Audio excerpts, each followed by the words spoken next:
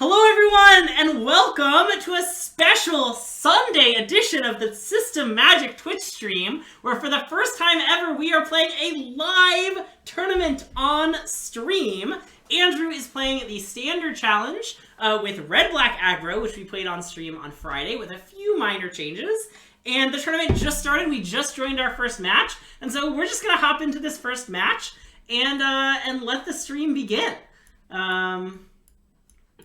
Yeah, so as always, we're your hosts. My name is Greg, this is Andrew, and often there's a bit of banter as we start, but we are on a clock, so let's get straight into it. Well, I just want everyone out there who from the future who already knows the results to be aware that we're rooting for Hayne to win the Canadian RC right now. Okay. We're sending all of our rooting energy to Alexander Hayne. Okay. So does he have your permission to win the tournament? Oh, he has my permission. Nice. He has my enthusiastic permission. Nice. What's he on? He's playing Esper. Okay. So I'm hoping that Hayne wins, and I'm hoping that if you're watching this future, you know that Hayne has already won. Nice. That's my assumption. So this, in addition to us winning the Standard Challenge stream, this is also going to be a Hayne waiting room stream.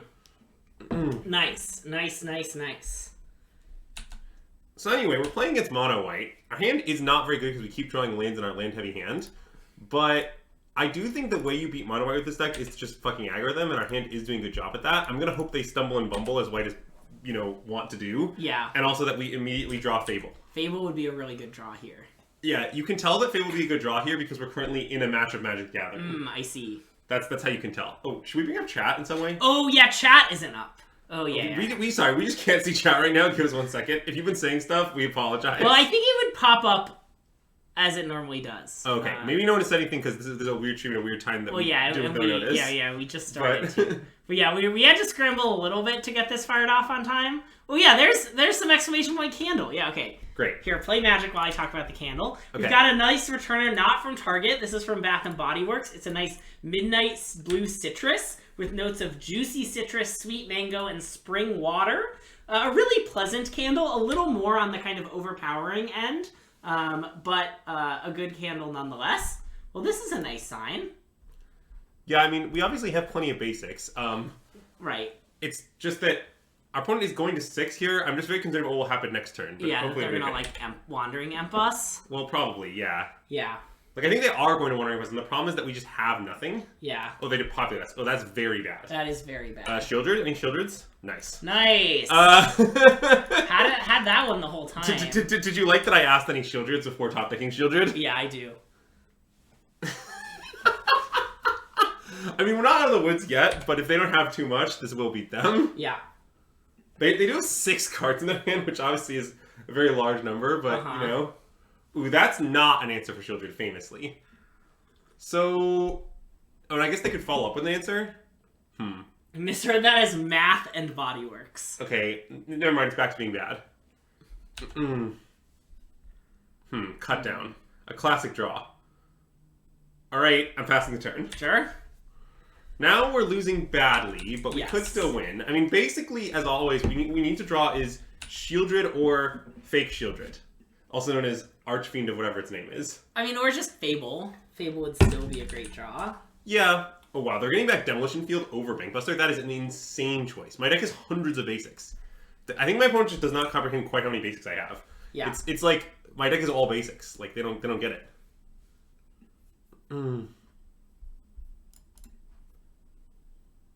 A Braid. Tiltingly, this was almost a Lightning Strike. And minutes before the tournament, Max Viti convinced me to cut the Lightning Strike for the Braid. But, nonetheless, I mean, we can't really do anything here. Oh, where Lightning Strike would be nice because it goes face. Correct. Yeah. Yeah, okay, let's pass. I mean, I'm probably going to cut down the Samurai token, I assume, but... Yeah. I wonder if we're supposed to do it while they're tapped out. Why? The Eternal, or the other Wanderer? Oh. Yeah, that's reasonable. I don't know. If they main face Wanderer and get me, I guess they get me. Yeah.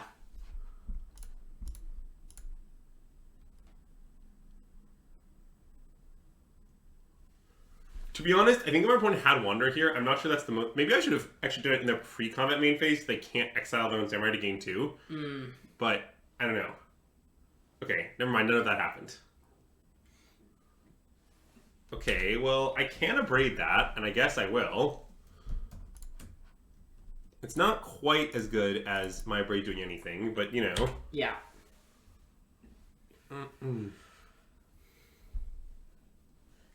Nice, okay. Still getting some logistical things set up that we normally do before the stream, but since we had to kind of rush to get this off on time, we're doing them now. Yeah, so mono white, I think, is the main matchup that punishes you for not having blue in your Grixis deck. I think it's clearly worth it, and I think it's insanely worth it against a field list because, yeah, look, opponent, we're not going to run out of basics. Yeah, we're streaming on Sunday! We've gotten a little bit of feedback from people that people want to actually see us play in actual tournaments on Moto, where normally we just kind of play random leagues. And so we're experimenting with it. We're trying it out. Let us know what you think about it. If this is something you want to see us to do more, if this is something that you're not particularly interested about, we appreciate your feedback. So if you think we're giving up too much value by streaming and letting people potentially stream peek us,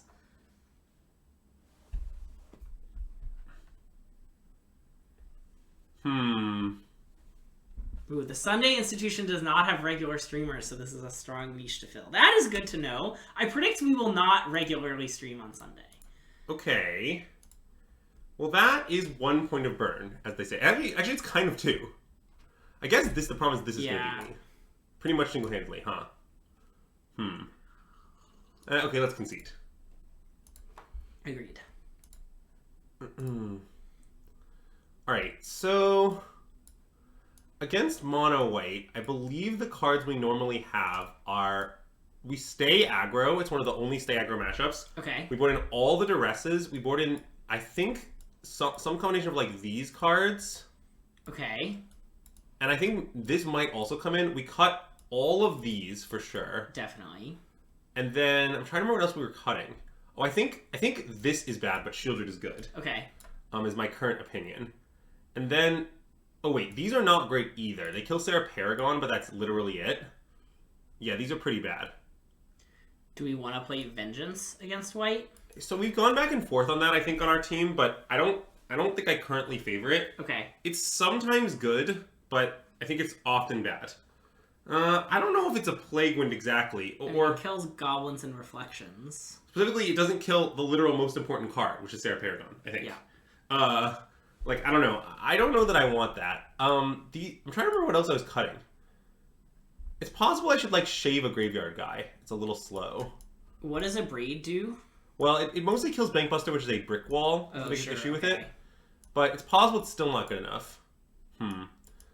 Like, they're not that good at crewing it. Maybe these are bad. What does Soul Transfer do? It XL stuff and recur stuff. Planeswalkers? Okay, yeah.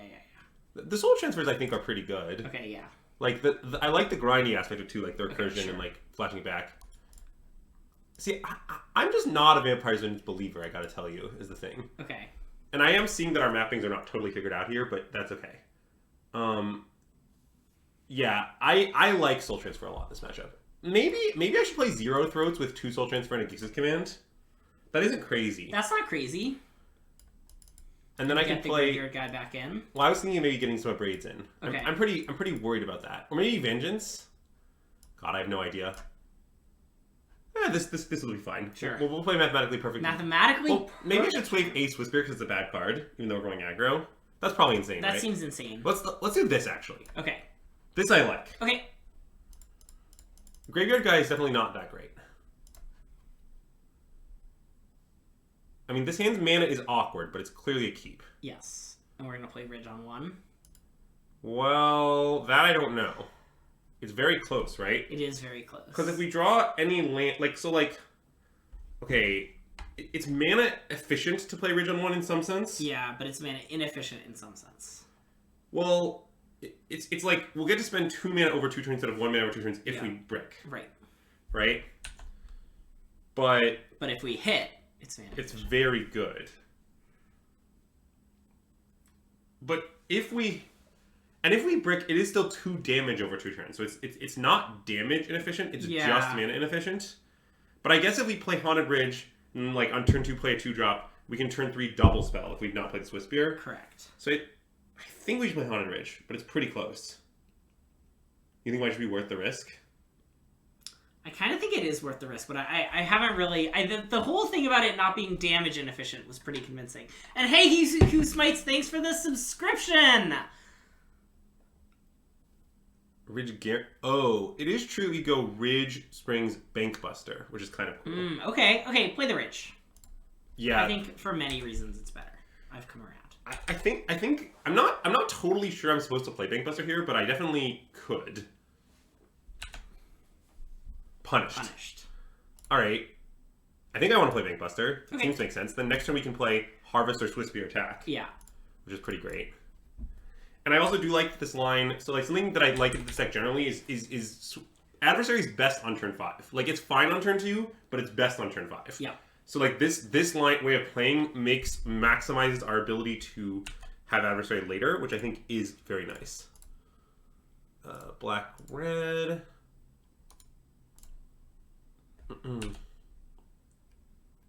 Also, I think chat should know Max McVitie still swears by less than 400 Ridge in this deck, but I like 4, so our team is unresolved on this question. Also, we did successfully bully Max into not playing Toxic in this tournament. Oh, okay. How many players are in this tournament? Oh, I don't know. Probably millions. Okay. 100 something would be, I guess. That's a lot.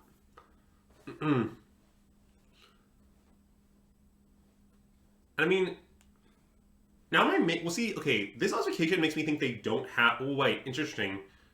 I think it makes me think they don't have to populate, but it's a little complicated. Oh, because they took our multicolor creature. Yeah, but that is probably what they would naturally take anyway. Like that wasn't unnatural play. Right. So I think we just slam Shieldred Crew and Bash. That's what I want to do.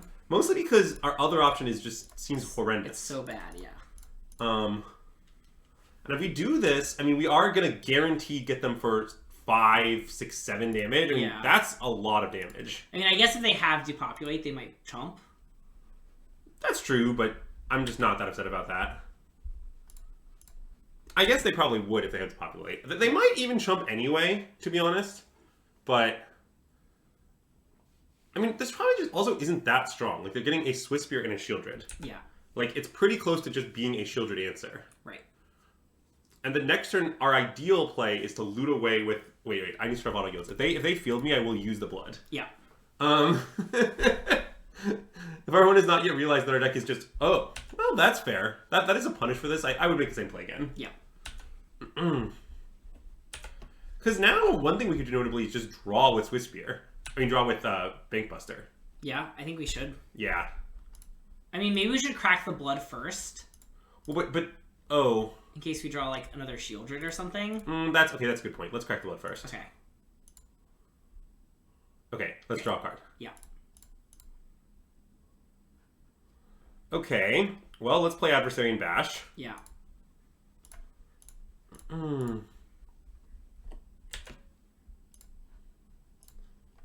Kill Wandering Imp, hit for 2.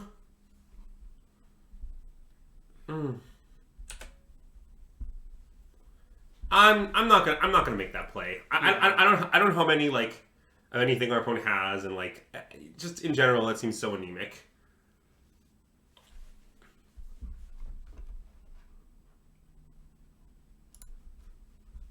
I strongly object Whoa. to this is actually a thing. Okay. So, well, the problem is I didn't really sideboard against it, but we'll figure it out. Okay. Because against these lists, they sometimes have. Oh God. Okay, I don't know what's going on anymore. They lost me at Phyrexian Missionary. There is. Oh. Well, we could just exile it. Let's draw a card. Yeah. I guess we could also just bash with this. I want to draw. I think I want to draw.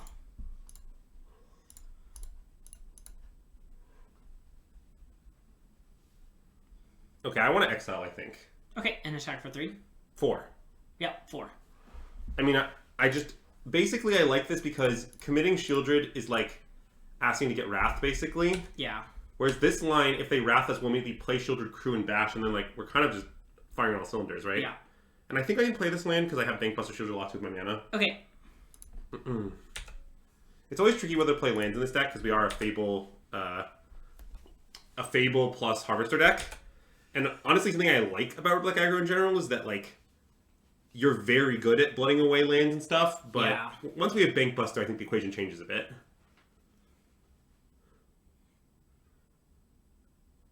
Ah, Vanquish the Hordes. Okay. Okay.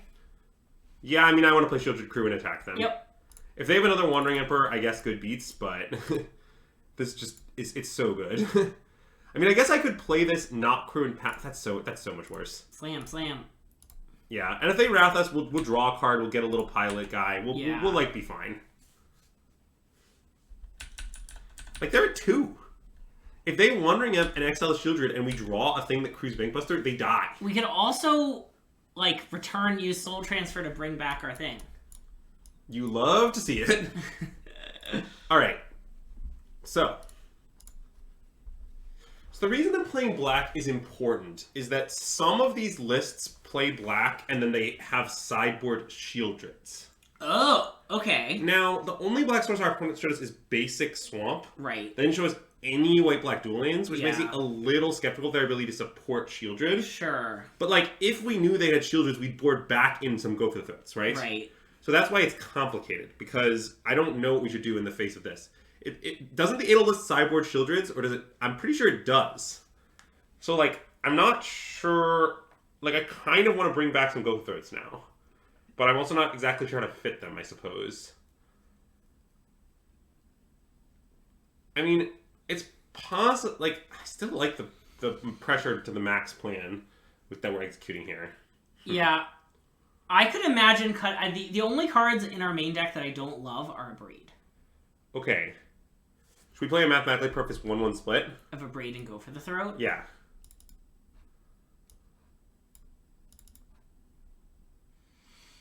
You hate it. Well, let's play 2 Braids. Okay, yeah. What if we played another graveyard guy? Oh, you want 1 Braid and 3 graveyard guys? That's reasonable. I think so, yeah. Okay. I don't really know. I mean, the only statement I'm going to make is I do think that getting brickwalled by Bankbuster is very annoying. Keep the Abrasion. Keep the Abrasion. Like, I think it's a pretty real concern. Okay. And we'll find something to abrade. Yeah. Adele played Kaya in sideboard Duress. I mean, Kaya is not good against our deck the way it's constructed. Because it costs 7 mana. Yes. Yeah. By the time Kaya happens, we will have either won or lost most of the time, is my analysis. Well, this hand is definitely a keep. It's not great. Yep. Obviously, Gix's Command never looks great in the opening hand, but, you know. Yep. I do think it's good in this matchup. I view... Rafine's Tower. All right. Okay. Okay, well, let's get the beat started. This would be a great hand for us to draw of nice Fable of the Mirror Breaker. Yeah, I mean, we did play this deck just to play Fable, and we've yet to draw it, but, you know. Well, see... That's okay. The thing I like, by the way, is that you can actually make that statement. It's just an evergreen statement. Yeah. All right, well, let's duress him, I guess. Yeah.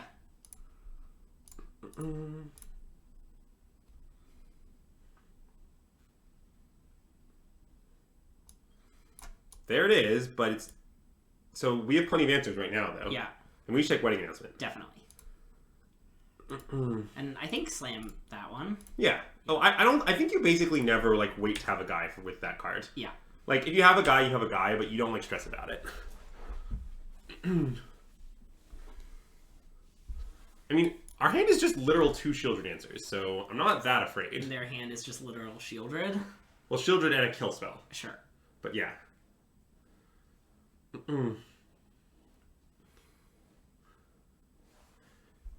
Yeah, unfortunately that's... But there it is. There it is. The savior of our times. Yeah. The Fable of the Mirror Breaker itself. Let us tell our opponents a story. Nice. Oh yeah, also, doing exclamation point card to try and get one of the Kamigawa Flip Sagas is not... It's That's not going to work out well for you. I guess there's a Scryfall link there for you to follow. Okay. I mean, Restoration is reasonable here. It lets them... It's pretty, like, efficient, I guess, but it's not that great. It's annoying that we lose the Goblin mostly because I was hoping to get an artifact for our Soul Transfer. Yeah. But the Graveyard's also empty of creatures, so I guess we're, like, pretty far from that. Yeah. The thing is, I don't really want the Swift Spear. We could discard it. Well, how do you feel about discarding Swift Spear land? Is that maniacal? How good is the Gix's command? I guess it's pretty good. It's not that good right now, but... And their hand is like Plains, Shieldred. Yes. I think. I don't... Maybe we don't know about both Plains, but yeah. Okay, yeah. Okay, I think this is a really interesting spot. We should probably spend a little clock time on it. So, like, we're clearly keeping Soul Transfer, and then I think, like, the problem is any other 2 cards combination I think is reasonable here. I agree. And I think we do want to discard 2 cards. Hey, Armath! Wait, Greg and SystemMagic? What? Classically Greg and SystemMagic, as we're often known. So... More like Andrew and SystemMagic. The reason I sort of want the... Yeah, Gix's Command looks pretty bad here, but I want to discard Swisspear to have something in the bin for Gix's Command, partially. I think going land Swisspear is not insane. Okay, I think that's what I want to do. Okay.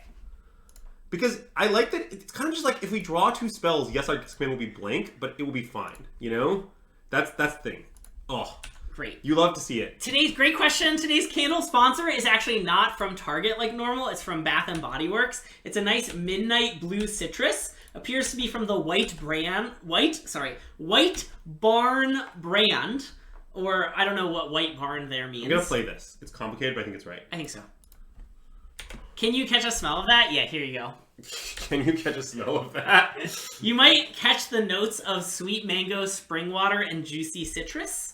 But yeah, this is from when I was wandering around the Mall of America and I found a Bath & Body Works and they had a bunch of candles on sale. Okay. So they have, their hand is Plains, Shieldred, Plains again. I think so, yeah. I mean, I think we're gonna beat Plains, Shieldred, Plains is the thing. I sort of expected Shieldred to come down that turn, but it just didn't. Oh, look, it's Shieldred. The Mall of America has like 3 Bath & Body Works. Yeah, that is accurate. Let's discard nothing, shall we? I love discard nothing. Yeah. I think the biggest question is maybe whether we should play Shieldred at all. But I think we probably should. I think so. Because we just don't, we just don't know that much about their hand. Like, we think their hand is nothing. Yeah. So that's a good reason to play Shieldred. And also... Like, is a sweeper even that good for them? Like, it's not, because they're going to sweep their own Flip Restoration too. Yeah. And like, yeah, okay. We've convinced ourselves. We're playing Shieldred. And, okay, just to talk about this deck slightly more. Something I hate about Shieldred against white as Grixis is that your opponent always has just like 6 answers for it, just like lying around in wait. But this deck, like, our opponent had to spend a Lay on Arms and Ossification on, like, shitty guys to stay alive. Yeah. Which means that our Shieldred is much better. Yeah. Like, in some sense, this deck is a much better Shieldred deck. Swamp, I think. Yeah, I like Swamp. Yep. And, like, I assume our opponent's going to play Shieldred here, and they're also going to lose badly if they do that. Like, it's going to be really messed up. Like, we're going to, like, Soul Transfer, get back Swisspear. Yes. And just jam? That is what I think we're going to do, yes. Okay, so they're playing this, finding another Plains. Okay, so we now... I guess still know about... I think their hand is Plains. Okay, yeah, this is about to get really disgusting. Alright, so... Ooh, wait, we can also just Machine Gun the Shieldred.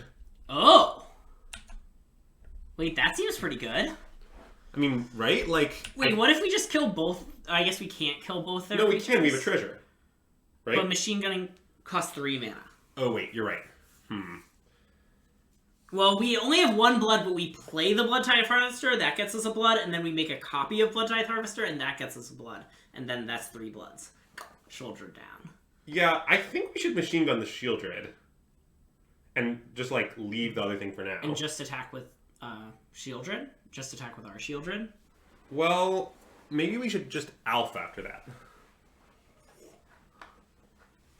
Like, okay, so the thing... I mean, wait, hold on. Actually, hold on, let's do some more analysis. So if we Soul Transfer, exile their Shieldred, pick up our Swisspear, play Swisspear, copy something, I don't care, right? Yeah, copy the Goblin Shaman. Yeah, and then we Alpha, right? Yeah. So that's... their best block is this. If they block... Well, let's say they want to keep it alive. They eat a Goblin token. They take 4, 5, 9. Yeah. And they go to 1 on their turn? Yeah. That seems pretty good. Yeah, I mean, they do get a 1/1 for the record. But... I know, but isn't that probably good? It's not... Oh, wait, we don't have any blood. That thing's a treasure. Okay. So we can't we're doing this. Okay, yeah, you're right. You're right, we're wrong. But yeah, let's do this. This is the better play anyway. Okay, now we play Swiftspear. Yep. I like the alpha. Yep, me too. And I'm not going to play post-completed Harvester, because that seems bad. Yep. Boom!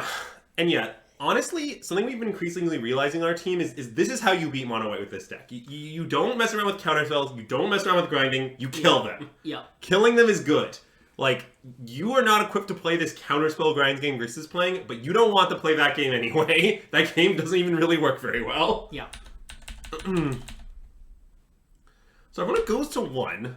They basically need to sweep us or die, I think. It's pretty hard to imagine us losing this game if they don't sweep us. But if they sweep us, we can untap in Gix's command. Sure can.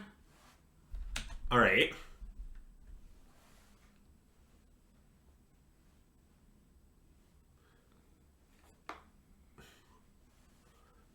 Alright. I mean, this, I guess, is a good attempt. So wait, so they hit us, they make a token. Let's see. How does this all work out? Yeah, let's take. That's fine. I mean, like, one thing we can do... Okay, let's think about their options. So now we can definitely machine gun, because we can make multiple harvesters. Yeah. So one line we can make is play a harvester, copy it again, kill Shieldred, kill the restoration, attack. Attack with... We'll just be able to attack with Goblin Shaman and Swiftspear. Both of which will demand chumps. Yeah. I think that's a pretty good line. Wait, Mike, wait, do we have a deterministic lethal? I guess I don't see it. So, wait, they're at 1? Yeah. What does Gix's command do? Can we make them sack their biggest power creature and then alpha? Oh, wait. I guess we can, right? That just kills them? That seems deterministic to me. Am I missing something? No, I think you're not. Just sack their biggest thing, Yeah, put 2 okay. +1/+1 counters on a ham sandwich and kill them? Uh, Max says boring. So, yeah, that and anything but the second mode. Let's do this. Let's take this one. And we'll put them... Where should you think we should put them? I think that Goblin Shaman deserves the tokens for his hard work. He has worked pretty hard this game. Yeah, we can do Goblin Shaman. Yeah. Just a hard-working Goblin Shaman getting some bonus tokens. I wanted more complicated lethal. really not ridiculous complaints, Max. Okay, but... Yeah, limited combat math brain proving triumphant once more. Yeah, fair. The limited player in me is just like, kill him. No, don't need to make any copies. Okay. Alright, so, wait, can we do a quick deck tech? Yeah. So this is the list that we're playing right now. So, okay, it's not that different from the old list. I guess I'll note a few things. So before we were experimenting with greater than 4 Shieldred / Archfiends, I think both me and Max played that a bunch, and after basically vibes-only analysis, we think 4 is better. Okay. I think both me and Max just felt that we were 4 flooded slightly more frequently than we desired. Okay. Given that we're playing 4, I'm not totally sure whether the 3-1 split or 4-0 split is better. I'm currently leaning 3-1. Okay. But I'm not, like, sold or anything. Yep. I have played some games where Archfiend has been better than Shieldred for me. Okay, yeah. They're not incredibly common, but they do happen. Sure. The biggest game I played where this happened is like, okay, so I was playing against Esper guys. Yep. And I played like Harvester on 3, Graveyard Guy on... Or Harvester on 2, Graveyard Guy on 3. And they like played some guys. Sure. And then I played turn 4, the 6/6, right? Yeah. Immediately sacked my Willis Harvester, killing one of their guys, hitting them for 2. Yeah. I passed the turn they couldn't attack into because of 6/6. Yeah. I untapped, killed 2 of their creatures, and killed them. That does sound pretty good. I mean, like, I'm not saying this is that common, but, like, it definitely does happen that Archfiend is better. I somewhat think it might be better against Esper specifically. But would Shieldred... It kind of sounds like Shieldred would have been pretty good in that spot, too. Well, yes. Okay. That's why it's hard in general. But, like, basically, I don't know whether 3-1 or 4-0 is correct. Yeah. This is what I have right now. Yeah. This sequence feels koshy. Yeah. Love that. Another thing I've just observed... There's another vibes thing. Yeah. It seems like lately people have been heavily adapting to the 4 cut down metagame. Like, a lot of people are trying to play cards that make cut downs awkward. Yeah. And as a reaction to that, I've gone down to 3. Okay. I'm not totally sure that's right, but I'm leaning towards it being right. That makes some sense. And then just playing the 4th Swift Sphere instead? Or playing Well, no, there's a, you want an 8th kill spell because you want enough flashback targets. Oh, sure, okay. But the 8th kill spell is very debatable. Okay. Currently, so I had a lightning strike until like 5 minutes before the tournament, and Max told me I have to play in a braid, and I said okay. Okay. That's what he said. He said exactly those words. Max tends to speak very forcefully. Yeah. He was like, "You have no choice. I'm forcing you to register as a braid." Yeah, love that energy. Hey Matt, welcome to the stream. We just won our first match. Okay, so any more deck tech things to say? Oh yeah, so we did some experience with Ob Nixilis in the sideboard against Mono White. Yeah. Our experience, I believe, is it's bad. Nice. Okay. So the new technology against Mono White is the 4th Duress, ask no questions, and kill them. Nice. I mean, I do like that tech. Yeah, that side was pretty stock. I added a second Soul Transfer because A, I kept being impressed by Soul Transfer. Yeah. And B, I'm very scared of Catilda. Okay, yeah. I would say I'm extremely scared of Catilda, in fact. That's very scary. So I'm playing the second Soul Transfer, and then the 4th Graveyard guy has been in and out of the deck, and I'm still not really sure that it's correct or anything. Yeah. But I'm playing 4 right now, mostly because I just keep drawing it and being happy, and that's my entire argument. Yeah. It's not a very detailed argument, but I always draw it, I'm like, this is pretty good. But yeah. Oh, and the 4th Swift Spear we brought back, mostly, from my perspective, as a concession to White. Okay. Like, I think if Mono White didn't exist, 3 Swift Spear would be correct. Sure. But I basically just want to play a 4th Swift Spear against White, and given that I'm playing a 4th one somewhere, I think it should be main. Okay, yeah. And then, like, that's how I ended up here. That makes some sense. But I still plan to put it out frequently. Yeah. I just do think, basically a lot of our decisions have been dictated by us focus testing against Mono White and figuring out what wins look like. Okay. Which, basically, you just observed on screen what they look like. Yeah. But, yeah. Nice. Well, that's good. It's always good to see a nice plan pay off. Yeah, so this is the list as of now. I also do think it's possible the 3rd one of these could make it back to the sideboard, but we'll see. Okay. Again, I suspect this might be good against Mono, or against Green White Enchanties. Okay. Oh, sure, yeah. But I'm not 100% sure of that claim. Do you think if the tournament were tomorrow, you would play this deck? Yes. Okay, good to know. I'm confident I would play this deck if the tournament were tomorrow. I would say my confidence has been increasing rather than decreasing. Okay. I'm going to play. Yeah, I mean, apparently the data was very good for this deck at the Canadian RC. Well, I looked at it closer. It's actually complicated. Oh, okay. The situation is people played a red-black mid-range deck that is not as aggro as this, that did very well. Oh, I see. Okay. And people playing the red-black aggro deck did medium. Oh, did not basically great. Did the red-black mid-range deck, like, have invokes? Yeah. Okay. But, like, to be honest, I still think it's kind of an endorsement of this, in just in the sense that, like, part of the idea is just play Grixis, but simply say no to your opponent's Razor Lash as being good. Yeah. That's the argument. Yeah. And I mean, I still think we're basically doing that. Right.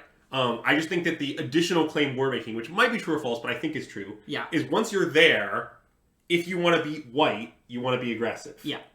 So that's kind of the logic. Like, my concern is the straight red-black deck with Invokes is probably the worst of any of our deck, their deck, and Grixis against White. Okay, yeah. Which I think is concerning. Yeah. Because White's not going anywhere. Right. Like, as far as I can tell, White consistently shows up to every tournament has a 49% win percentage. Sure. Which is like, you probably shouldn't register it, but you probably should be ready to face it a bunch. Yeah. So, yeah. I think this is what I'm going to play. I'm not sure yet, but I think it is. Yeah. Okay, so we still have a bunch of time before we play our next thing, right? Oh yeah. What else do you want to discuss? Well, I don't know what we're going to discuss, but what I am going to do is, at the risk of making this YouTube video comically long, I'm going to cut off the YouTube recording here. So if you're watching on YouTube, we'll be back soon for match 2 in a blink of an eye. It might even be in a new video. Unclear exactly how we're going to do it. If you're on Twitch, we're not going anywhere, so stay around to hang out. But yeah, YouTube audience, we'll see you soon for round 2. All right, and we're back for round 2 of the tournament. And yeah, everyone who's here for Twitch, say hi to YouTube again. Now they're actually back. And yeah, we have this nice hand that it looks like we're gonna mulligan.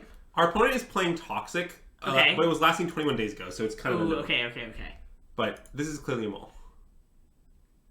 Wait, sorry, am I on the play or the draw? I think I won the roll, right? Yes. So we're on the play. See, I don't actually think this is a crazy hand to keep. I think I want to keep it. Yeah, I think so too. And we just took Graveyard Guy. Yeah. Because against Toxic, cut down is very good and Greater Guy is not that important. Yeah. Okay, I'm in. Let's keep. And we lead on Swift Spear, right? Well, that's very complicated. Well, because of the second Swift Spear, we want to do it.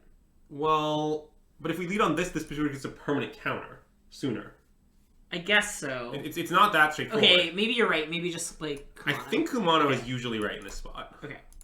I basically, we also just might not play things with Spear, right? We might just have a land to play an adversary. Like, I basically think you should always play Kumano in this spot, but maybe that's too strong. Okay, it looks like they are still playing Toxic, in fact. Oh, this could be Esper, I guess. Okay, well, we're playing the one swamp that is different art because Moto is silly. Sure. But, you know. And do you want to play Swift Spear Cutdown? I mean, that seems pretty good, right? Seems pretty good to me. Yeah, I'm in for that. Yeah. Because we're going to cut this down. We're not going to not, right? Yeah. And, like, getting the counter on the Swift Spear might even be better, although it's a little complicated. Yeah. Just because the reason I'm thinking that is, like, the thing is, their creatures tend to be either smaller than, like, either a 2/2 can attack freely, right, or 4/4. Right. So, like, 3/3 is actually kind of an awkward set of stats against them. Yeah. Oh, no, wait, it's Esper. Okay. Well, I'm not 100% sure I would have made the same plays against Esper, but whatever, we're here now. Yeah. Oh. Great draw. Well, now I think we just should play Swift Spear, cut it down, and bash them. Yeah. Now we're off to the races. It's beatdown times. Like, this could go a little wrong if they play Sphinx next turn, but, you know, if they play Sphinx next turn, we're just going to play Bloodthirsty Adversary and Alpha. Yeah. And they're going to take 1,000,000. Yep. So, I think it's fine. I do not love being aggressive against this in this matchup, honestly. Like, I think this is a board out all Swiss Spears matchup, but, yep, we got there. Wow! That was fast! Alright, so against Esper, the way I like to sideboard is, I like this, I like these. Okay, that all makes sense. I don't like this card basically at all. I'm happy to cut all of them. Yep. I don't mind a braid. I don't love it. I don't hate it. Basically, I think I'm not exactly sure what these shots should be. Okay, sure. Like, one reason we could have played a different card than a braid in our main, like an Anoint with the Affliction, would be to have one more kind of obvious good card for this matchup. Okay, that makes sense. But I don't mind this. I also actually don't mind this. Interesting. Okay. Because, like, okay, this card can't block against them, which is obviously annoying, but it does come back very easily. Yeah. And they're not very good at exiling it. Yeah. But I mean, maybe just more braids is better. You kind of do want to kill all their stuff. Yeah. Like, I guess I like this. I don't know. The other thing I like about this card in small numbers is that in small numbers, they're good because you don't cast them. Yeah. You just loot them away. Loot them away with Fable and like, Blood, yeah. This, I think, is not crazy, as weird as it looks. Okay, that does look pretty weird, but I do get it. I mean, like, Graveyard Guy isn't that great against this board. This, I think, is probably its worst matchup. Really? Okay. Well, mostly because of the Dennick thing. Sure, right. Okay, yeah. It's really annoying that it just gets owned by Dennick. Yeah. I mean, obviously, it also is good against Dennick, sort of. Right, of. because it's a 3/3. And... Well, no, because it exiles Dennick. Oh, right. If you kill Dennick, it's good. But, like, sometimes you do ignore Dennick. I don't know. I think this is where I land, but I'm not really confident. I like the kill spells, I think. Yeah, I do generally think that... Honestly, my analysis of Esper as a deck is that usually if you kill Esper's first 3 plays up the curve, you win. Right. Like, there is more to that. It's not, like, that simple, but, like, that is a lot of it. Well, Adversary's quite good for its 5-mana mode here. Yeah, the answer is I love Adversary because Adversaries invoke secretly. Yeah. You just cast it for 5, you get a 3/3, and you, like, soul transfer, bring back a thing, kill a thing. I mean, it's pretty messed up, actually. Yeah. This is one of the matchups where when I had 5 4-drops, I liked it, I'll also say. That makes sense. Well, I mean, this hand isn't amazing, but I'm not going to mulligan.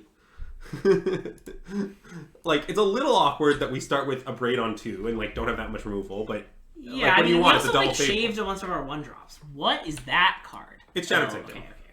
Okay, so now we don't have to play Haunted Ridge. I'd play Mountain, I think. Or Swamp. I think we should maybe play Swamp to represent Cut Down. That makes sense. Make him fear it? Yeah. Because it could definitely affect their play. Like, imagine our opponent's deciding between 2 plays and they're like, well, I think they're going to cut down the one I play, so I'm going to play the worst one. Sure. Like, that's not, like, an unreasonable thing to do. Like, what if they play Thali here where they would have played the Yeah. I don't know. Yes, I think Adversary is just very good. Like, okay, when I saw the list with KNR, see the mid-range list that don't have Adversary, I was kind of like, look, I'm willing to play Invoke in this deck. I think Invoke is good. I've thought about it. Yeah. But, like, I am unwilling to cut Adversary. If playing Invoke means cutting Adversary, count me out. Yeah. That's basically the way I feel. Adversary is like just incredible. I've just like never drawn it and been sad in my life. Well, that's interesting. I was gonna snap off the Abrade, but now, I guess if we play Harvester and they play the Sphinx, we're pretty sad. That is true. So I guess I think we should just pass. Is there any reason to Abrade now? Well, I guess it might affect their decision if they have something like Adeline or Sphinx. I think it's more likely the decision than anything else. Yeah. Okay, then I'm down. My current opinion is that against Esper in these spots, you should usually pass. If your opponent is Spellcreature or something, you will get got sometimes, and like that's sad. But like, Esper doesn't usually play that card, and even if they played that card, do you even think they'd have it against us, the red black like kind of aggro deck? Right. Like, I think they wouldn't. So I'm pretty happy to pass in this spot. I think. And this is honestly kind of a heuristic I have, is just to always pass on 2 with Kill Spell. Yeah, got him. Got him. Do it. Ugh, and now if we had Cut Down, it'd be so good. I know. Oh! Had it the whole time, am I right? I mean, I assume we cut down Blood Harvester. I want to cut down and play Blood to the Harvester. Yeah, and here we should main phase it because of Yep. Plaza. Yep. I mean, I hate delaying Fable. You know how I feel about delaying Fable. I know how you feel about delaying Fable. But this is just so good. Yeah. Yes, and on 3 is different than on 2. Yeah. Because it's really awkward that your opponent can just untap, play a 4th later, and then they just attack. You can't kill it. And then post-combat, they spend the mana anyway. Like, that's a horrible scenario. Yeah. Okay, so they're going to play Shieldred here. Well, that is bad for us, but it's not that bad for us. Oh. Well, probably we just play Shieldred now. Love it. I mean, it's a little sad. Like, I'm not sure decisions have actually worked out that great, but, you know, here we are. Yeah. Because what I really want to do is get Fable flipped so we can machine gun down the Shieldred. Yeah. But, like, I wonder if it was right to play Fable the previous turn, to be honest. Because then, like, the token blocks the Adeline tokens, we just take 2. Yeah, but now the Adeline can't be cut down. Yeah, that's true. Shieldred, right? Yeah, no. Maybe we just play perfectly, and we'll win or we lose. Yeah. I mean, I like that they didn't, like, upkeep kill Shieldred. That, I think, is a very good sign for us. Because it's pretty hard, like, in this Shieldred fight, or whatever you want to call it, I'm betting on the person with millions of Fables in their hands. Yeah. Well, and I bet we just have many more answers for Shieldred in our deck than they do. Certainly. I mean, usually these lists play, like, 2 Go for Throat's main, and they board in a few more. Yeah. Like, few more, some combination of Go Throat, Destroy Evil, Gix's Command. Like, our opponent probably has, like, 5 outs or something. Sure. And we have, like, 7. Right. So, we do definitely have more outs. Yeah. I bet it's not by, like, a massive amount, but... And, I mean, if they tap out and we draw a land, we could use the combo of Blood Tithe Harvester, Bloodthirsty Adversary to kill Shieldred. Oh, I'm not uninterested in that, honestly. Yeah. Because what's great about that is Bloodthirsty Adversary is famously a 3/3 haste. Sure. So we do just follow it up by attacking them for 7. And what I like about that is that afterwards they'll have 7 less life points. Truly deep insight from Greg. See, this is an example of me picking up your mannerisms because we spend too much time streaming together. Ooh, that is not a show of strength. That is a show of immense weakness. I mean, they are going to get a clue when we do this thing, but I think we're still doing it. And they only get 1 clue, famously. Yep. I guess they can block the adversary now, but it still seems better than playing Fable, I think. Yeah. Also, what's their hand? Do you think this means they have another Shieldred? Well, I was wondering that. It might mean that. See, now I think they do have another Shieldred. Wait, now I'm hoping we, like, draw a land, a braid, or a flashback cut down on the Dennick, attack for 10. Yeah, okay. That sounds good. I want to take it. I'm going to take it. We still need to draw the untapped land. But if we don't, we'll just, like, ooh, rough. Okay. But this is fine. I mean, I think I want to play Fable. Yeah. Do we want to kill this?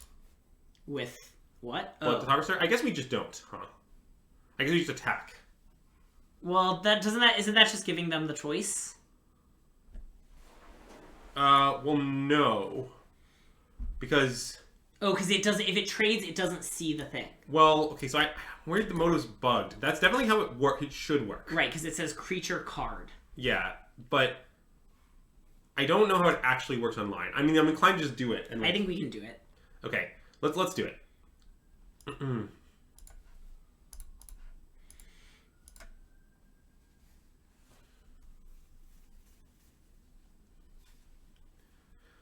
totally sure I want to trade is the other thing. Yeah. I mean, I'm a little concerned that we're, like, losing the race, but... I'm not sure we are, though. I mean, maybe we are. Do I play this? Yeah, I want to play it. Like, one thing notably is I can't just, like, chump block with Goblin Shaman. That's true. Like, that's, I think, a pretty reasonable play. That does, all it does not trigger Genetic, which is not irrelevant. We want to tap lane for this Bloodthirsty Adversary after we chump block with our Goblin token is the idea of this, which I think is what we should do. Because I don't want to, like, lose the race. Yep. Like, I'm very with you on that.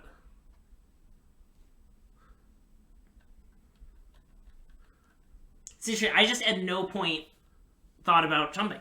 I don't know why. That just it wasn't in my head.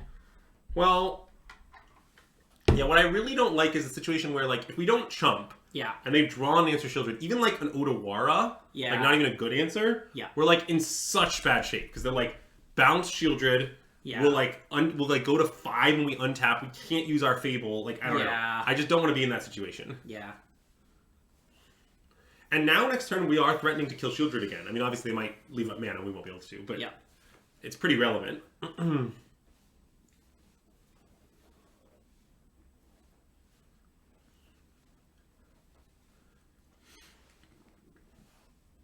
All right, that plays, I guess.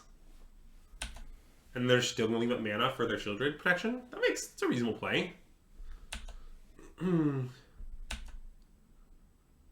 Okay, well now we're slamming Bloodthirsty Adversary. Yep. And I think we should actually Abrade, not Cut Down. Interesting. Why? Because Cut Down can combo with things to kill Shieldred better than... Well, I guess both can combo with things. Yeah. No, you're right. I guess we should... Well, it's complicated. Like, Cut Down also does hit, like, 1/4s out of their deck, which are common. Oh, okay. That's true. I think Abrade is just the worst card against their deck, is my opinion. And are we discarding nothing? I kind of want to discard second Fable, honestly. I mean, that isn't crazy. It's so slow. I can just imagine the game getting to... It's just discarding the best card in our deck. I don't know. Okay, I'm down to no discard. I think I like nothing. Okay. But that might be wrong.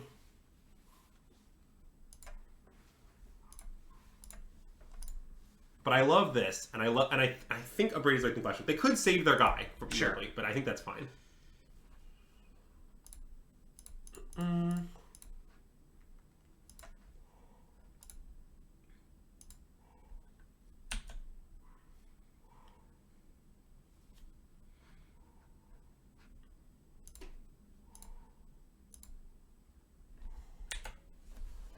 Now we F6. Oh, we are potentially leaving ourselves dead to Rafine.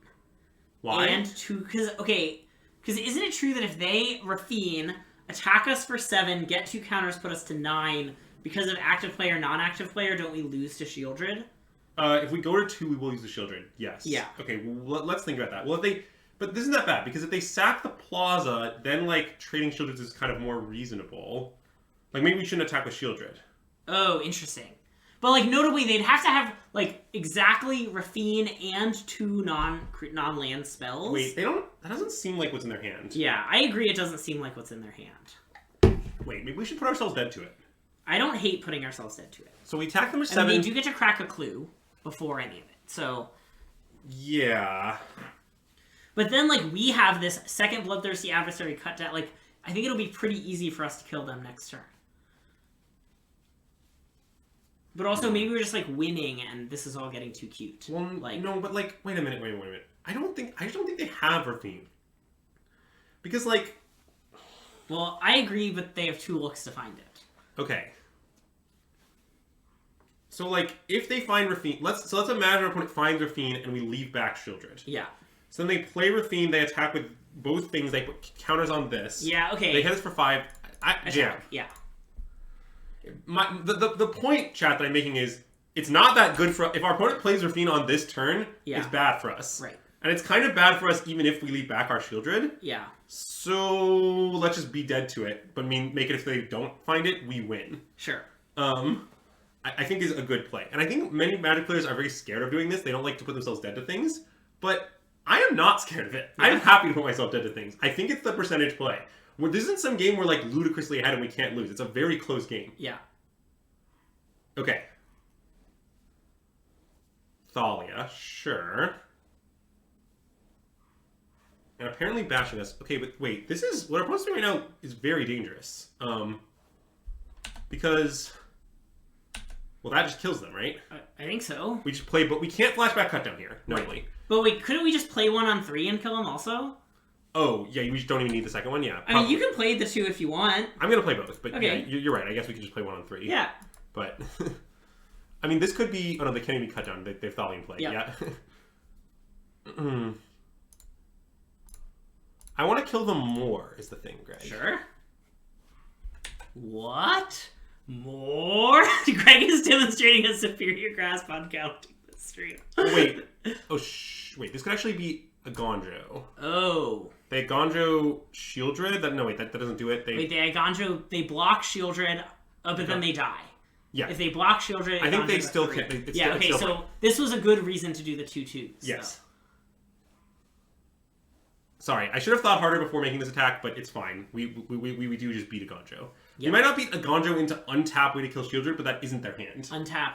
AppNap. AppNap stands for active player, non-active player. It's an abbreviation for how things go on the stack. Right, so here what's going to happen is our opponent goes to 2, which means they're just dead. Right, because their gain life ability goes on the stack, and then because they're the active player, so theirs goes on the stack first. We're the non-active player, so our ability goes on the stack second. Therefore, it resolves first. Therefore, they lose 2 life, and they're dead before their gain 2 life resolves, as we just saw. And that, ladies and gentlemen, is a nice clean 2-0. Nice clean 2-0 with red-black aggro. Nice. Okay, so if you're watching on YouTube, we will see you back momentarily for round 3. If you're watching on Twitch, stay tuned for some hangouts as we wait. See you soon. All right, we're back for round 3 of the standard challenge on Moto as black-red aggro, and this sure is a hand. Well, I think it's just a keep. Okay, that makes sense. I mean, I just don't want to mulligan 4 land 3 spell, or one of them is Fable, even if our hand doesn't have any 2-drops of any kind. Yep. But we could definitely lose. Or playing its Fingers. Friend of the stream, Fingers. Actually, perhaps not even a friend of the stream, but certainly a Boomer Zoomer resident. Yeah, second path, talk about Swiftspear a little. I basically think if you want to beat Mono White, you need to have Swiftspears. And given that you Swiftspears somewhere, they should be main. But the opinion, I'm going to play Swiftspears in the board, could potentially be reasonable. But currently, I like it main. Also, yeah, you did try Evolved Sleeper in the spot, right? Yeah, I tried Evolved Sleeper, and I thought it was much worse. Okay. Basically, I don't know if there was a way to get the level of aggression you need against Mono White without playing some 1-drop in that slot. And I do think you need that aggression. Like, I think, oh fuck. Our hand is not going to stress. That's very bad. What deck are they playing? I don't know. Maybe the red-black mid-range deck from the RC, which is kind of like our deck. Sure, okay. Another possibility would be that they're just playing our exact deck, or maybe mono-black. Sure. I think those are all possibilities. Okay.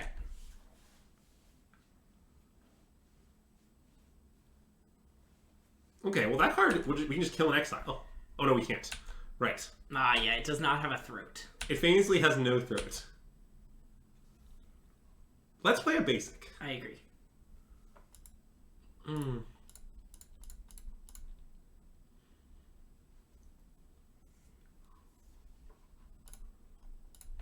Get that Duress out of here. Bye, Duress. So it does appear that they're playing mono black, it looks like. I don't really know what that means. Like, I couldn't... They have, like, Phyrexian Obliterator? Is that the reason to be mono black? Maybe. I've also seen lists... I think we take it. Yeah, I agree. I've also seen lists with, like, Flesh Gorger, Phyrexian Flesh Gorger, and, like, Gix, yeah. and, like, I don't know. There's, like, a lot of cards they could play, is what I would say. Okay, let's play Archfiend of the Dross. Love it. Do you think we can Whisper Dross when we play Archfiend of the Dross? Sure. Dross. Alright, I just wanted to be clear about that. Admittedly, it does kind of look worse than Children here, but I suspect either's just going to die, so it's not going to matter all that much. Yeah. Is Grain Merchant in Standard? I don't know. Grain Merchant is not in Standard. I assure you our opponent is not playing Grain Merchant. I would say I believe that with high confidence. Notably, their devotion to black at the moment is very low. Yeah, so I guess we missed out on 2 damage relative to Shieldred, but that's not a big deal. Yeah. Mostly we're set out with this Go Thrower hand. Our opponent's missing land drops. Oh. Look, it's Shieldred. Nice. So we play Shieldred? Yeah, and Swamp, I think. Should I play a land, though? Oh. At all? It's, like, not obvious that I should, right? I guess not. I think not. Yeah. It's just basically just hard for us to imagine wanting 6 lands. If we want 5 lands, we can just play it later. Yeah. So it seems like we shouldn't play it. And, like, if we draw Fable next turn, we'll be happy we didn't play it. Right. Wait, I think the draws, yeah. Yeah. No, I like the draws. Okay, yeah. And I do think this is an example of a matchup where the 4-drops are generally worse than Graveyard Guy. Yeah. Just because they usually have lots of ways to kill them, and Graveyard Guy just always demands a 2-for-1. It's pretty great. That said, our opponent went to their draw step, which I believe bodes very poorly for them. Yes, agreed.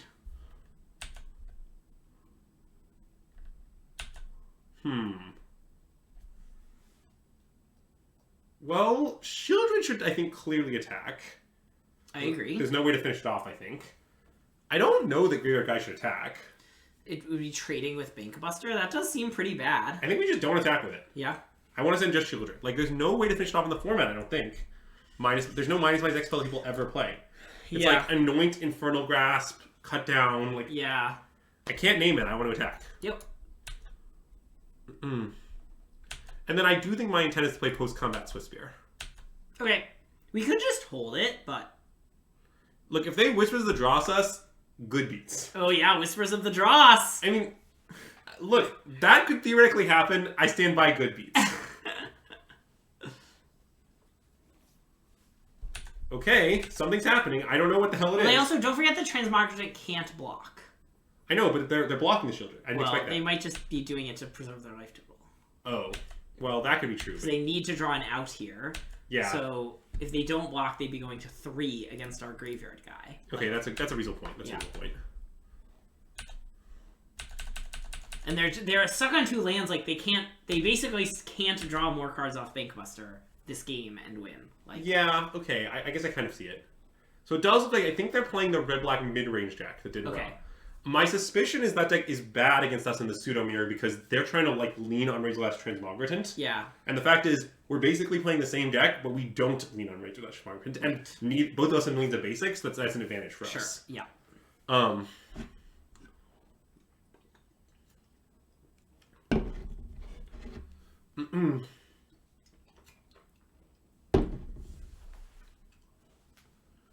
Really thinking things through here. Reasonable because their back is kind of to the wall. Yeah, good attempt, but not going to do it, I'm afraid. Yeah. I mean, I guess I can respond. It doesn't change anything. Yeah. Whatever. I mean, they're deterministically dead. Yeah. Okay.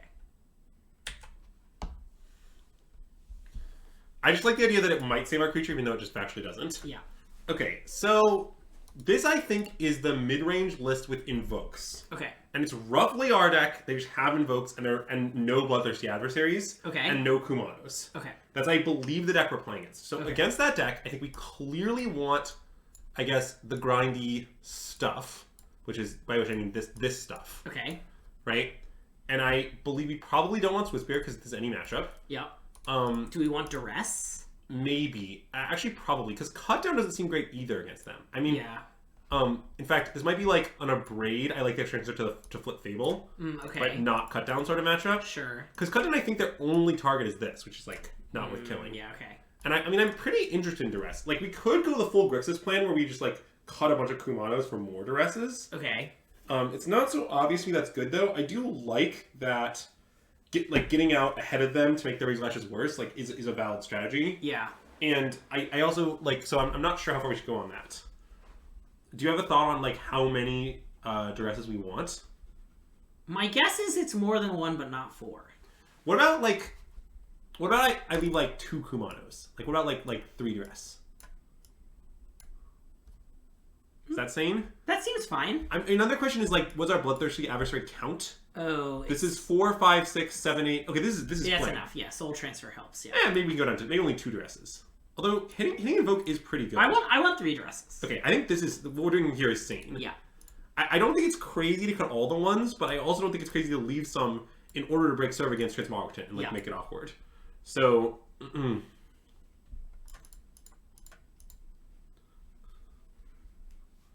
another factor is it is nice that Kumano is an enchantment. Mm-hmm. Although normally our deck is the artifact is the harder one to get. But yeah. I mean, this hand is a sneak. Yep.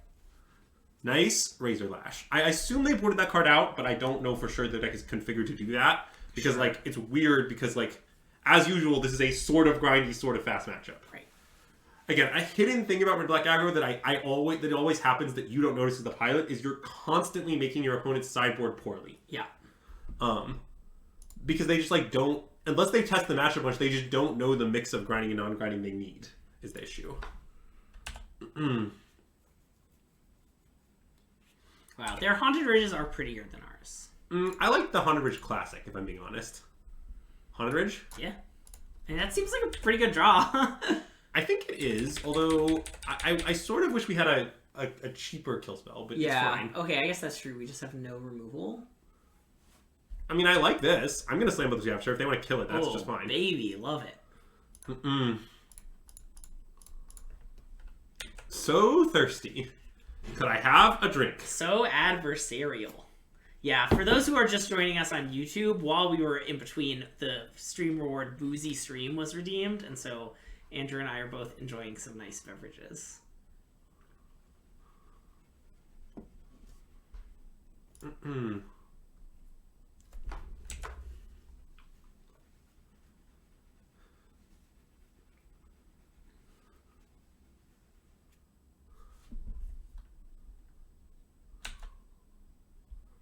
Well, our opponent did play the best card in the mirror. Okay. But would you say it breaks the mirror? I would say that, yes. Can you explain why in maybe a story or a tale or a... That's not quite the right word for it, sorry. Would you like a nice, perhaps a parable? Ooh, a parable. I love parables of the mirror breaker. But see, what's bad about our current situation is that because our opponent's on the play, we kind of had the same draw. Yeah. If they play Shieldred here, they get to Shieldred our Fable triggers. Yeah. And we didn't get to Shieldred their Fable triggers. Yeah. Which some philosophers have described as very bad. And, like, if they attack and we trade, they get a treasure and we don't. Well, I think we shouldn't trade, but I'm not 100% sure. Why? I mean, we really don't need the mana, right? Good point. Let's trade. We'll just be a little sad. Yeah. And this is better into Invoke, too, I think. I think we'd rather have them get a card than Yeah. up a Goblin, essentially. Right. And we'd lose 2 life either way if they have Invoke. Yes. Graveyard Guy. Your friend and mine. Famously. I love that we just always say that. Okay. Well, maybe he's setting up for a Gix's Command sweep here. Okay, I want to discard Swamp Sulphur Springs. Okay. Could be Swamp, but I think Swamp Sulphur Springs. I like Swamp Sulphur Springs. I'm definitely discarding this one ugly swamp. Okay. That I think is very clear. Yeah. So we could now cast Shieldred and set up a sweep. That's one line. With Gix's command? Yes. Where they sack one of... It's not even just that straight up good, Wrath right? is what it would be. Oh no, wait. It wouldn't be. They have 2 3-power creatures, right? Oh, that's true. I mean, I think the other line is just soul transfer one of their things, and the plan of next turn, Bloodthirsty Adversary, soul transfer another one of their things. Okay, that's pretty reasonable, actually. Now, I don't really want to discard any of the cards in our hand. Right, that is the awkward So I'm inclined to just soul transfer the Bloodtith Harvester. But that's honestly fine. That seems okay. I think maybe that's the play. I think playing Shieldred's pretty reasonable, but they probably just have a kill spell, right? That's what I think. Okay. I mean, they only have 2 cards in hand, so they could not. Sure. But I'm inclined to just soul transfer the Bloodtith Harvester and just, like, wait, let our Shieldred cook a bit. Yeah. And I mean, part of the idea of this is, like, they're going to be forced to expend removal on this. Okay, yeah. And maybe they will choose to also expend removal on our Bloodthirsty Adversary. Sure. Although it's not obvious. Yeah. And so, like, I don't know. Maybe they just don't have an nth kill spell. Yeah. Another thing is, now we are sort of setting up the Gix's Command full val here. Right. Okay, well, I guess our Gix's Command is getting duress. That's unfortunate. Yeah. But you know what? The Bloodthirsty Adversary Flametongue combo is still looking great here. Yep. And they still will pretty much have to spend a piece removal on one half of the 1-2 punch here. Right. I assume. I mean, I guess we only have one good spell to flashback right now, but Which you know, we're we'll already find more. flashing back, but... Oh, they're exiling the spell. Oh, wait, never mind. Oh, that's very bad. Well, now we're just going to play Shieldred. Yeah. I'm not even sure it's very bad. I would describe it as regular bad. Yeah.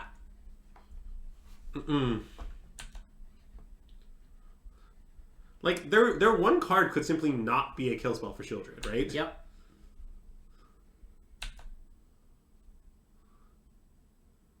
Yeah, I mean, I think we should play it. Yep. And do you want to hold the Takenuma? I think so. Okay. We might even channel it, like, who knows? Yeah. It doesn't seem very likely right now, because there's multiple graveyard guys in play, but Sure. who knows where the game will take us. Now we probably lose. Yeah. But I'm pretty okay with just losing to that. If their one card in hand there was a kill spell for Shieldred, we're just behind. Yeah. Okay, so what are our outs? Well, the problem is our best out is Gix's Command. I mean, it's not even... Gix's Command isn't even that good, right? It's a 2-for-2. If we could cast it freely. Yeah. Well, maybe. I'm not sure we wouldn't choose, like, Lifelink mode or something. Oh, sure. Okay. Like, make our Reflections a 4/4 Lifelink and make them sack or something. But anyway, that's neither here nor there. So, okay. How do we get out of this? So we take 9 down to 6. That's clear. Yep. And then, let's see. Could we Machine Gun our way out of this, maybe? We, like, draw Bloodtooth Harvester, copy it, sack on their Fable, block one of them? Yeah. Okay. That's not a great draw. Agreed. But, I mean, we can play Graveyard Guy, Kumano Faces Kazakin, and leave up mana to use our Reflection. I mean, that seems like the play. Yeah. It's not good, is my main problem with it, Yeah. but I think it is the play.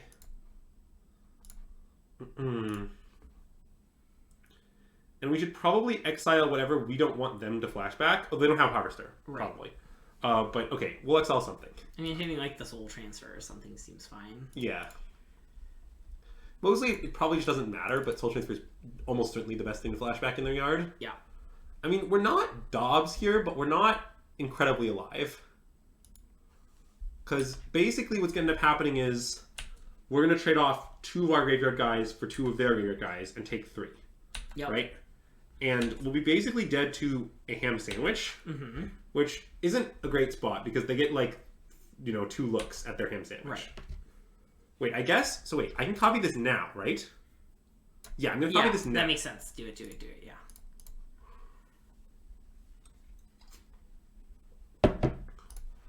And maybe go for the throat? But that's our graveyard. Oh, no, that's their graveyard. No, that's graveyard. We don't have a graveyard. Sure.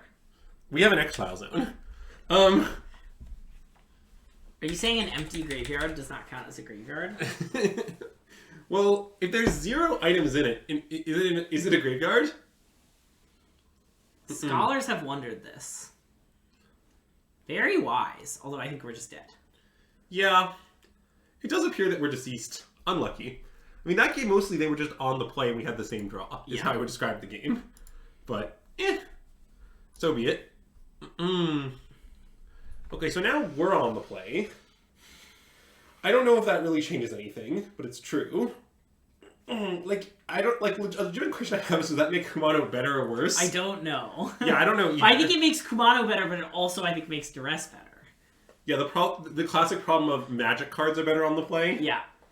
Submit. I'm not to submit.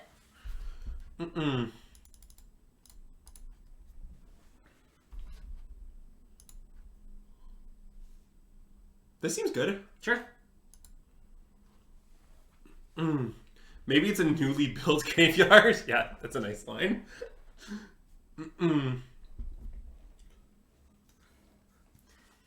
God, the Bloodthirsty Adversary and Duress thing is so nice. Agreed. Also, okay, a funny thing happened yesterday, which is that Andrew and I played a Chaos draft, and it had, like, lots of different sets, and there were, like, 5 Duresses going around. Yeah. Because it turns out Duress gets reprinted a lot, and it just happened to be opened in, like, every set it was able to be opened in.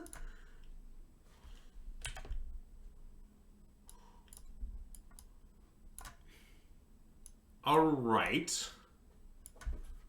Well, I think in most situations the better kill spell is just go for the throat. Yeah.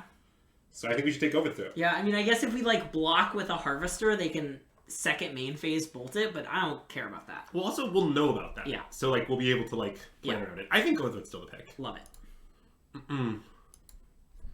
Always gotta try to play wait, are they mulled to 6? Or are they mulled to 5? They mulled to 5. Okay. And that swamp is their only land. Yes. That we know of. Okay, so their hand's bad.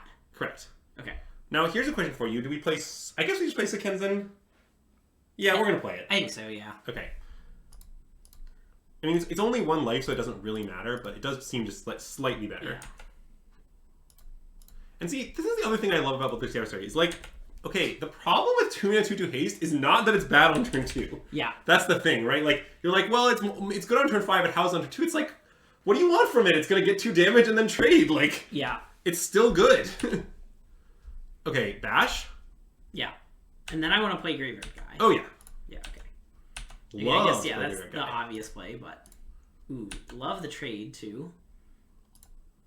Is there an argument for Bank Buster and then Crew / Tap? Yeah, maybe, but I'm pretty happy just getting my 2 damage. Yeah. I think there is an argument for that, but I think I prefer this. Mostly because, like, we, like, set up this trade that's very good for us with Graveyard Guy coming, kind of, right? Like, I like how, like, with their... Like, they could obliterating both our guy, but they're on a mulligan, like... You cannot do that? You can do that, H-Fang. Graveyard Guy Crew's a Bank Buster. Well, didn't we draw the Graveyard Guy? Oh, right. That's also true, I guess. Yeah. We did. And now, like, I think our opponent's going to bolt it and discard a card, and then... Okay, they discarded Shieldred, so we know nothing. So we know nothing. But now it's time for Bank Buster to take over the game. Yep. Haunted Ridge, nice. Sure. Would you like your banks busted? And, like, the best part of this, and, like, this is just so savage, right, is if you're our opponent, you might have boarded out your Bank Busters while we're boarding ours in. Yeah. Like, again, I can't emphasize enough how much of Red Black's equity is just that, like, it's never clear to anyone how to sideboard against it, including me when I played against it. Okay, that's fine. Sure. So they're 1 card. So they discarded Shieldred instead of another card, and then instead that of Soul card, Transfer, I believe. and then just use Soul Transfer to get back Shieldred. Well, they didn't have a 4th land. Okay. Like, it actually does make sense, I think. Yeah. I'm going to use this main phase. Sure. Love it.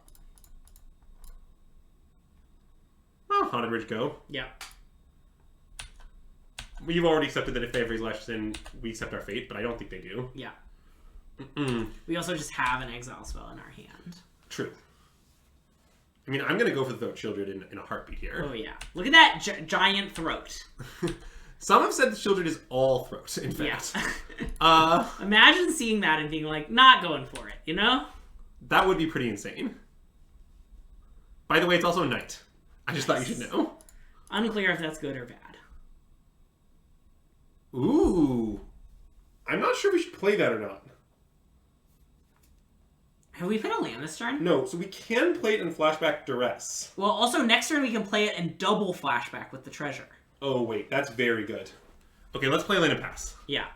If wait, I guess it is a 3/3 haste, and we could duress. Because we have the treasure. I want to do that. Yeah. I want to slam 3/3 haste duress. Okay. Maybe it's right to jam it. I think it's very close. I mean, okay, I'm definitely playing this mountain. Let's start there. So if we jam it, they go to 12. I guess they're really close to death is the thing. They go to 12 and they take 7 out of 5. And, like, I mean, notably, their card is just a mystery card, right? Yeah, we know nothing about it. It could easily be duressable. If it's a creature, we already have that covered with the Soul Transfer. Yeah. It's just that if it's a creature, they'll play it next turn and then one tap and get to Flamington Coffluit. And duress their other. And duress their next card. But yeah. It's just that, well, we probably won't get to duress anything because if the other card's kill spell, they'll fire it off on the pilot in response. Yeah. We know it's very likely not a land. Well, that's not so clear. They have a blood token in play. Yeah. I think given they have a blood token in play, they wouldn't play a land here. So I don't think we do know it's not a land. I think we should cast it, but I'm very unsure. I feel good about casting it. Okay, I think it's, like, I believe a supercomputer would take ages to make the play here. Yeah. But if we want to know what a supercomputer would think, we can ask Alan Wu after the stream. Okay.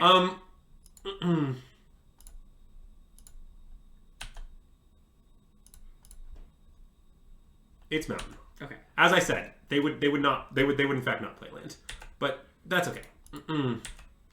Supercomputer would just play in 2 days. Gotta save that treasure for later, you know? We worked so hard. We busted so many banks for that one treasure. Too bad this pilot isn't an enchantment. If only that pilot were an enchantment, yes. Okay, so they're blooding away duress, so they're keeping the mountain. Okay, that seems a little insane. Yeah, I don't know if it's what I would do.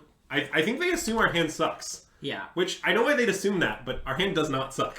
Well, it's 3 bad cards and a soul transfer, but yeah. Yeah, so do we think we should just bring back Bloodthirsty Adversary now? Like, I guess maybe, but I don't really want to cast it. Oh, right, we're gonna bring it back, huh? We also could just sit on the soul transfer. I guess I want to attack for 7 and see I what want to happens. attack for 7, yeah.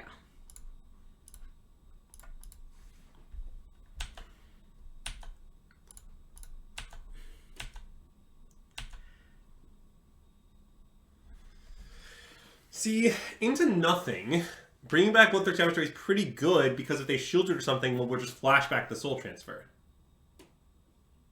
Right? Oh, that's true.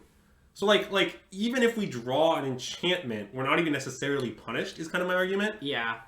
So I think we should just bring it back. Okay, I'm down. Yeah, basically, I don't think top... I also do agree with the argument of if we top deck Fable, who the fuck cares? Yeah. Is I also think a strong argument. So let's bring it back. This is the second soul transfer cast this game for just recur. Anyway, let's play, and I can play Black Eclipse. Yeah, I agree. Not F6ing here because I want to represent a kill spell, even though we don't have one. This is incredibly minor, but I'm just letting chat know I'm doing it. Invoke. Okay. So I think we just sack Bloodtith Harvester. Right? Bloodthirsty Adversary, Yeah. you mean? Sure. The pilot is better, right? Yeah. I guess it's actually worse. The pilot can also... Yeah, it's worse. Sorry, that doesn't make sense. Sack the We should sack pilot. pilot. I apologize. I was like, it can't crew the Blade Buster. I'm like, wait. False claim mate. Okay. Okay, we got there. Woo! And I mean, look, if this red-black midrange deck picks up, I think it's also good for red-black aggro. That makes sense. That makes a lot of sense. So, like, I don't know, man. I'm just saying, red-black aggro looking pretty good for the RC right now. That's true. That's true. We got 4 more rounds to go, though. All right, if you're watching on YouTube, we'll see you real soon for round 3 or round 4. All right, if you're just joining us from YouTube, we are now back with round 4 of the challenge. Also, Greg is currently finishing a limited match that we started with dubious amount of time left, so his availability for the first few plays might be unclear. Here it is. All right, I'm gonna immediately mold this hand. Oh God, and my 6 is very bad. I'm gonna go to 5. That makes sense. Okay, grade 5. Yeah, can't complain. I'm gonna keep 2 lands that aren't Haunted Ridge, and the spells.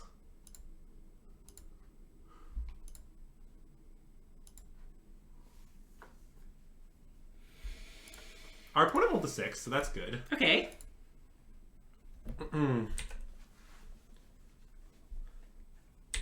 Our opponent is deep in the tank at 2 life. They're playing very slowly. I know. We really got Boom at them playing so slowly. Okay, well that's not a land, but you know what? It's just fine. Yeah. 4/3 Harvester. It would be a lot better as a Bloodthirsty Adversary here, I admit, because it's probably going to just get killed, but you know. Yeah. Oh my god, they played a mythic card. I don't think that card's good. If damage would be dealt to you, it deals double that damage instead. Okay, not very good against Handweir Garrison. Oh wait, I think we might be dead to it. No. No, you're not dead to it. They're dead. They're just playing it for the memes. Chat, we were able to win the game in slightly over 10 minutes. I'm just fiery tempering them for lethal, because that's the card they drew. Yep, and they didn't kill our guy because they drew stupid demolition fields, so... Why would they be able to kill it if they Because 2 planes, they don't have 2 planes in play. Oh, for lay down arms. Yeah, Okay. so I assume they have lay down arms, but they just don't get to do it. And now we just play Graveyard Guy, and we're kind of beating the crap out of them. Yeah? I mean, yeah, what's their best play here? I Or don't know. Killing oh my god, they still don't have a plate. Well, they do Oh, now. they do, yeah, okay. Because unfortunately we have Sakazan and not Basic Mountain. Oh, yeah, that's brutal. Loran. That's a good play. I guess it's not that good, is the thing. It sort of looks like it's good if you... Ooh! I mean, I guess I should attack for... Nah, I'm just slamming it. Slamming and attacking. Okay. I need the F6 value, Greg. I gotta save my brain for important things. Should I play another match with the draft deck? No. But we need to say it for the viewers, Greg. Yeah. Think of the viewers. I always think of the viewers. Famous Do you all feel thought of? Okay, they're at 6. I would say this game is anyone's game, would be my analysis. I mean, they could depopulate us or something, but yeah, that is simply too little too late. Yeah. Opponent. Also, I think we can actually kill them, not just put them to 1 here, because we can basically... Well, oh, okay. no, now we can't. Yeah. But we might want to... I think I should take this, because we can draw into a kill spell and end the game. Yes. And I'm pretty interested in looting away Blood Harvester because it puts a creature in the bin. Yeah. I mean, maybe that's insane. Nope, it's not insane. Yep. I like responding to triggers. They know that we do it for our turn. Yeah. Oh, wow. That's very generous, opponent. Thank you. Thank you. I will loot away that Sulphur Springs.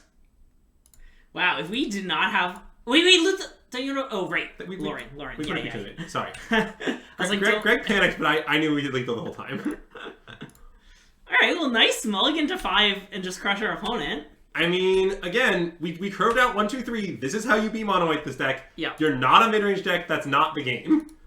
Alright, so as before, this I think is probably traditional mono white, so I'm just going to board just like we did last time, which is all of these cards, all the non-vampire, non-raise electronic cards come in, and then all of the cut downs and go for the throats come out.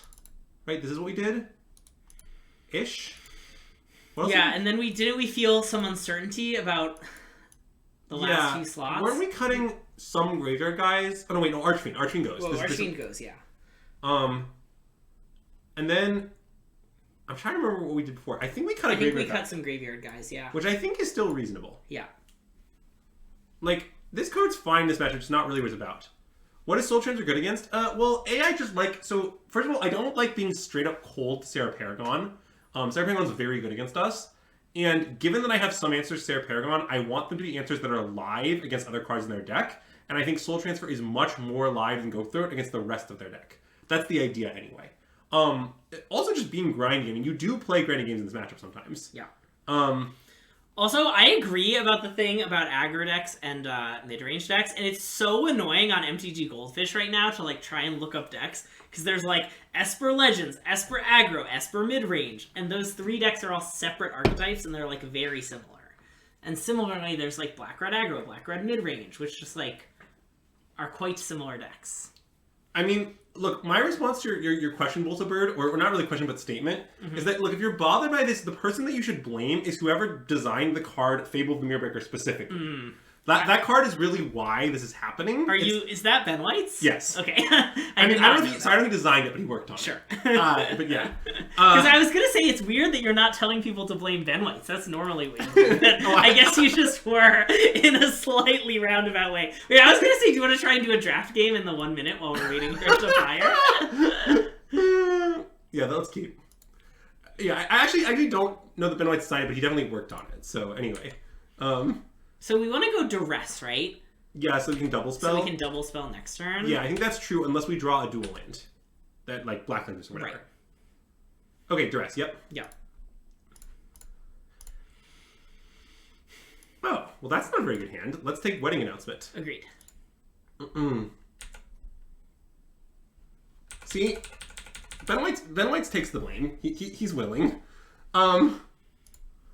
And we talked... Also, I want chat to be aware that although I make fun of Ben White constantly, I do, in fact, think Ben White is good at his job. That this is all a bit, is all I want to make clear.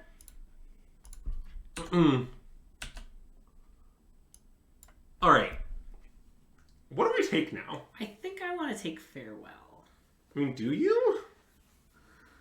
They have 4 lands.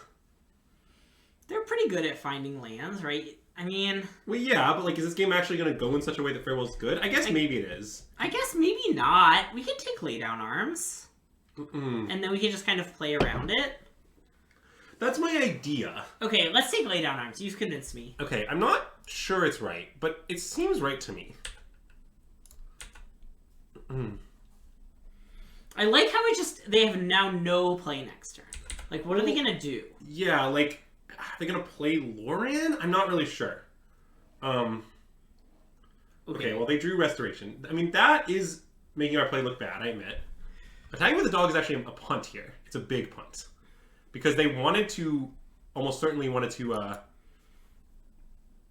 block, chump block, and bring it back with this, yeah. But, whatever. Let's attack. Yeah. Also, they no longer have a demolition field in their hand. That's the card they played. Oh, right? Sure. Yeah. Yes, you're right.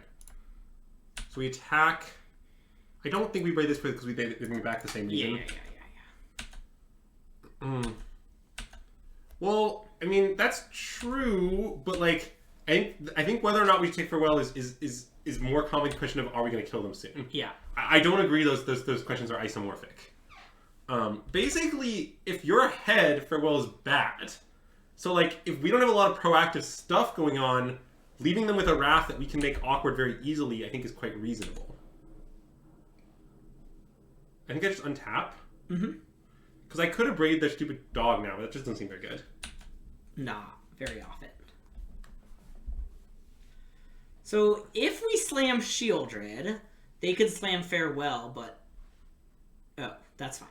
Sure. I mean, yeah, it's my draw. So I'll float red, whatever. Okay. I mean, it kind of looks like their Farewell is about to be awkward in seconds from now. Yeah. Like...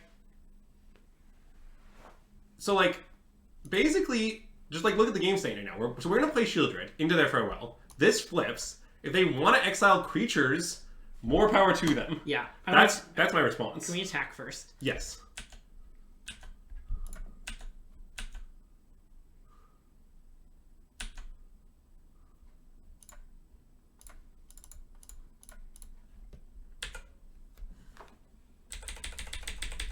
Like, I don't know. If our opponent still laid arms here, I assume they would not have laid down the Swiss Spear. Yeah. And then they just, at this point, lay down arms with the Shieldred and have a Foot Restoration plan. I think it would literally be worse for us. Like, I think that is true. So, in summary, I stand by the play we made, but I think it was close. It was definitely close. Yeah. It working out also doesn't mean it was right, to be clear. I think it's clearly now worked out. Yeah. Whether it was correct is complicated. I stand by it, but it's not 100% clear. Yeah. Once again, please try to run me out of lands. Yeah. You will not succeed. Yeah, and I mean, the awkward thing here is we kind of can't soul transfer the 3-4 here. I know. That's true. Like, but we could just hang out. Like, we don't have Shieldred. Yeah, that's true. We could also attack, which I guess that's bad because they'll attack back and make a guy. Well, I think it's bad because our opponent's representing Wandering Imp. Oh, that too. Although, wait, don't we know their hand? I'm pretty sure it's Plains, Loran, Farewell. Oh. I'm not 1,000,000% sure. Ooh, that's a good draw. Well, it is. I don't know how we leverage it, though. I want to say go. You just want to chill? Yep. So why don't you... So sell me on not attacking with Shieldred. So if we attack with Shieldred, they take 4. They attack back with the 3-4 Vigilance and make a 1-1 that can then chump block Shieldred next turn. And if this, assuming this just like keeps happening, we're hitting them for 4 once to take 3 for a while. Well, we would hit them for once and then immediately stop doing it. Okay, we can do that. Like, basically, I think if we know they don't have the... Okay, wait. Chad is saying they played the planes. The problem is that's a really important question. Yeah. Because I feel like it would be reasonable for them to have Wandering Imp here. Okay. I want to say go. Okay, say go. Because they have played 2 they like played an extra demolition field, right? Yeah. But I think they might have put... Did they put a bonus planes into play with the Saga? Oh, they did. Yeah, okay. I think we don't know this, and in that case, I think Kosengo is clearly right. Okay. Because we just get destroyed by the Wandering Emperor for marginal upside. Yeah.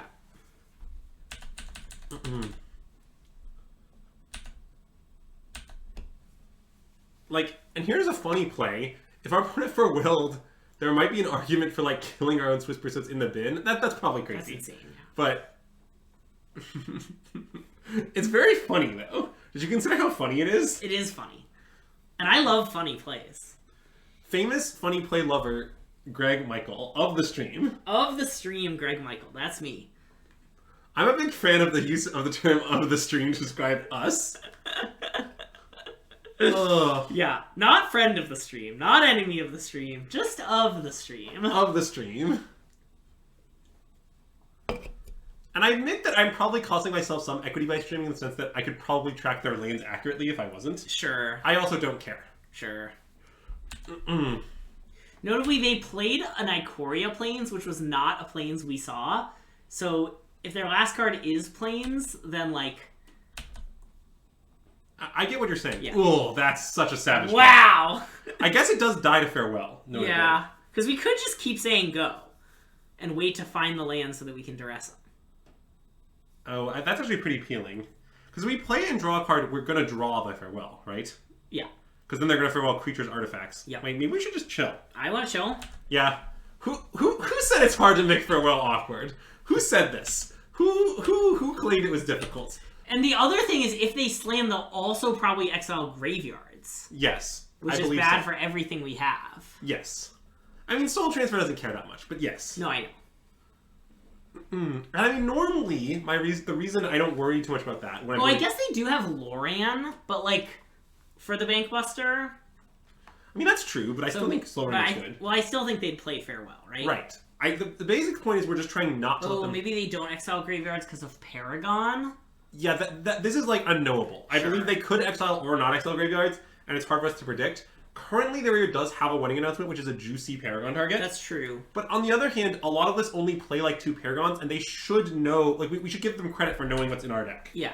Like, I believe I would exile graveyards as our opponent. Okay, well, they did have the Wandering Imp. Okay, so that we need to deal with because, well, the problem is... It's going to let them farewell because they have a walker in play still. Okay, I mean, we can just Soul Transfer, though. Yeah. I mean, I think we will if nothing else happens. I mean, if we draw a 5th land and we won't, then we will arrest them, but... Yeah. They also can now plus the Architect to a 5/6 and bash us with it. Yeah. But, I'm not that worried. Okay, they are choosing to do that, which, again, I mean, it makes me think they're not going to Farewell, right? It does kind of imply that, yeah. So we just take 5? Yeah. I mean, we also just have Oodles of Life, so there's just, like, chumping just seems... Yeah. We're just not going to lose this game because we're at 18 instead of 23, I don't think. What round is this? This is round 4. We are 3-0, it is round 4. Yep. And we're up a game. And we're up a game, yeah.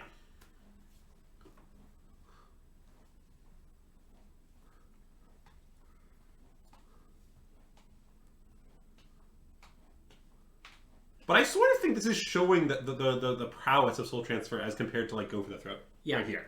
Is that, like, what we really want to do is kill Wandering Emperor, and we just can. Yeah. Although, I'm still not sure what we do if we draw a 5th land.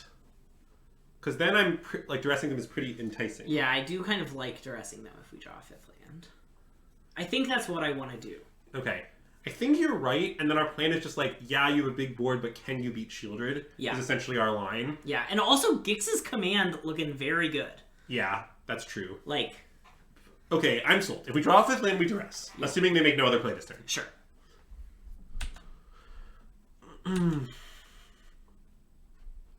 Fable. Okay. Well, now I think we should still transfer the Wandering Imp. Agreed. And I don't know if they will still attack with their thing. They might. But, wait. Sorry, let me just do that right. Okay. Prowess trigger. Well, like, okay, to be honest, I am a hater of Farewell in Mono White. I do not like it. When I play, my Boat Brew list has 0 in my latest list. And this is kind of why. The problem is, like, all of Standard is these, like prolonged mid-range fights. And in a prolonged mid-range fight, you're just as likely to be ahead as behind, essentially. Sure. Okay, so this is Farewell, I assume. I assume, but that's great for us if they Farewell. Yeah, so let's just block. Yeah. right? Also, yeah. We could chump with the Swiftspear because of, Planeswalker. Oh, that's a good reason. We should do that. Yeah. And actually, I'd rather block token than this. Yeah, agreed. Because Eternal Wanderer is the card I was trying to name. And if they just don't fare well now, I think it'll be fine. We'll just deploy more then. We have plenty of gas now. We could just Gix's command. I guess that doesn't literal kill them, and then they'll like. We don't have a 5th land. Well, okay. I We're gonna draw a 5th land eventually. I don't mind that play if we draw a 5th land, but when we're planning our turn, let's not assume that we have drawn it. Wow. Oh yeah. Who farewells whom in this particular game? Who has fared and how have they fared is a nice question. Okay, so they have Lorian and 2 unknowns. What do we lead with? Like, one option is to Bankbuster draw, one option is to Fable into the Lorian on the idea that just like, yeah, they'll kill it, but that's not that bad for us. Another option is to play Trespasser. I think I like Trespasser here. Okay, if we Trespasser, should we exile our Swiftspear or should we exile Wedding Announcement? Wedding Announcement, and I don't think it's close. Yeah, okay, I'm with you. I basically agree immediately. Yeah. I appreciate the commentary of you don't think it's close, mostly because it's accurate. Yeah. Notably, this is because of Sarah Paragon. And also, like, the Swiftspear in our yard, in theory, could come back. Yeah, it's because we're not sure we want to bring back our Swiftspear, and we're pretty sure we don't want them to have that Wedding Announcement in their pen. Yup. Can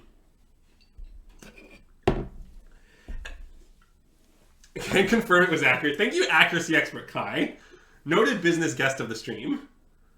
Yeah, see, this is another reason I like this deck. Our opponent's just boarding in the Sunset Rover against us, and it's like, is that even good? Yeah, like, who knows? I agree with who knows.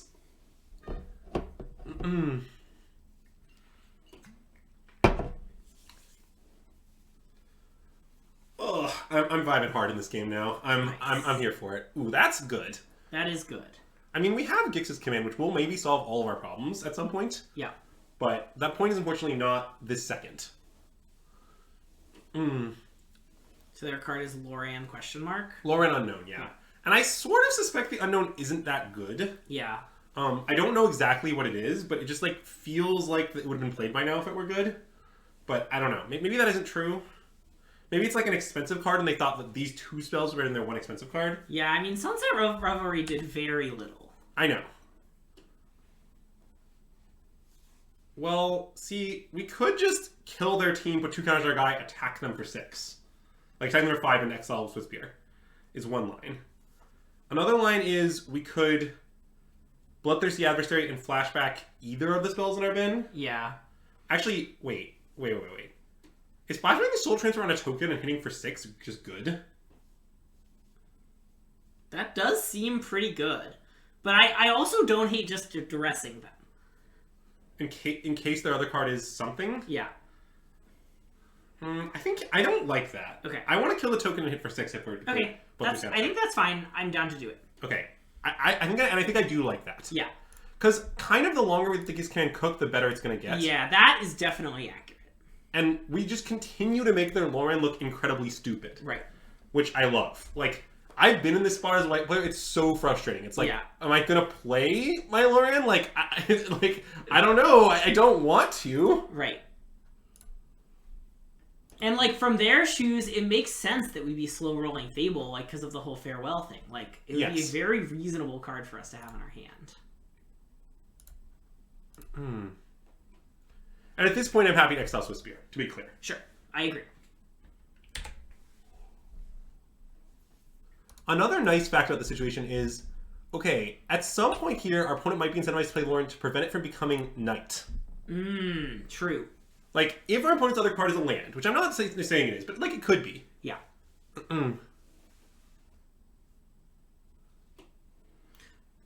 I believe that, Granger Cat. I mean, like... Yeah. As mono black, I don't think that's unreasonable. If you have Fable in your deck, you're obviously never playing that game. Yeah. But, like, if you don't have Fable, yeah, I mean, go for it. I don't think that's unreasonable at all. Okay, so this kind of makes it seem like they might be wrathing us again, but you know what? It's not that bad. Yeah.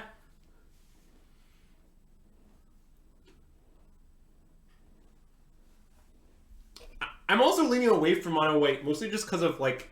Okay, actually, here's a great analogy. The mono white versus various forms of Fable mid-range matchup to me Yeah.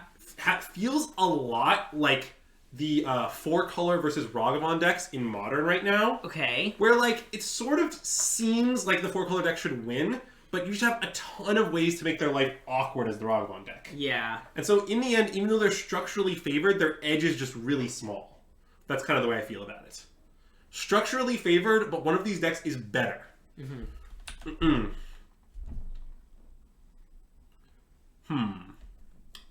Well, I'd like to attack.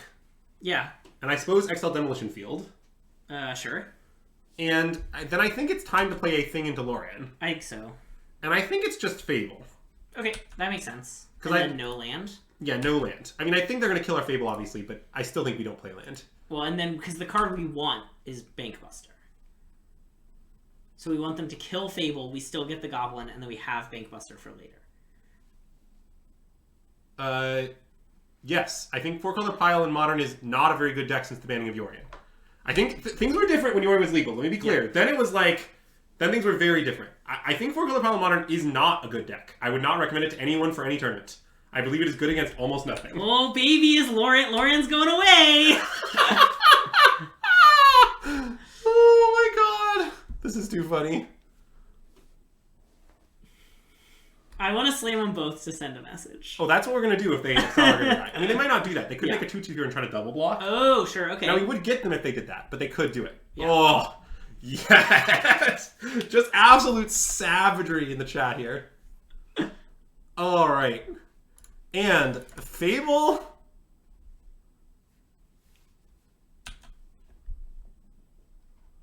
And Bankbuster. Oh, nice, it's very Lorian. funny. Oh my god, it's so fucking good. Can we hide the Lorian? Can we oh yeah, go yeah. away? It's dismissed. Okay. Okay, Dog is a good draw here, admittedly. I mean, I guess it's a nice way to play the command, probably, but... Yeah.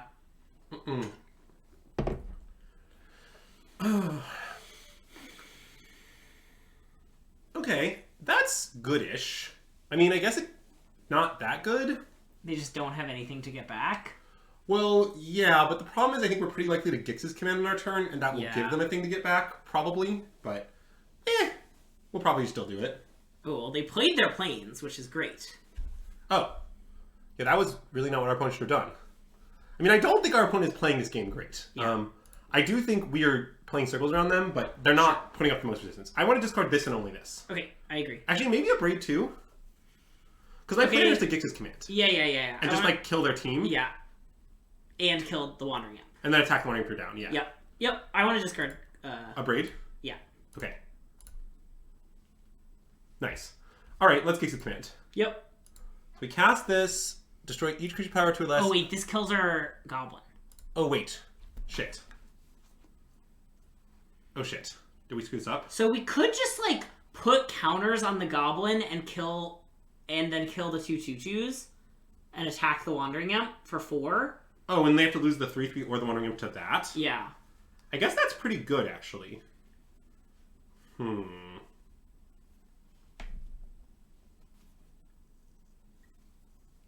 Okay, I like that.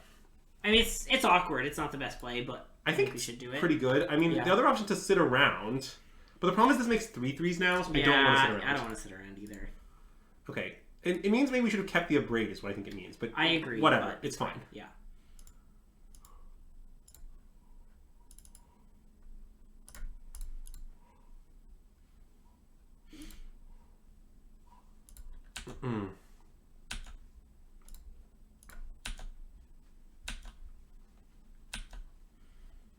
And I suppose they can chump and then XLR Goblin, but again, that has to be fine with us. Yep. Now, do we want to play a land here? Yes. I think so. Oh, I guess we have the treasure. But well, I want to play a land. I think we're just going to want it in play. Yeah. Like, I know we have all these Fables coming. I know we can loot into anything we want, but like... Plus, they're going to use their mana to Demolition Field it. Well, maybe. That's... Yeah. It's neither here nor there, but you're right. They might do that. Oh, so they do draw a card. So they can just always draw Spirited Companion. Well, yes, but they definitely want to turn planes that, and they don't know their next card will be bad. Yeah. Like, what if the next card... Like, what I think they're thinking right now, which means the next card was mid. Yeah. And now they're unsure what to do, which is reasonable. I don't know what they should do here. It's complicated, but...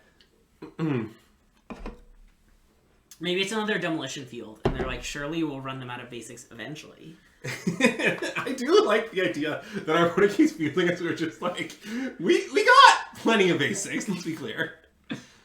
I mean, look, B-Bolter, I think aggro decks that can comfortably play 10-turn games are generally very good magical decks, and this is no exception. Yeah. The one that always springs to mind is Mardu Vehicles, which I think is very reminiscent of the deck we're playing. Yeah. And was, of course, the best deck in Standard for most of its existence. Although, I guess at some points in time it was unclear if it was Mardu or... Well, there were a lot of decks that got banned while Mardu Vehicles existed. Yeah. Yeah, look, here's our vehicle, and here's our white card. Creature! Yes! This is a deep cut for longtime stream viewers. That Graveyard Trespasser is secretly a white card. It is white in all but color, is the thing, famously. Yeah. All aspects of the card could be printed in as a mono white card. The life lost could not be. That's true. Maybe in like a Phyrexian set, you know, it's like a Suture Priest kind of thing, you know, like... But like, okay, what if it was the same card, but it was just gain 2 instead of they lose 1, you gain 1? Yeah. I believe that card is printable as a white card. I agree. I guess the fact that it can be a 3-mana 4/4, that's not very white. Yeah, maybe. I don't know what the rules are with werewolves, though. Either, though. Okay, their card was Lay Down Arms. I mean, that's good. It's not that good. We can crew Bankbuster on our turn. Yeah.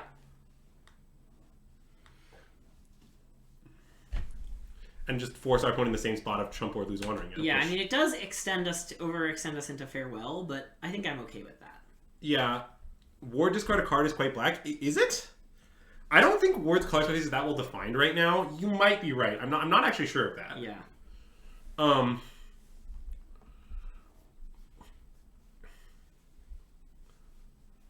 Okay, so what's weird here is I could now use the draw card and still play both Fables, but I don't think I want to.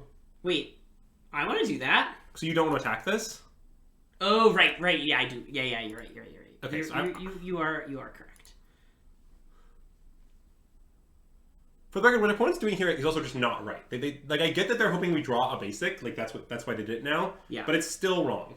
Like, because this mana could matter to us, it like could be right for us to do this. Mountain's fine. Sure. Like, they should just do it main phase because we didn't have mana to leave up to use Bankbuster on their turn if they had, I believe. But anyway, whatever. So yeah, I wanna overextend with you know. With yeah, I mean, they don't often play more than one Farewell. Yeah, like, sometimes they might have, like, 2 post-sideboard or something, but, like, look, whatever. Although, wait, I guess we could just play one Fable. I guess that's true. I forgot about Reflections, and then, I guess we can't draw a card, though. Yeah, so, like, okay, wait, hold on, let's play the first Fable. I mean, maybe it's reasonable to play just one Fable. Let's see, what's our plan next turn? I guess if Reflections lives, it's just, like, we're hideously winning? Yeah. Wait, maybe that's good. I kind of like it. Okay. Oh, okay, good point, Jason. That's true. Yes, we could just draw on their turn, and in fact we would. Oh, sure, yeah. So I guess they made the best play they could other than not fielding us, which was perhaps the best play. I don't know how much they know about our basic status. Yeah.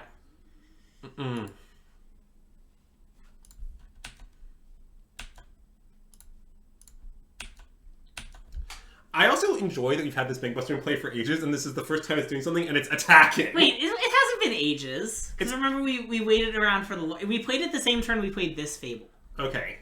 That's kind of ages. So it just spent one turn doing nothing. Well, that would be 2 turns, right?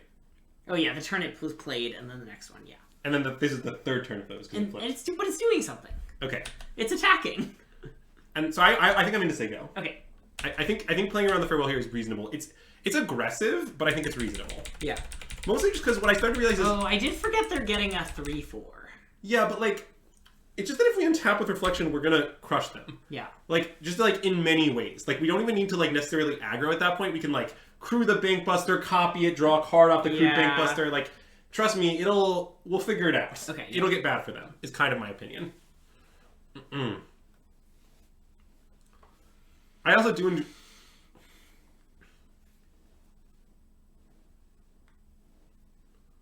We also get to Bloodthirsty adversary if they fail and exile your non-flip table. What does that mean? I don't think I understand that comment, so I don't know what you're referring to. I don't have a Bloodthirsty adversary in my hand right now. But, yeah. Anyway. Oh, it exiled their ossification. That's a good point. That's true. Okay, so they exiled their Wandering Imp, which suggests they have Wandering Imp. Yeah. Oh, that's a little weird, actually. Oh, well, let's now just... Wait, should we duress them? I want to duress them. We could discard it. Okay, maybe we should discard it. I think we should discard it. Yeah. Well, that's not great. Draw her to Thinkbuster, I think? Yeah.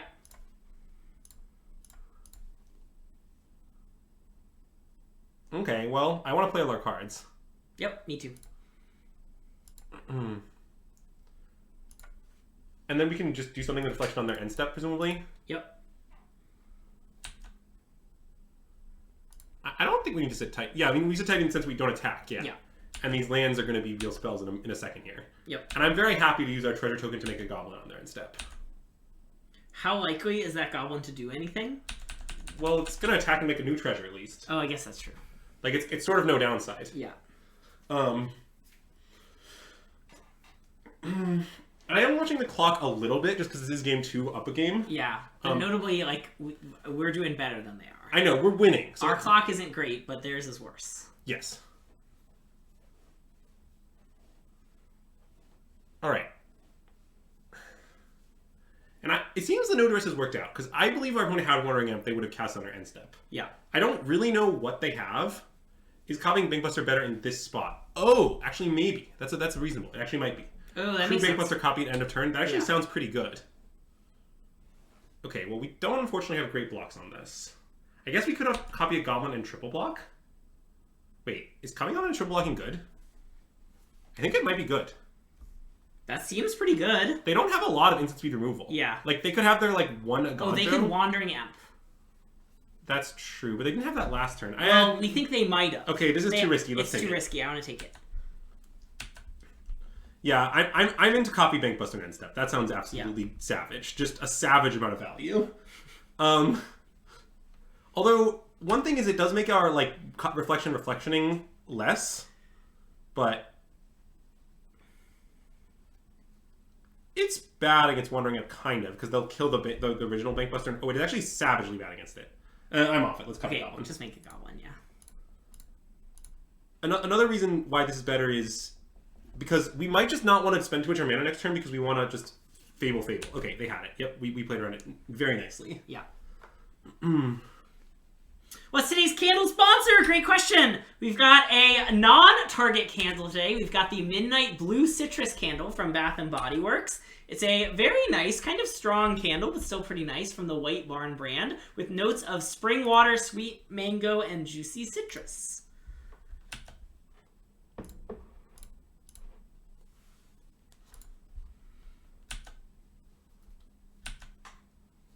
Okay, let's draw a card. Yep.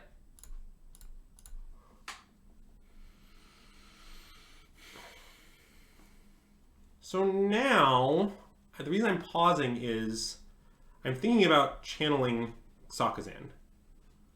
But it's kind of... Oh, wait, this just kills Wandering Imp. Sorry. It deals one to plane. Oh, yeah. Okay. We never mind. We just do this. Yeah. Sorry. Oh, and I guess our Goblin actually doesn't want to attack because of this stupid 1/1. Oh, that's true. I forgot about that. Whatever. Let's play this. Yeah, with a counter.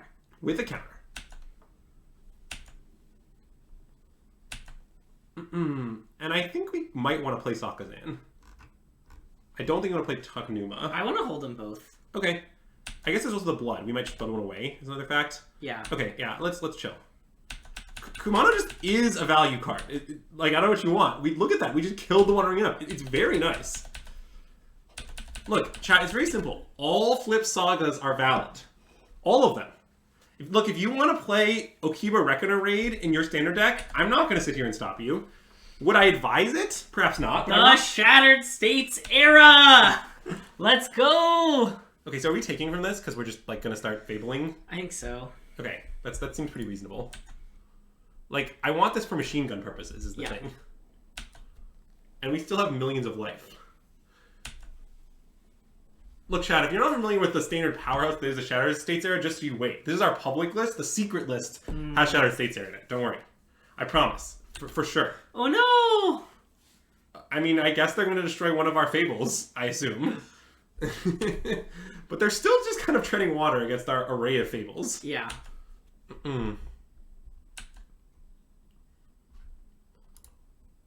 Okay, all this stuff triggers. And now I think we duress them. Yeah, well, do you want to draw a card first? Oh, because you think we might spend all our mana? Yeah. Okay, that's reasonable. Okay, let's dress. Yep. Nice. Okay, sure. And now I guess we just pass? Do you want to play the land so we can channel our things? That's reasonable, yeah. I guess we could blood it away. No, but I think we might want the blood for Harvester shenanigans. Yeah, okay. I think we should right, because we have a reflections. Right? Yeah, I think playing the swamp is reasonable. Okay, play the swamp. Even though it's the stupid different art swamp that I hate. Yeah. And then we just pass. Yeah. And this turn they can't really attack it. This turn I'm pretty willing to arrange some sort of block, I think. Yeah. Because, like, we just have all these, like, game objects in play is the thing. Quite the array of game objects, if I do say so myself. Like, 2 goblet tokens and a 1/1. We finished the draft game off stream. I opened it up on my computer and finished it off. I won like 2 turns later. Greg did win easily following our start. It's just Yeah. our opponent... Like, honestly, if our opponent had been playing at a reasonable pace, we would have finished before. I claim. Yeah. I maintain that. Also, claim. if they had made more reasonable plays, we might have finished early and they might have lost. So I want to block with goblin tokens and a 1/1. Okay. Do you want to do etchings instead of like? Oh, that's reasonable. I don't care about the exile clause. Yeah. Yeah. Ooh, not that one. One's etchings 1/1. Yeah. Yep. And I mean, if they top decked Wandering Imp, then good beats. I don't think we can just live in fear of that forever. The previous time we had reason to believe that was in their hand. Yeah. Here we just don't. Yep, and it works. We end up trading our 2 things and exiling the restoration, which isn't super relevant, but it is true. And now we're just kind of in business. Let's start the machine gunning, I think. Right? Yep. Like, are we going to attack this turn? I think so. Okay, so we copy this. We get a blood, which is quite relevant, in fact. We sack this on the samurai for 4. And then we use a blood. Yep. Use another blood, I think? I think so. Cool. So that can crew the bank bust. Oh no, with this don't attack. Never mind. Yeah. It's fine. Okay, so now I want to crew with the bank buster and attack with everything. Including the harvester because we drew another one? Yes. Okay, I like that. I guess not the 1/1s, maybe. Yeah. But everything that they can just trade with their tokens are better. Who is the beatdown opponent? I mean, it's objectively us. We're playing against mono white. Yeah, I know. It's been us at all points. Oh yeah, that is what happened. Our opponent did forget madness. I mean, maybe one of the games of our opponent both played better, and, you know, that's reasonable. So I kind of want to hold the harvester. Yeah, in case of Wrath. Yeah. I like that. Because it's very good post-Wrath is the thing. Because it will immediately crew the bank buster too. Yeah. And we can always channel Takanuma, although notably our hero doesn't have any creatures. Wait, it's Graveyard Guy. Oh, it does? Oh wait, no, that's our exile. Yeah, Okay. I'm pretty sure our graveyard has no creatures. Okay, but look, we're rewarded for our play. Yeah. And now our graveyard has creatures. Sure does. And we draw a card. Yeah. And we'll get back just Blood Tithe Harvester, right? Well, unless that we mill over Shieldred. Oh, good point.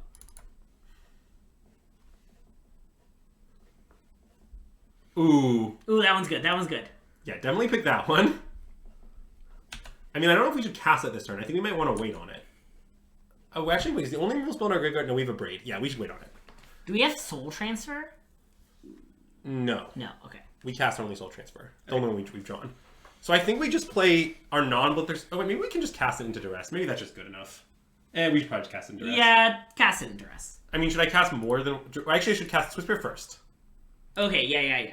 And then I guess the question is, should I cast more spells than Duress? Because I would like to play the Blood Death Harvester this turn. Probably just 1 Duress is fine. Just 1 Duress, Blood Death Harvester, create the thing, attack for... A bunch. 9? Yeah. Yeah, I like that.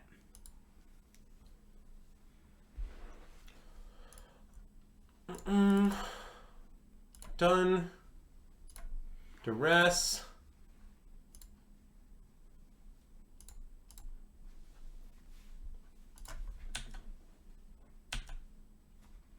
Demolition Field. All right. And I'm going to hold the land in my hand, obviously. Yep. Absolute slog of a game. But it looks like we're going to emerge on top.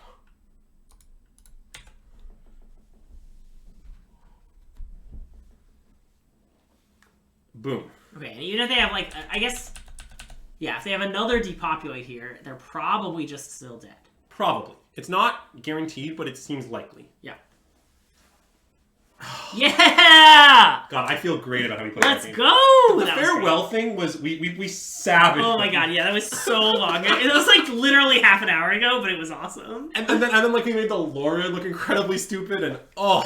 Oh, and now we get to open a Moto chest. All right, if you're on YouTube, see you at round 5. Round 5? Yeah. Anyway, whatever. Round N. Round N. All right, we're back for round 5. We've just kept this hand, and let's see how it goes. In the 4-0 bracket. Also, I want to respond to the comment of Haunted being kind of awkward here. So the only alternative to Haunted is there are no other dual lands you can play. Yeah. Okay, so my question is, if it were, I think it might be more awkward as either basic. Yeah. Because as Mountain, our shield is completely incastable, and as Swamp, it doesn't help. Yeah. So anyway, Black Eclipse now. Yep. And in this spot, again, I want to play Kumano. Yep. With the plan of going Swift Spear Kumano next turn? Yes. Yep. Basically, I believe the heuristic of Kumano first always is pretty much right. Okay.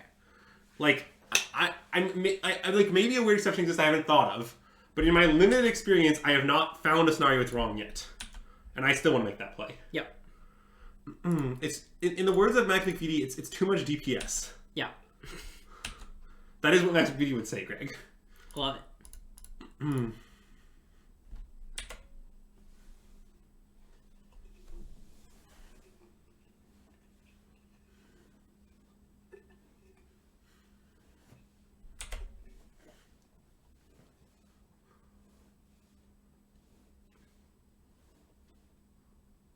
Well, that is bad as it's the best card in Standard. Yes. I mean, it's not that bad because at least we get to bash him a bunch this turn.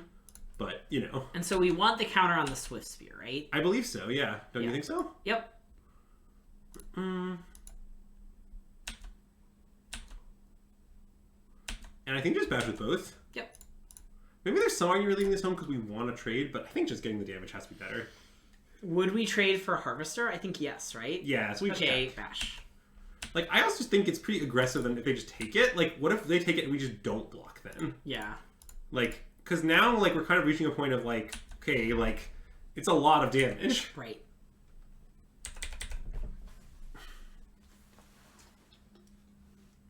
So our opponent is notably playing the Jund deck here. Yeah. Okay, so they're playing the Capricious Hellkite variant, which I believe implies no Atraxa. Okay.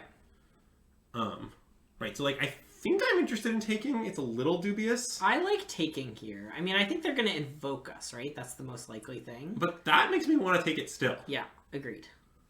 And if they invoke us, I guess, We'll sack, like, we have to sack, like, Kumano. Just sack both Kumano face Kazakans. I think so, right? I think so. But that's not that bad. Like, I mean, they do obviously draw a card and kill 2 of our permanents, but we untap, attack them for 5, play shield right there at 9. Yeah. They go to 7. Duress Nice misses. duress. Yeah. That, ooh, nothing? Oh, I love nothing. Oh, yeah. Okay, let's bash them. Yeah. Yeah, see, this is the problem with their attack, I think, is that, like, we're just not going to block. Yeah.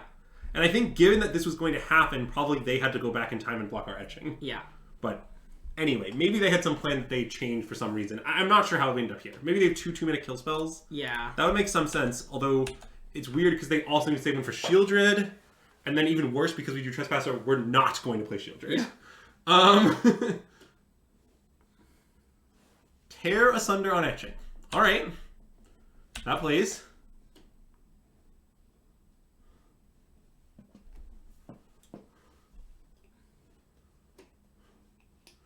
People are all about value nowadays, Clarm. They need someone to remind them of the old ways. The attacking ways. So wait, do we want to take, instead of taking the dragon, do we want to take Bank? Well...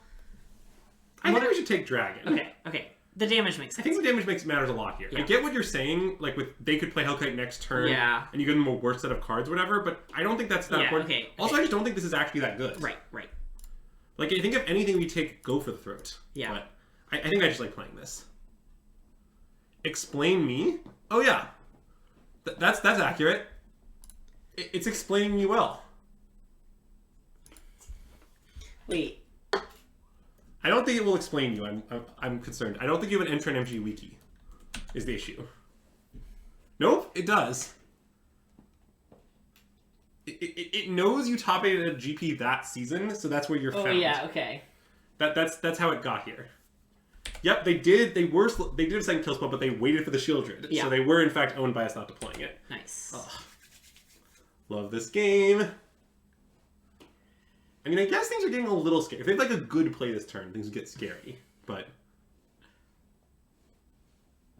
you're an artist. Did you know that? Did you know you're an artist, Nick? I actually didn't. I think we block. I want to block. I don't really know what they have, but I don't either. like if they have Brotherhood's End, they're gonna sweep us either way. Yeah. So we should block. And if they don't have Brotherhood's End, then we should clearly block. So Invoke or something? Okay. I mean, I'm gonna sack only Etching. I love sacking only etchings. Yeah. All right, let's bash. Yep. Okay. Oh yeah, they're just dead, right? But they don't have Shield Grants. Oh yeah. We don't know that they don't have it. Yeah. But they know. Right. Okay, so this is just a pure grinds matchup. So we're gonna Yep. board like their Grixis, which I think it means we want Razor Lash. Seems good. We want Bankbuster. Seems good. We normally board in all of the big removal and the Abrade for their Bankbusters. Yep. And then let's see, we cut down. I think this is roughly the Grixis plan. All ones out. Yep. And then Do we want Duresses? yeah, we put in Duresses. Yep. This is roughly the Grixis plan. Yep. I think it's exactly this. I'm trying to remember if we did anything weird. No, I think that some builds deck we did some other stuff, but I think I like this here, and I do like Archfiend just as like a big honking guy. Yeah. Mostly. Like usually you play it, they have to kill it or they lose, and they do kill it, and it's just kind of bad Shieldred. And maybe ultimately we'll return to the 4 Shieldred. I don't know. Sure. I just have had the like 1-in-1 thing win me games before. Yeah. Obviously it's tricky because like it's usually the downside, it's a nice high upside, but Yeah. yeah. And I assume that our opponent will also be making their deck worse as well. Yeah. But anyway. Yeah, I like this. The main tricky part about this sideboard plan is we could want more Duresses. What do you mean? It's a great hand, Greg. All 4 Shieldreds, including weird Shieldred. Well, don't worry, I mold to a Sneak. Okay, yeah, good. But I don't know what to tuck. Because this is a pretty good hand for Soul Transfer, is the It thing. could just be second Bloodtooth Harvester. Well, how do you feel about Shieldred? Oh, I don't hate Shieldred as a tuck. Because we could miss land drops is Yeah. the issue. And if we hit land drops, I just feel It'll like be we'll fine. Okay. I think I like this. Yeah. Also, Shieldred isn't that good in your opening hand in this sort of matchup, Yeah, right? because they're going to have a kill spell for it. Right. Is there a shortcut to tap lands with only 1 click if you don't care about color? I think no. Look, this is MTGO. We don't do shortcuts here. I think playing this land is right, but it's close. Sure, I agree. Like, there's just no chance we're going to have channeling this thing, but there's also no... Like, it's... I don't know. The shortcut for doing what you're describing is quitting Magic Online and playing Arena instead. But then you wouldn't get that smooth Cadillac experience. Wow, look at this discarding Shieldred looking genius right now because we haven't tried any lands. Oh, that's true. Okay, nothing wrong with a nice little graveyard guy. Mm-hmm. The question is if we don't draw land, what would we do? Because, like, blooding is pretty appealing in that world. Okay, we did. Let's play Fable. Nice, love it. See, here we will execute an algorithm which is actually known to few, spoken of only in the shadows. Uh-huh. Which is, when you have 3 lands, you should play Fable. I kind of want to attack. Oh, I'm into attack, I think. Okay. That seems good. I guess you're attacked first, sorry. Oh, it's fine. I just didn't realize we were going to do that. It's okay. See, what people should know about this algorithm is it's so advanced and so secret that even Nathan Stoyer doesn't know about it. I hope Chad enjoyed that reference. Sorry, maniacal cackling intensifies from Andrew. Oh, love this attack. Well, how many things do we discard? Is it 0 or 0? I want to see what we draw. Okay. If you speak of this, yeah, Levy gets it. Yeah, imagine playing green in standard, yeah. I guess maybe that second graveyard guy we just drew isn't that great. Yeah. And I want a land. Yeah. Okay. Although, well, yeah, I guess... Because I want... What if we discarded the blood... No, well, Harvester is good because we can upgrade plus Harvester. Yeah. Okay, discard the new Trespasser. It's definitely new Trespasser. What I'm wondering is it's supposed to be both Trespassers. No, because I kind of want to abrade the Glissa, attack with both, and play Trespasser off a land. Sure. That just seems very good to me. You're not as happy if it's a Bloodtooth Harvester? Not really. I'd prefer it be a Graveyard Trespasser. And I guess if we draw a spell, we're not that punished. We'll just use our treasure to play Bloodtooth Harvester. Right. Okay, I'm in discard 1, I think. Okay. Okay. Kind of punished, but whatever. Deal 3 to this. Wait, nope. Oh, you're right. I mean, I guess it would still be fine. Wait, in fact, it's right. Oh, Tap both right, selfish things.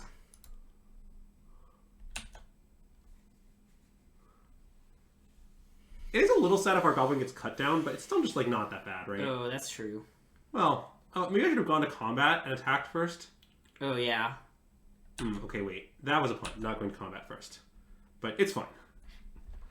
Do we want to attack now? I think maybe not. I want to sit at home, and I want to not use the blood. I plan to end step blood away Razor Lash. Yeah. Sorry for not going to combat first. That was better. I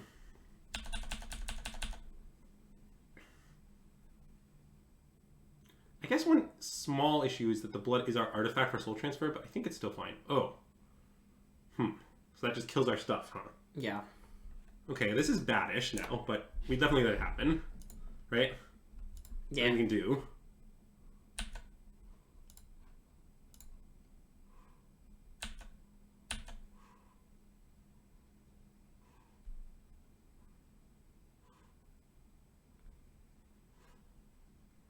Okay, let's discard Razor Lash now. Okay. I guess it could be later in their turn. I mean, we could soul transfer their thing and discard a Razor Lash that way. Oh, wait. Maybe that's better. Because we also get a thing back.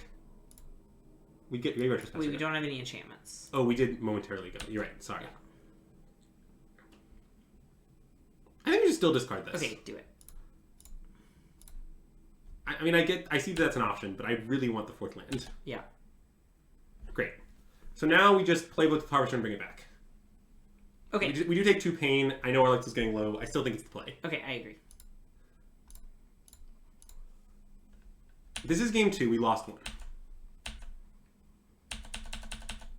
Basically, I think this line is very bad against another Invoke to like burn us out or whatever. Yeah. But I also just think it's hard for us to beat another Invoke.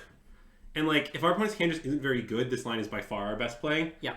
So it's kind of a classic, we're behind, hope they have nothing angle. Yeah. Or as Craig Wesco said, don't play around cards in your opponent's hand until you've beaten their board. Yeah. And we certainly have not beaten their board.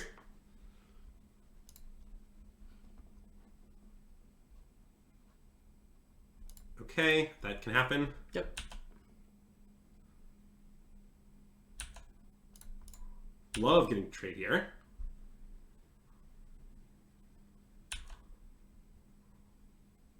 Okay, cool. Maybe they just have the Invoke and wanted to burn us out. Well, maybe, but we're fine. Ish. I mean, obviously, Fable's never bad, but...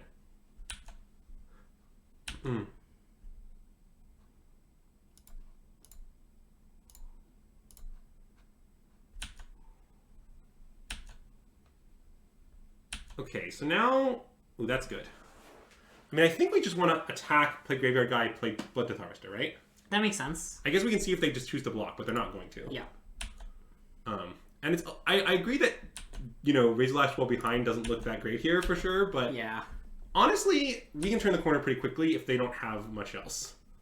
Which maybe is unlikely to Fable, but, you know, that is where we're at.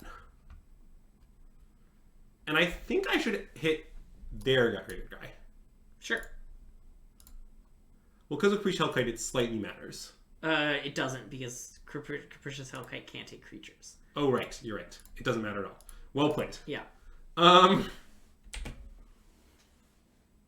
In fact, arguably, we could take... our own thing, but we Invoke. Soul Trans. Oh, sure, but I think the life matters a ton. I think the life matters a ton. I agree that I don't want to take Invoke because of this, but... Like, that's certainly to play around Hellkite the best, but it's also just, I think, clearly wrong. Yeah. Okay, well, there are 2 cards were 2 lands. Right, so they got max value with their Fable. Pretty unlucky, if I'm being honest. How do you feel about that statement, Greg? I love it. Hard agree, I think. Okay, well, they almost bled away their card, so I take it their card isn't good. Yeah, although now they're thinking about using it for ward instead. Yeah, which is reasonable. I think it's a totally reasonable play to just Blooded Harvester our graveyard guy here and use their card for ward, but that isn't honestly that bad for us. Then we just, like, trade our 3 for their Goblin, we still have the Resource Transmarket that's relentlessly beating them down. Like, both players have 2 bloods, so no one's going to draw anything bad anytime soon. Sure. I kind of think it's anyone's game. Yeah, I mean, and they have Reflections, which is, like, pretty scary, but... Well, that's true. But I do think the recursive nature of our threat is relevant. Oh, definitely.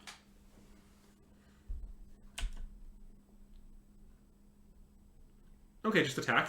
Yep. I guess maybe I should blood that away, even though I can channel it. Wait, I kind of think I should.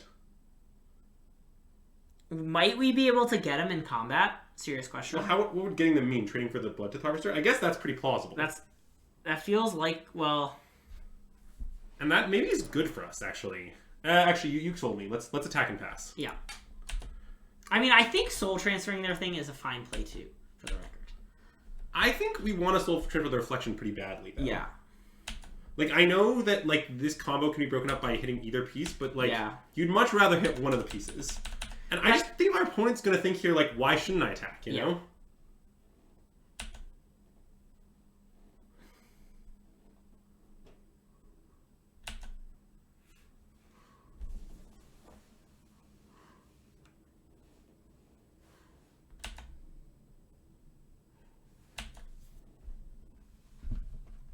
I mean, let's do it. Yep.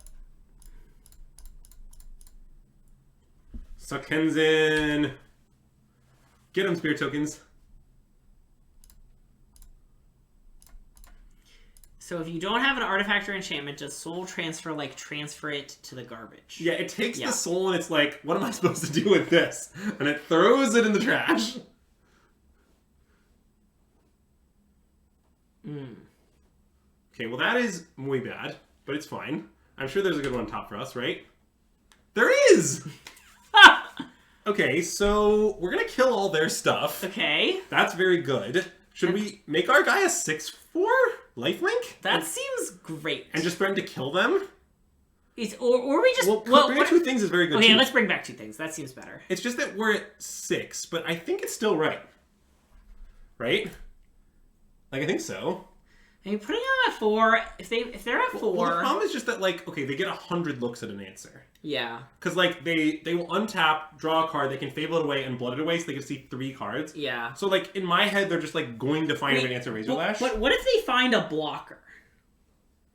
Are they going to blood that away? Good question. Because if they find a blocker, we kill them with soul transfer. Oh, crap. Wait, maybe the 16th in the line is right. A 6/4 artifact is also very hard to kill. Chet is right. Oh, that's true. Well, I think the main way they kill it is Invoke. Basically, it's an Invoker bust, I think. Yeah. Like, a Braid, maybe, if they play a Braid or 2. Yeah. This is very close. They have a Braid, yeah. I assume. Do we have the Deal 7? Oh, good question. Probably. Oh, yeah. Wait, they have a lot of ways to counteract. Okay. Oh, and they did play a Terra Sunder. So it's not as straightforward as if you used to kill it. So we remove 2 things. I think we should bring back 2 things. Okay, I want to bring back 2 things also. Okay. I'm not 100% sure. My main worry is our... Wait, not... Oh, God. Sorry. It's fine. Okay. So just... Destroy that one. and return. Yeah. Well, luckily, Gix's command is great. I have thought about the second Gix command in the sideboard before. Yeah. It is a very slow card in our fast deck. It's like weird because it's often the worst card ever, but then when it's good, it's the best card ever. Yeah.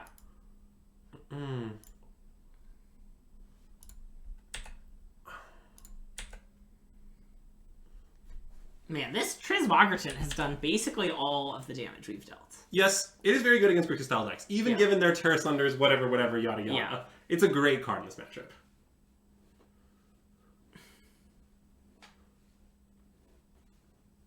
Another fact that we haven't discussed is their best hit by far is Caprice's Hellkite, which blocks a 6/4 still. That's true. But they just loot away Brotherhood's End. Well, that would have been an answer had we gone for it. Oh right? yeah, it would have been. It would have killed just our 2 bloods and our thing. It would have been, in fact, a savage answer. Yeah. Oh my god. Sorry, we were just playing some great Magic today. I feel great about it. Yeah? I feel great about my deck choice for the RC. Ooh, wait, if they don't cast a spell, can we knight them to death? Yeah! Let's go! Oh god. 5 OPP! This is a 7-round tournament, so at 5-0 we might be locked on loss. Okay. But obviously there's no drawing in Moto, so nothing, we just play. You can't ID? You cannot. Okay. There is no option to ID, you can't do it. Okay. It's that simple. Okay. So we just keep battling and we see where the cards fall. Okay. Do you want to play some draft? We have the perfect land count every game. Why would you not play Fable? Yes. Good question, Voltibird. Also, legitimately, just quick aside, while I wax about Red-Black Aggro slightly more. Please do, yeah. So, the thing is, Red-Black Aggro is very good at looting away lands, and Grixis actually isn't. Yeah. Like, Grixis always wants its 5th land. Grixis, often wants even lands beyond 5, do things like use Bankbuster plus play a spell plus play another spell, something like that. Sure. And I think it's actually a point in this deck's favor that, with this deck, sometimes you bin land 4. Yeah. Much less 5. Yeah. This deck is better. I think I can actually say this is a better Fable deck than Grixis. Also, if you flip Fable, you have more good targets because of Bloodthirsty Adversary. Yeah.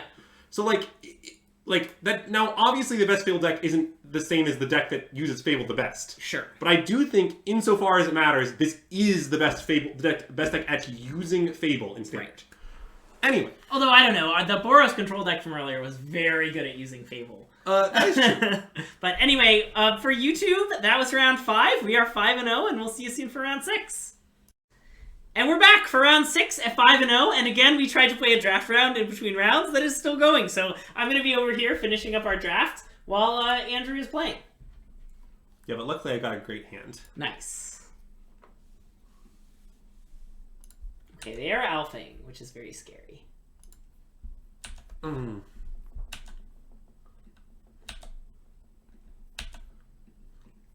I think I'm just going to walk with that. Wow, a lot of mono white gamers in the chat today. That's true. This is our 3rd mono white opponent, I think. Yeah. Is mono white the truth? Hint, it's not the truth. Okay, I think I'm gonna play Bloodthirsty Harvester here. It's kind of close with Bloodthirsty Adversary, actually, but it looks like I might want to cast that 5 this game. I'm gonna cast this. Okay, wait, is this we very much need to draw a land. Well, I'm aware it won both Kane RCs, but I'm not sure it did well at both Kane RCs. Well, actually, I really didn't know one to say, but I knew it was doing well in it. Ugh. God. Devil's Playground would have been so good, but we died. Wow. Personally, I blame the pilot. How would you say you feel about that comment? Bad. It's okay, Greg. I drew Fable. Nice. Are you gonna play it? Yeah, my hand was super mid. Situation? Yeah.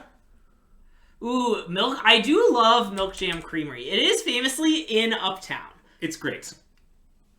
Okay, and also notably the restaurant that's attached to Milk Jam Creamery also slaps. Most people know more about Milk Jam, but World Street Kitchen, which actually came first, is also very good. I mean, I think Milk Jam is currently my favorite dessert place in Minneapolis, although I haven't thought about the exact rankings. Okay, I mean, I still love Sunny's more, but Sunny's isn't currently open because it's only open in summer. In summer, yeah. So we definitely discard Cut Down, I think. Yeah, I mean, they are quite likely, I think, to double block our Goblin Shaman, but maybe we just don't care. Well, mate, we could discard Go for the Throat instead. I want to discard Go for the Throat.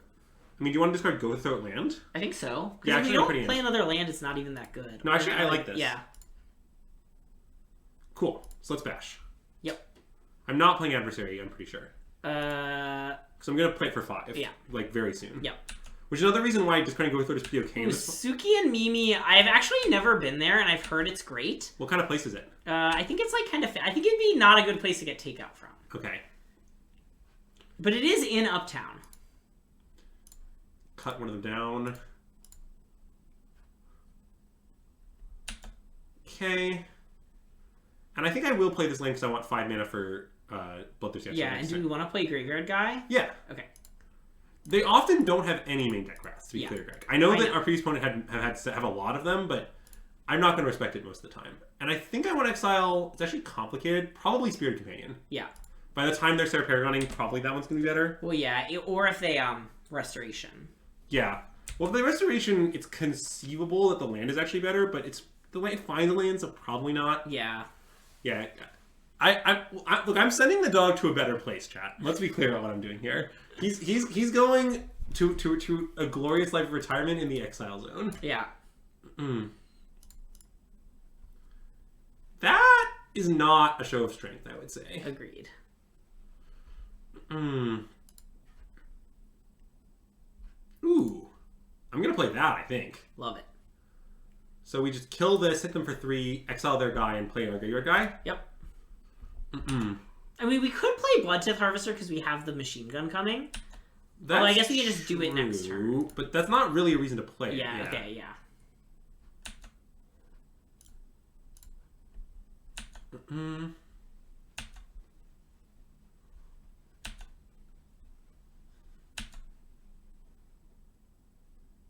Olarepas is good, although I'm actually kind of medium on it. I like Olarepas is that's quite close to where we live. Yeah, of all the places mentioned, that is the one that is closest to where we live. So also, I love Olarepa's Brunch, for the record. Okay, so they don't have Wrath here. It doesn't make any sense for them to have Wrath. I agree. I want to play Graveyard Guy, I think. I mean, it could make sense that they wanted Reflections to flip first, but I think I still want to play Graveyard Guy. But the question is maybe Graveyard Guy and not... And we could also play this. Oh, interesting. Like, basically, I think we should play... Well, they don't have Farewell this turn, though. Like, basically, my plan against Wrath this game, I think, is to end the game before we get Wrath. Yeah. But I think playing Graveyard Guy might be enough to achieve that. Because, like, next turn, we can, like, Bloodthirsty Adversary, Flashback Killspell, Killbolt Blocker, Alpha. Yeah. So I think just Graveyard Guy is sufficient to play around top decked Wrath. Yeah. Although, wait, no, this draws a card in top deck Wrath, though. Wait a minute. We should play this. Okay. Drawing card in top deck Wrath is very relevant. Yeah. And then, I know it's a little awkward to say go, but I think... What about Wandering Amp? So they untap, they Wandering Amp, they exile... They untap, they say go. Okay. We attack Alpha into Wandering Amp. We play this Flash... Wait a minute. Are you saying we should play all our shit? I kind of want to play all our shit. Although I guess the issue is we wouldn't... Would we even kill them into Wandering Amp and then we expose ourselves to... Farewell? Hold on. We need to do some counting. So we play Graveyard Trespasser, we exile nothing. Yeah. We untap the next turn. Oh, if it becomes night, it's fucking horrible for them. We kill them into Wandering Amp. Becoming night does nothing, right? They'll just still kill this. No, if we play the Graveyard... Well, if we play the second Graveyard Trespasser, it certainly kills them. That's true. I mean, so, like... I think I'm leaning towards playing this. I'm leaning towards playing it, too. Okay, let's play it. I think it's right. And if they slow rolled their Depopulate because of Fable... Also, I love spending white mana, as one should. Yeah. Thank you. If they slow rolled it because of Fable, we've been got. I don't think that's what happened. I also don't think that's what happened. Yeah, it's not what happened. Great. Fable goes away, but we have a massive board. Sure. And so they're dead. They're very dead. They're dead 5 ways to yesterday, Tuesday. Oh, man. I mean, well, I guess if they have laydown arms here, they might not be dead. Yeah, but they don't. So they're dead. That is as they say, dross. I love just drawing that card randomly on the last turn.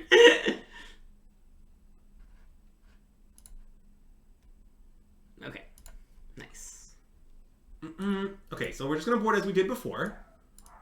These in... these in. We're really getting a feel for the mono white matchup. I've loved our second soul transfer, by the way. That's a new addition, and I love it. All the cut downs out, all the gopher throats out, and then we're cutting a graveyard guy. This is the gist of how we're boarding, right?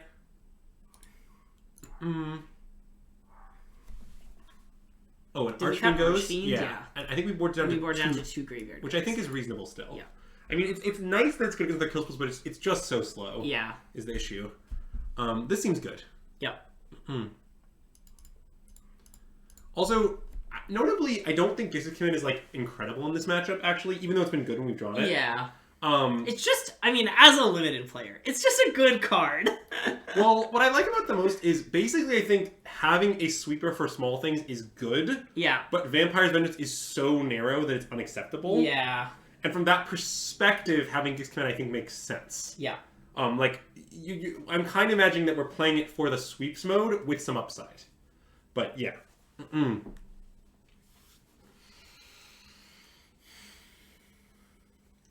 Also, I will just say now, if people want a preview for the food guide, if you're looking to eat the best restaurant in Minneapolis, you'll need to make reservations probably soon. And it's demi by miles. It's very expensive. Oh yeah, it's like comically insanely expensive. But it's very, very, very good. Yeah. So if you want to have an amazing meal in Minneapolis, consider making a demi reservation. Yeah. That's DEMI. It is unreal.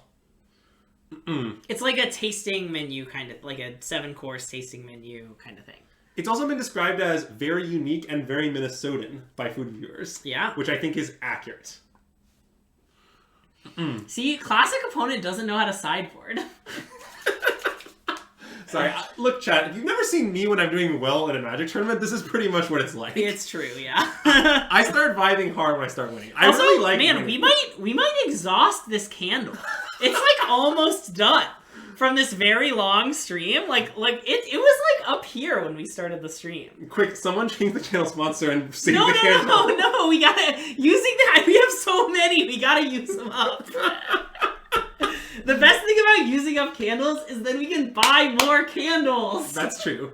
But Greg, isn't all that's like stuff around the side here, this liquid, like might it'll but then I think the like fun smelling stuff all goes, and then it's just like left with nothing. Oh, I see. I don't really know how that works, but I feel like you get to this point where you like nothing is happening. There's some left, but like you still probably just don't. Yeah, like I can't really smell it anymore, but also that might be just because it's been burning for many, many hours and I'm adjusted to it. Yeah, I can't smell it all now, and I think it's because of that, but I'm not sure.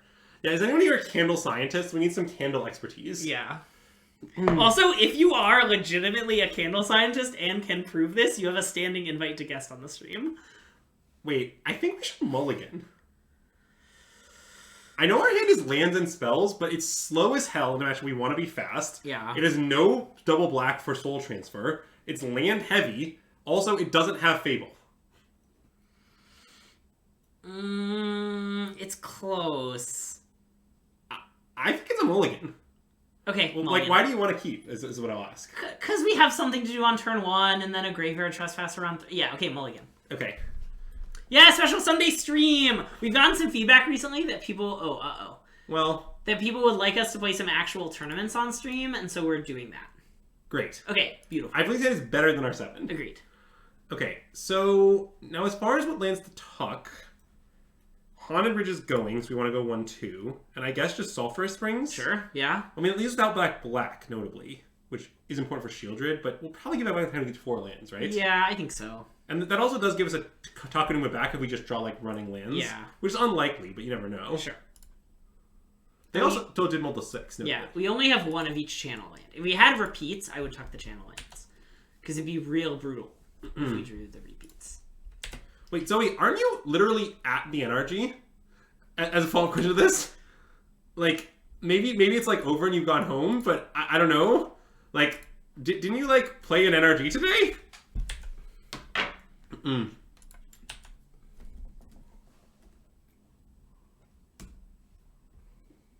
You're proposing the order from... You just got home. Okay, that makes sense. Well, I'm mostly thinking that it's now 9, and if we, like, wait till the end of the round, it'll be, like, pretty late. Okay, so you just order Indian delivered on DoorDash, maybe? I was kind of thinking that. It's just easy. But we should do it on your phone because of DoorDash Premium. That's fine. Okay. You can even do it. Here's my phone. Okay. I'm going to be playing some guys. Here I like the adversary. Would you like to tell me your pin? No. No, would you like to type it in and show me your pin? Yeah, that's fine. I don't care if you know, I just don't want literally the entire stream to know. Everyone, it was 4021. No, it's actually 4269, a classic code. Well, how would you rate your most recent DoorDash experience? That was Nee, so I don't know.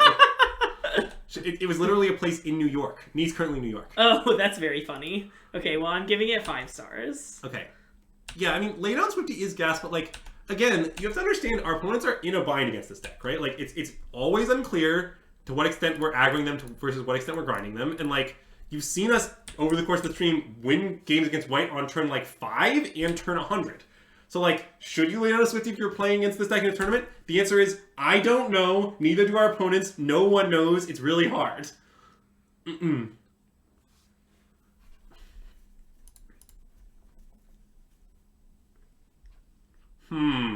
think I'm into discard Takanuma. Yeah, we can do better than Takanuma. The store is temporarily closed. I was gonna propose some alternate options.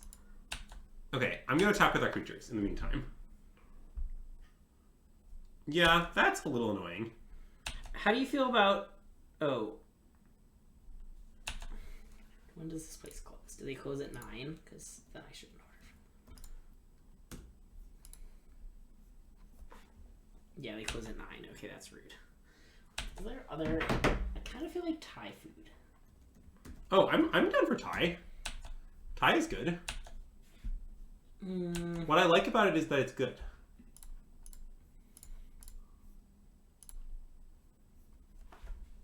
Okay, all the Thai places close in 7 minutes. Okay.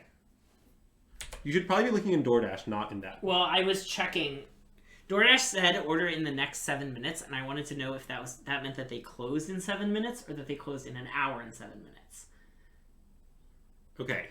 I don't want to place an order when they're closing in 7 minutes. If they're taking orders, it's fine to order. Hot take.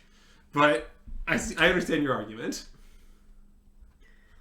New Flan, India Palace. Okay, so here, I think what I'm going to do is... See, I want a soul transfer for value, but I can arrange that. Yeah, I think I'm going to sack Bloodtooth Harvester on something, soul transfer exiling something, and getting back Bloodtooth Harvester. And I think the thing I'm going to target is Human Token, because I don't want to put Spirit Companion in the bin. And I think the thing I want to exile is, I think, just Wandering Imp. Even though it's on 1. That makes sense.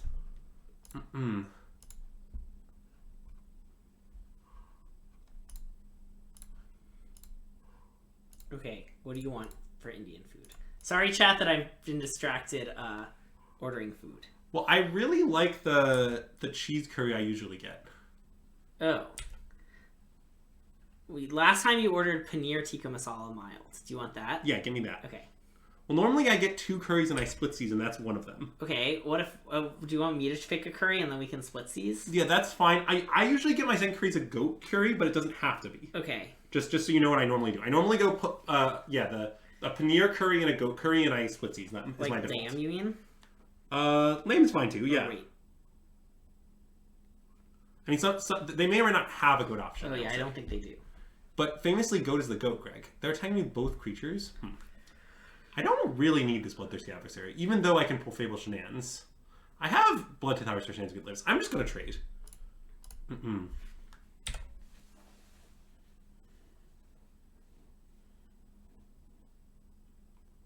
This is, I think, worse into Wandering Imp, probably, but it's not even that much worse. I just don't have enough mana to really have used the Bloodthirsty Adversary interaction as the issue. Okay. Well, that is good. Not unbeatable or anything. They do draw a card, though. Can I do medium spice, or will you be sad? You really should do mild, I'm sorry. That's fine. I mean, if you don't want to split these, you can do medium. No, it's okay. But I'm really mild only. To be frank, I'm a mild is sometimes too much kind of person. I see. And I know I'm not duressing my opponent this turn. That's unfortunate. I just think it's too important to start the machine gun. I need to get the Val. I also don't really know what my opponent's hand looks like. I kind of think it might not be good, but I'm not sure. It's just that, like, they don't have Wandering Up, because they probably would have left it up to try to get my reflection. So they have, like... I'm not sure. They could have 6 drops in their hand, maybe? Or, like, more announcements or, like, restoration kind of thing. Yeah, that like, kind of makes sense. But their hand has to be weird looking here, is basically what I'm saying. Oh, well, that's bad. I'm pretty sure that wasn't in their hand before, because they would have just killed the reflection.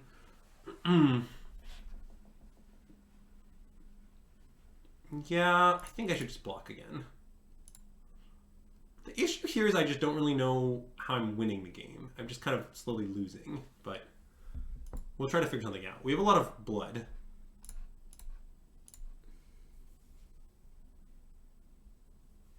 Ooh, that's not good. That's extremely bad. Okay.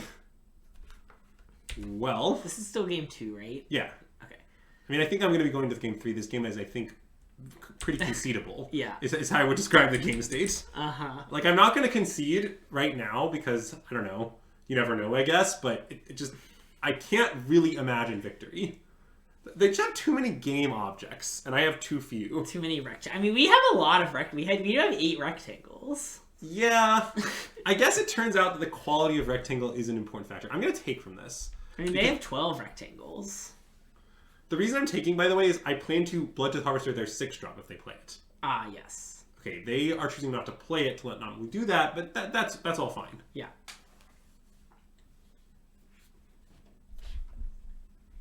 They could have Wandering Up, could also be planning to also cycle this one, so I'm not going to assume that they do. Demolition Field that. Okay, I think I'm going to Blood Away Duress in response. I like that. I guess I'll let it resolve, then I'll Blood Away Duress. Is technically right. And I want a Swamp, because red doesn't matter. I guess eventually Bloodthirsty Scavenger Strike, but we're really far from that. Yeah.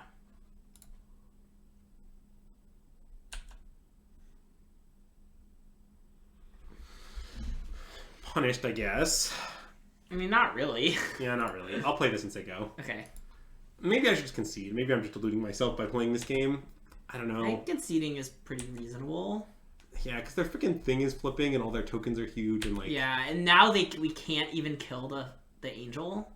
Well, we can still. We have 3... Oh, no, wait. No, we can't. Let's concede. Okay. I've had enough. We're conceding for psychological value. The value being that my psychology will be improved by conceding. Yeah, I still like our list, I think. I think so. Didn't really see anything of note that would make things change. Yep.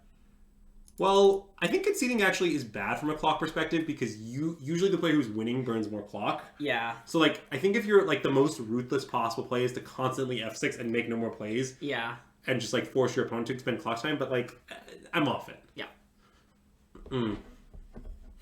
It's optimal not to let opponents have fun. Yeah, see, my opponent was having a great time, and now they don't get to have that great time, so that now they'll play worse the next game as a result. Nice. Like, they're going to have, like, a 2-land hand with Sanctuary Warden and be like, well, I didn't get a chance to cast it last game, so I got to keep, so I can maybe cast it. And then they're going to get horribly mana screwed and lose. I like that plan. That sounds good.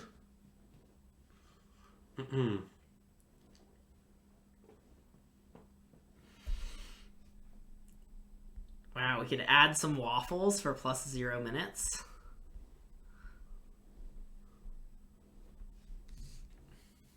I do not think we should add any waffles. This is not going to be our best YouTube video, where it's just you playing and me talking about food the whole time. Greg, it's fine. It's in line with the SystemMagic brand. Yeah, so if you're watching on YouTube, feel free to just add some comments about food that are just unrelated to Magic. Let's look at the waffles. Are any of them good? I don't really want waffles. Yeah, they don't look great. Okay. Add a stop at the nearest liquor store? Well, we're not going to do that. I mean, Sneep. Yeah. Our hand doesn't have a third land, but aside from that, it's great. Oh, it's Blackleaf Cliffs. Oh man, I thought it was the other one. No, it's Blackleaf Cliffs. It's the full Val. Yeah. Yeah, notably what happened to me recently is that some friends moved away and they had like a lot of alcohol that they had and they just gave it all to me, and therefore I don't need to get more. Max, I'm approaching 100% locked over the course of the stream. As the stream proceeds, I approach locked. I mean, this stream has been very good if your goal was to get me to play this deck. That is my goal. Well, basically, to be honest, my priorities are 1, getting myself to play the deck, and 2, getting Max McVie to play the deck, and you're 3. Wow, I'm above MSJ? Well, no, I just don't think... I believe he's a lost cause. Okay, yeah. I believe MSJ is going to play Esper, and no one will stop him. Okay. And I am in fact someone. But, you know... Cool. Yeah, I mean, Fable bash him. This is a good position to play Fable first for F6 value. Ooh, yeah. As a Magic Online player, I gain dopamine by F6ing aggressively and unnecessarily. Nice. Okay, yeah. And so we just gain dopamine advantage at no downside because our opponent has no 1-mana instance. Classic dopamine advantage. Don't underestimate dopamine advantage. See, this is the sort of game where it's like, you got wedding announcement, dude. I hope you're having a good time. Also, Greg hopes you're having a good time. I do. I actually genuinely do. Wait, so what should I discard, if anything? God, so you want to, like, Kumano Swiftspear attack, say go, and just accept that if they have Wrath, we're going to lose? Well, we have Shieldred back. That's true. I kind of want to discard a Braid. We can discard a Braid. A Braid looks real bad. Yeah. Also, And Wrath isn't that bad for us because we have 2 flip enchantments. Oh, that's true. That's a good point. So I think just a Braid is good. Yeah. Yeah, okay, that's great. Let's play our cards. I guess I probably shouldn't play this land yet. I would not.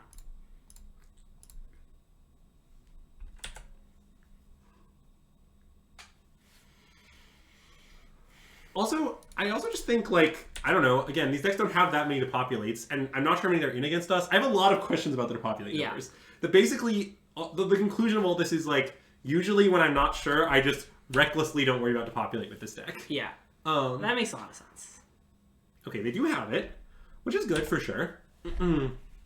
But it's okay. We've got Reflection, Shieldred, and a Kumano on the way.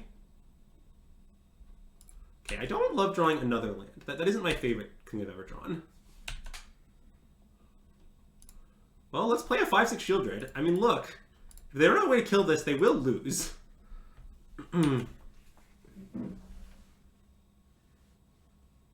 The fantasy baseball draft lasted 11 minutes. Nice. Ooh, I don't like 2 mana. That's probably obfuscation. Yeah, okay. Well, it's close now. No follow-up, but they do flip the announcement. Okay, well, Reflections lived at least. Okay, that could be a good draw. Let's see what they got. Yep.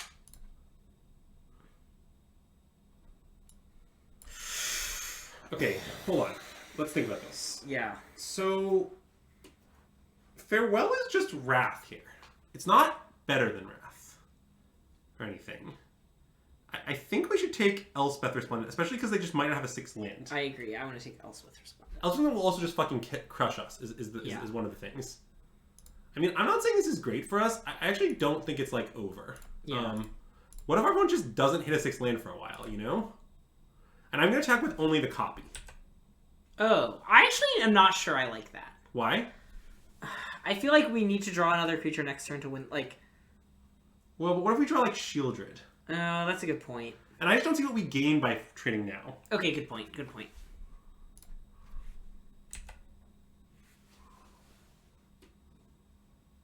What if our opponent just draws a spell every turn? Look, Bob, calm down. It'll be fine. Yeah.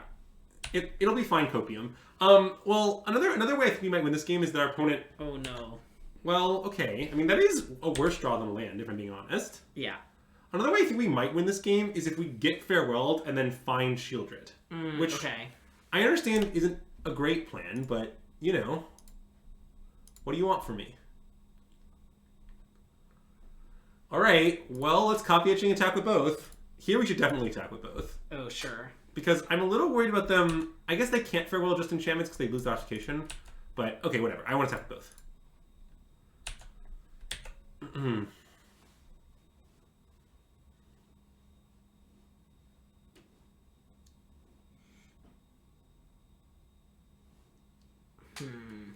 What?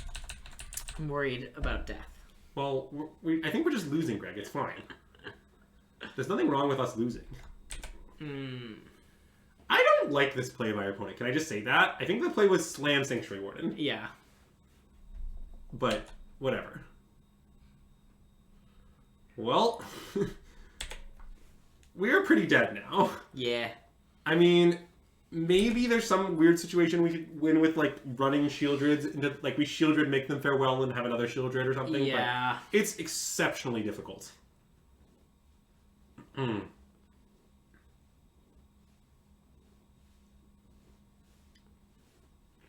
Fortunately, I don't think I can literally concede because I think I can still imagine it, if only just. Yeah. Oh yeah. Do you want to attack? I'm good. I mean, you should have pointed out, by the way, that if they block with the 6/6 flyer, they'll lose a shield counter. Yeah, that's why I wanted to attack. Yeah, but I'm off it. I mean, we could have a prowess card. They maybe wouldn't block. Maybe I should have attacked. You might be right. The problem is I just think they block with a 2/2. Yeah. And be like, if you prowess me, you prowess me. It doesn't matter, yeah. That's what I would have done if I was our opponent.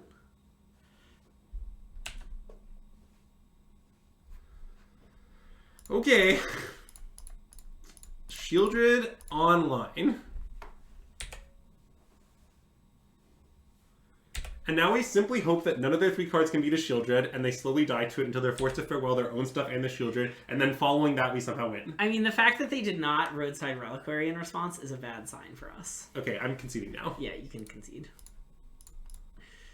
Dang. Alright, well, we lost a match. We're down to 5-1. We're hopefully still locked for top 8. I don't know if we're locked or not. Okay, but we're still if in... we win our breakers were quite bad, if I recall correctly. We started 5-0, though. Our breaker's going to be better than... Okay. Look, if we X2 and some X2s make it, it will be us. That's true. Good point. I think is basically 100% true. Yeah. But I'd rather just win our next round and lock ourselves. Yeah. That'd be my preference. Yeah. But alright, if you're watching on YouTube, see you in a minute. Alright, and here it's time for the last round of Swiss. We have a pretty mopey hand, but we're going to keep it. Yeah, agreed. Okay, that probably means Esper Legends. Okay. I assume the Esper Legends players are just Esper Legends players for life, Greg. Ooh, okay. Kumano go. Sure. The question is what land should we play? I think just Sakazan and hold yeah, Takenuma. we have Takenuma, so... Yeah. Or Kenzin. Man, I really don't know how to say that land. I'm realizing how little I know how to say it right now live on stream. There's an old card called Channel Down to Kenzin, or it's Barrel Down to Kenzin, but it has Channel. Oh yeah. Wait, is that a sweep card? Yeah. Like it's like you get to return mountains. Yeah. Ooh, nice. You can't return to Kenzon though. You should know, by the way, that sweep is an awful mechanic. Well, that's a little annoying, if I'm being honest, because, well, I guess we can still. Wait, I mean, can't we Swift Spear? Well, we could play Swift Spear Kumano, attack for 3. Yeah. And we get hit back for 4, but that's nothing in the world. Wait, we just get hit back for 2. I mean, well, it's 4 net. Oh, sure. Like, I think that's the right way to think about it. Yeah, okay. The problem with that line is it's extremely bad against the Sphinx. Yeah. Because then they make their guy a 3/4, then our braid is blank. Yeah. It's like awful against that. But it's possible we should just do it anyway. Because the problem is our alternative is really bad. Like, we waste our Kumano trigger. Like, if we upgrade it, yeah, which is the alternative, then we waste our Kumano trigger. They play the Sphinx, like, naked next turn. Then our next turn isn't even that good. I sort of think we should just play our shit and hope they don't have the Sphinx. I know it's a 4 of, though. But, like, if it's, like, Adeline, it's not as bad, for example. Yeah. Like, I think it's mostly bad against exactly Sphinx. And even then, they might not put a counter on it. Yeah. I think we should do it. Okay. Do you think so? Yeah, I think so. I think it's the most fearless play. I'm a little worried about is the fact that they played Shipwreck Marsh on 1, which is not a sign that they have tons of lands, and then Iganjo, right? Like which means that I think they're very unlikely to discard a land to Rafine. That's true, but I still think we should do it. Okay. This might be the exact scenario you should consider Swiss Baron 1. Okay, so my response to that is the card Thalia does exist. That's true. I believe that to be a significant factor. Like, if you make that play and they have Thalia, you're so sad. And also, my other plan is, okay, if this does go wrong and they have it, we might be able to set up some shenanigans. Yeah. But, you know, we'll see. The shenanigans also would notably exile it because of Kumano. Oh, that's true.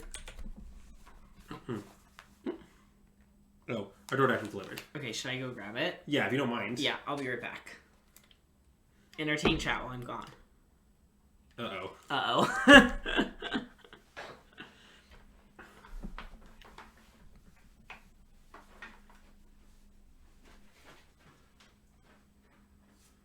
Oh god, they discarded Razor Lash. That is extremely bad for us. Okay. Well. I mean, I think my plan is to definitely want to play Swamp.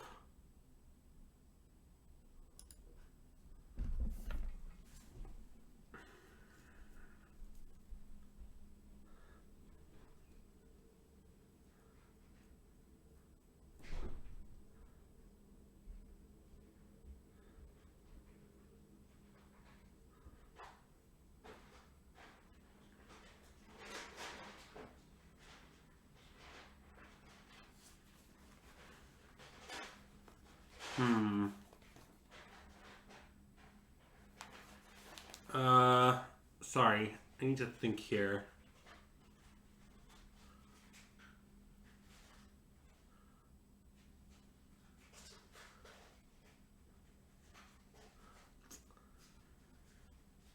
So I think what I want to do is attempt to abrade down their guy. So, you know, in service of that, I think I want to attack with just Etching.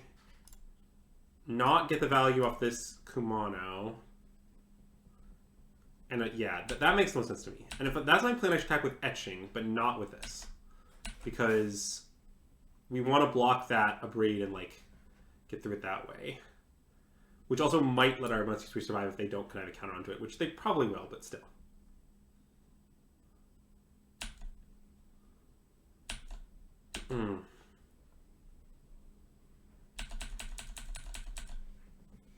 Attila must have found a way to intentionally draw because he's just sitting there hanging out. Wow. Good word to Attila finding the intentional draw line. Okay. We're losing badly. Yeah. But we're in there fighting, Greg. Yeah. Although them playing Pause Heroes here is also quite bad for us. Yeah. So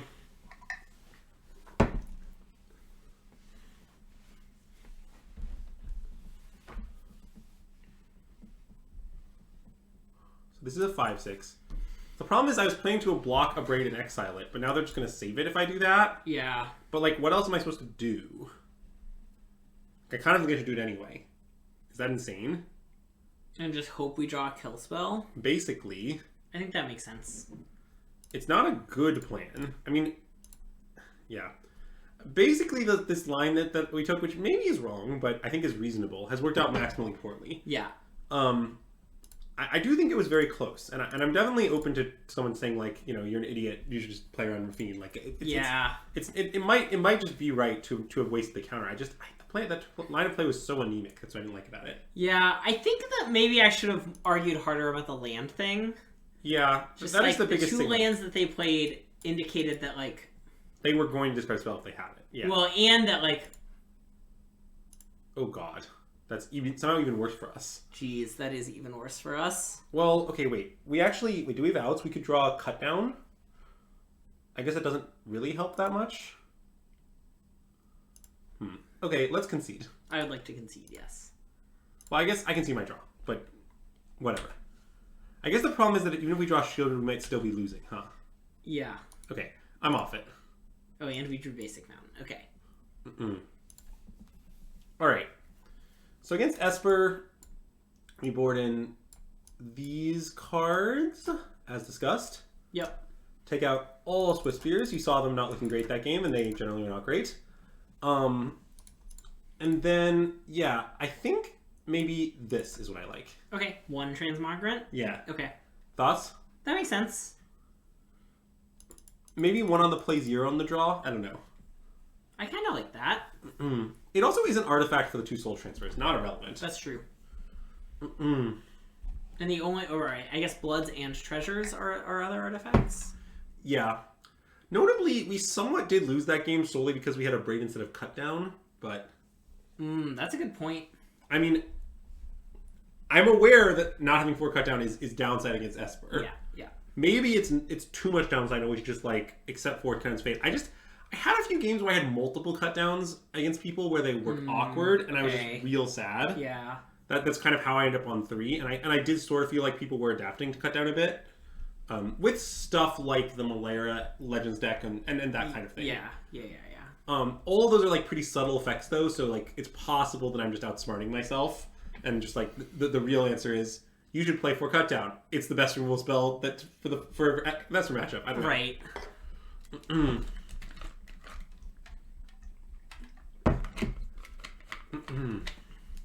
Hey again, Matt. Yeah, we did unfortunately lose a match. Yeah. Very unlucky.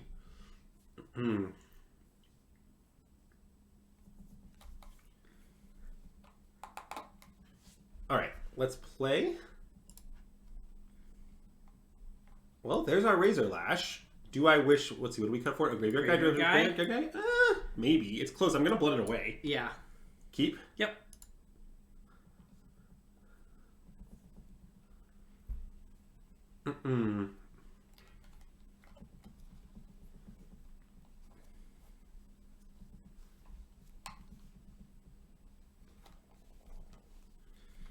By the way, just an important thing, this is Esper Legends, man. We're playing Esper Legends mid-range guys, aggro. Oh, an important thing to note in this matchup, just in general, is my opponents often board in cut down against me. And I'm not really sure they should, but they always do. Okay. So, I'm going to play this. Yep. So, if at some point we're trying to figure out what instance to play around, cut down should be on our radar. Sure.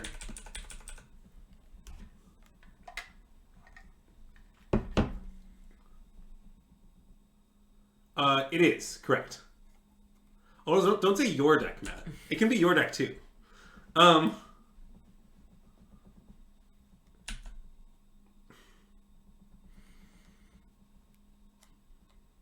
Maybe we'll draw Fable. I mean, that would be good here. We also don't necessarily need it. We can build our own Fable. That's true. It will be much worse than actual Fable, but, you know, okay. Well, now I don't want to draw. Well, I guess we'd still play it. No, it would be great. My desire to draw has not changed. Yeah. Let's kill it. Yep. And then I just play 2 spells. Yep.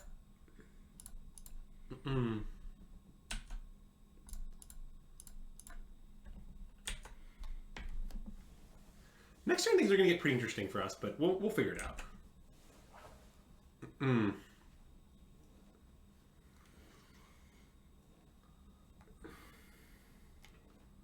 If this is Rafine, oh no, to lose. Okay. Adeline under it. Okay, interesting. Wow, that is such an awkward draw. I mean,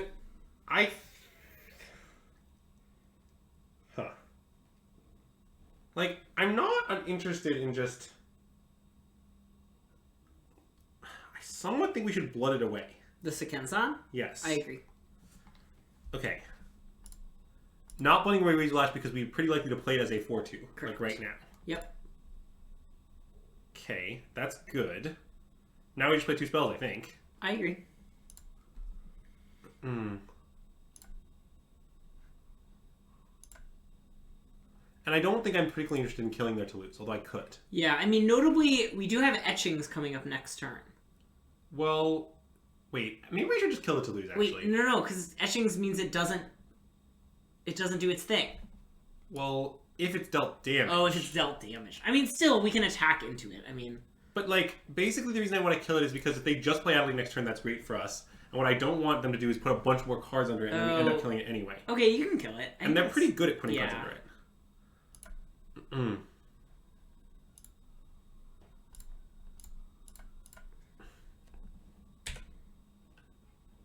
And Razor Lash does look pretty good here. Like, I know our opponent cannot play a 4th land or whatever, but yeah, barring that, it's gonna get him.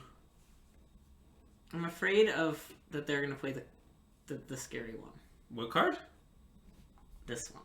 Well, if they do, it's just dueling Shieldreds. It's not like Yeah. some sort of horrible disaster for us. It's just very good against the rest of our board. Well, yes. But, you know, our Shieldred will also be bigger than theirs, so there's that. That's true. You never know when that might come up. Probably never, but, you know. I could bluff attack with Razor Lash here. Like, if you were our opponent and I attacked Razor Lash, would you block? I have no idea. I think it depends on the hand. I don't hate it. I think it might be right. Okay, do it.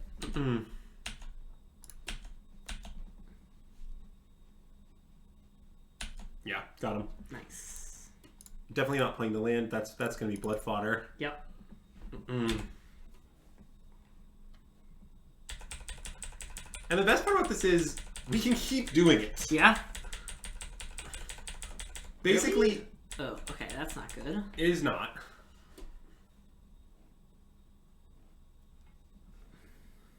Well, maybe we're just going to go 5-1-2. This is quite bad for us indeed. Yeah, what's great about attacking with Razor Lash last turn is that our opponent has 4 less life. Although the problem is that if Shieldred lives, I'm not sure it's going to matter. Yeah. But, okay. Okay, we're in to win it. I mean, let's attack for 4. I think I want to leave all these etchings home. Yeah. Like, if we kill this and attack them for 8, we're still just going to lose a Shieldred is the issue. Wait, could we kill Shieldred and attack for 8? Oh, you're right. We can. That's great. Let's do that. Okay. I mean, it does mean Adeline will tax back and make a token, and then we won't be able to eat the token or double block Adeline. It's fine, I think. Okay, it's pretty relevant. Well, maybe that's not fine. It's not obviously fine. I'm going to start with this, because we're clearly doing this. So, if they take 8 down to 8, I don't think it's fine. Okay, attack 4. I think just 4 is good. Yep. We should blood main phase. Actually, Yep, that's a good true. point. Because we could just draw a cut down right Yep. now. Okay, that's good. Let's attack for 4. Yep. We also could have considered, like, bluffing, but we waited for too long, you know? I don't think I don't think if they literally take 8 when it's necessarily good for us is the thing. Yeah. Like, I agree that, like, we put that idea in their mind when we attacked the previous turn. Yeah. So, like, I think there's a chance they wouldn't have blocked, but I'm just not sure, even if I knew for a fact they wouldn't block, that it's actually the right play. Yeah. So this situation is very interesting. Because the question is basically, should we double block Adeline? It's pretty fearless to double block the Adeline. We do have to fear Iganjo. Or Odawara. Ooh, that's true. And also, like, I feel like their hand likely has some of those things. Yeah. Because it seems like they're a little land heavy. So that means they probably have channel lands. Like, they like, I don't know. I mean, they didn't play an Iganjo. Like, when they play a creature pre-combat, I don't know. Yeah. Yeah, the opponent has shown us Urtai. I want to block this. Can we double block it? Yeah, I think double blocking is probably right. Okay. Just in case they have, like, a Gonjo, they can't save it or whatever, which is a weird thing. But I mean, they'd probably fire off the Iganjo, right? They definitely might. I think it's sort of unclear. Well, yeah, okay, I guess it depends on the rest of their hand. That is insane, Felber. Whoa. Dykeman is very good, though. I've known Dykeman for many years. He's from Michigan. Yeah. He's been very good for a long time. Okay, now maybe we can alpha. I like alphaing, I think. With Graveyard Guy back, it seems reasonable. Yeah. Wait, actually, hold on. I kind of want to pre-combat Graveyard Guy to see if it resolves. Oh. Because of Urtai. Sure, that makes sense.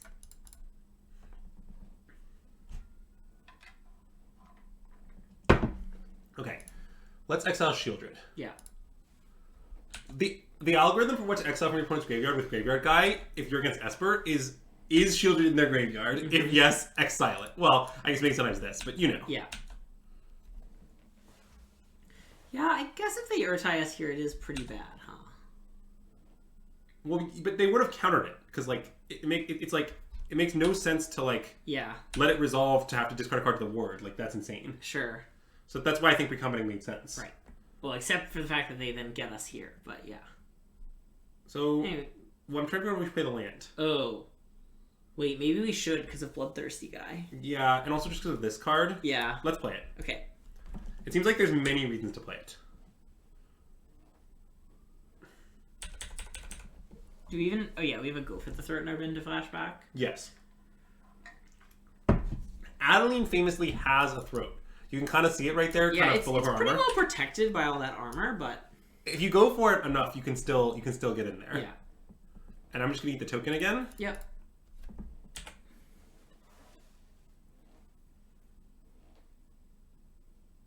I mean, they can Igandro us, I guess, and discard their card. It's not really some sort of devastating blow.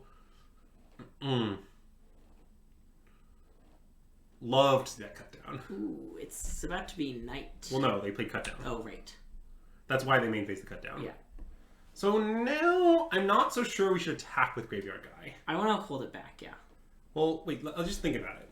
So if we attack, we hit them for 5 down to 2. And what's good about that is then it will be nights. The Graveyard Guy burns them out through anything. Okay. And if their attack back is for 3, and like, even if they played, like, maybe just like Rafine or something? I don't know. It's pretty hard for them to kill us. Because, like, if they had Rafine... It's still not lethal, right? Well, so then this would have 3 power, and they also connive 3. They connive 2. Well, no. They can stack the triggers, just they connive 3. Why is it 3, not 2? The token counts. Why is it 3, not 2? Oh, wait. You're right. so I think we just jam. Yeah, jam. You're right about jam. Are there enough creatures in the bin to do all this? Yes, definitely. There's a million creatures. Okay. There are so many creatures in the bin, Greg. In fact, wait. We should exile a creature from our own bin to avoid Takenuma blowouts. Oh, sure, okay. Because we just have 3. We just have 3. So we're just going to exile Bloodtooth Harvester. Yep. This is a very small thing, chat, but you can fizzle a Bloodtooth Harvester with Takenuma, and in this spot, I think we can reasonably play around that. So we're just going to. And maybe they will be able to make it day again. That is possible, but I don't think so, because I think their card's a land. Right. Like, I really do. Like, I can't imagine what spell they're holding here. I mean, if they have Sphinx, they could make it day. Sure, that's fair. If they top deck Sphinx, play it, and connive into a spell, they can make it day. But, like, look, I think attacking was right. Oh, that's very bad. No, wait, I was counting this. It's fine. It's fine? Yeah. We take 4 here, and then 2 when we draw. Well... You made no false statements. I'm not sure it's fine. Well, but we still have the Graveyard Guy. But oh wait, they don't gain 2 before that happens. Oh, you're right. Huh. So we're gonna win this game as a direct result of making that attack. Is what you're yes. And if they have another spell, they got us. But oh yeah. Who plays around spells? We also could just cast the Spirit Guy now, but I guess we'll just attack. Sure.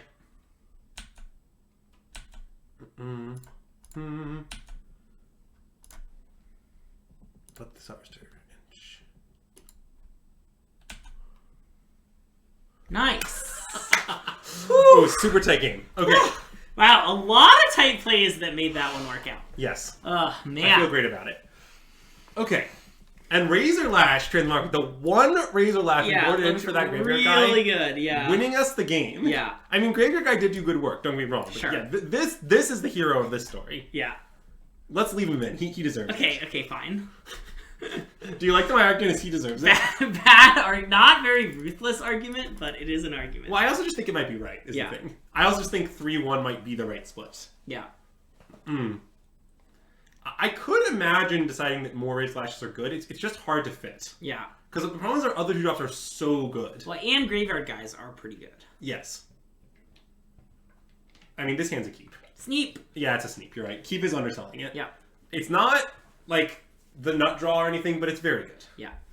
The problem with it, to be clear, that what's keeping it from nut draw is it doesn't have any cheap removal. Yeah. So it's pretty vulnerable to Thalia. I guess this is an insert Thalia, but yeah, okay. I mean, if they just have the good draw, we might lose. Okay, that helps. Yeah. Haunted Rage, go. Yep.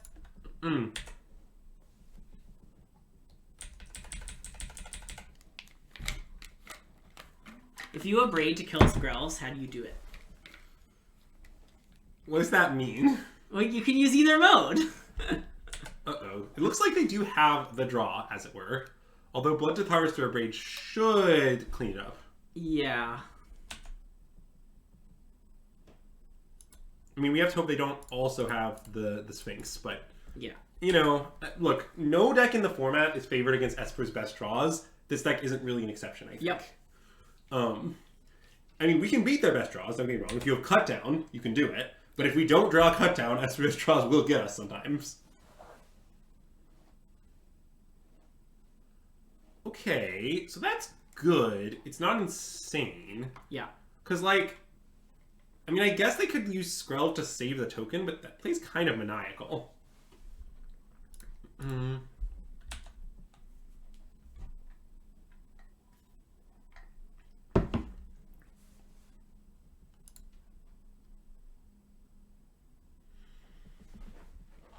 Okay. So let's see. How do we do this? Play Haunted Bridge. That's how we start. I mean, I think we start by killing Skrelv, right? With a Bloodtooth Harvester? I think so. I mean, it seems hard to get away from that, right? Like, Yeah. if we kill Thalia, then always just save it. Like, it's strictly worse. Right. So we just do this, I guess. Yep. And then I guess our follow-up to that is to abrade Thalia, right? I think so. Seems hard to get away from that, too. And, like, the Adeline is definitely a problem, but with Gix's Command in the wings, we at least have a pretty decent plan. Yeah. Okay. They let it resolve, which is correct. Yep. Should I main phase Abrade? No, they have this in play. I cannot cut down Adeline here. It is a 6 power. It is 6 total. Doesn't Plaza mean yes, you should? No, that's what I'm saying. I should have. Oh, yeah, okay. Sorry, you said should I main phase it? No, I think it's... Oh, no, sorry. I should main phase it. Yeah, yes. Yeah, the problem with cut downing Adeline is that it is not a legal play. Yeah. It is mostly good aside from being illegal. Yeah.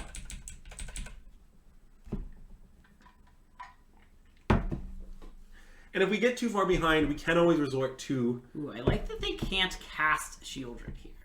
Yeah.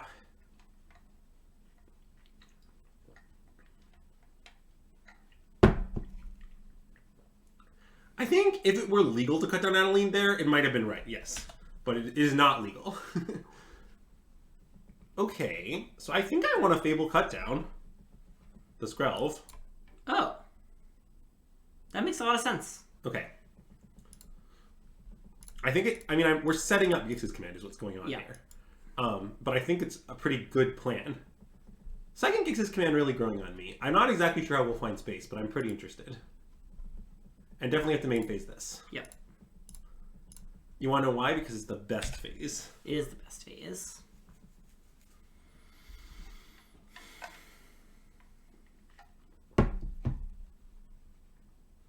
We are 5-1. This is game 3 of round 7. If we lose, we have outs to make it, but it's not that likely. Yeah. If we win, we are locked for top 8.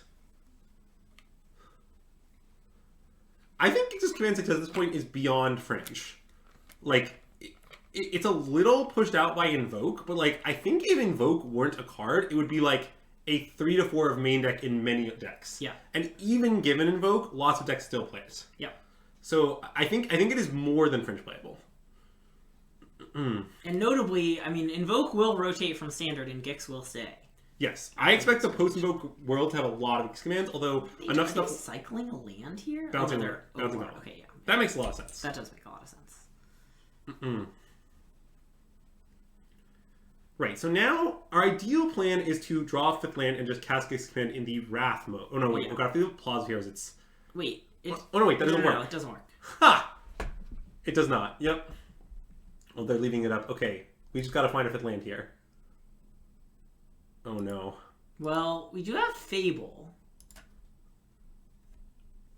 I mean, we have to discard Blackglade Cliffs. Agreed. But the thing is, I think we need to discard another card. Like, I mean, it's really not good if we can't Gix command here. Isn't playing Adeline still, or isn't playing Shieldred pretty good? So, well, I mean, if we play Shieldred, we'll just lose if they can kill Shieldred.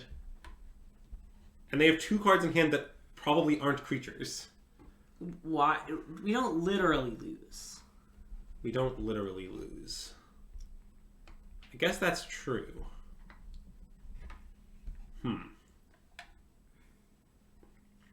I think discarding Fable here is fine,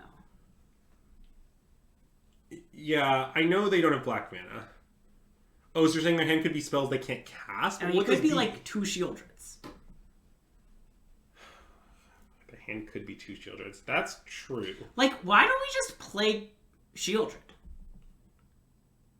go for the throat. I mean, they can't. Right, go for the throat is another card they can't cast. That's Destroy true. evil they can, but okay, you're right. Let's discard this. Okay. I'm going to keep Fable, I think, is what it was we established. Gix's Command wraths them. What do you mean, what does Gix's Command do here? Yeah. That question's insane. Gix's Command wraths our opponent, but I think we should do this. Yeah. Okay, Shieldred. Yep. We made this bed, let's line it. Yep.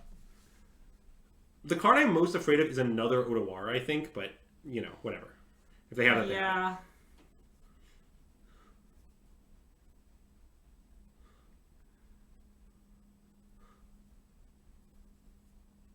Okay, well, that's a good sign.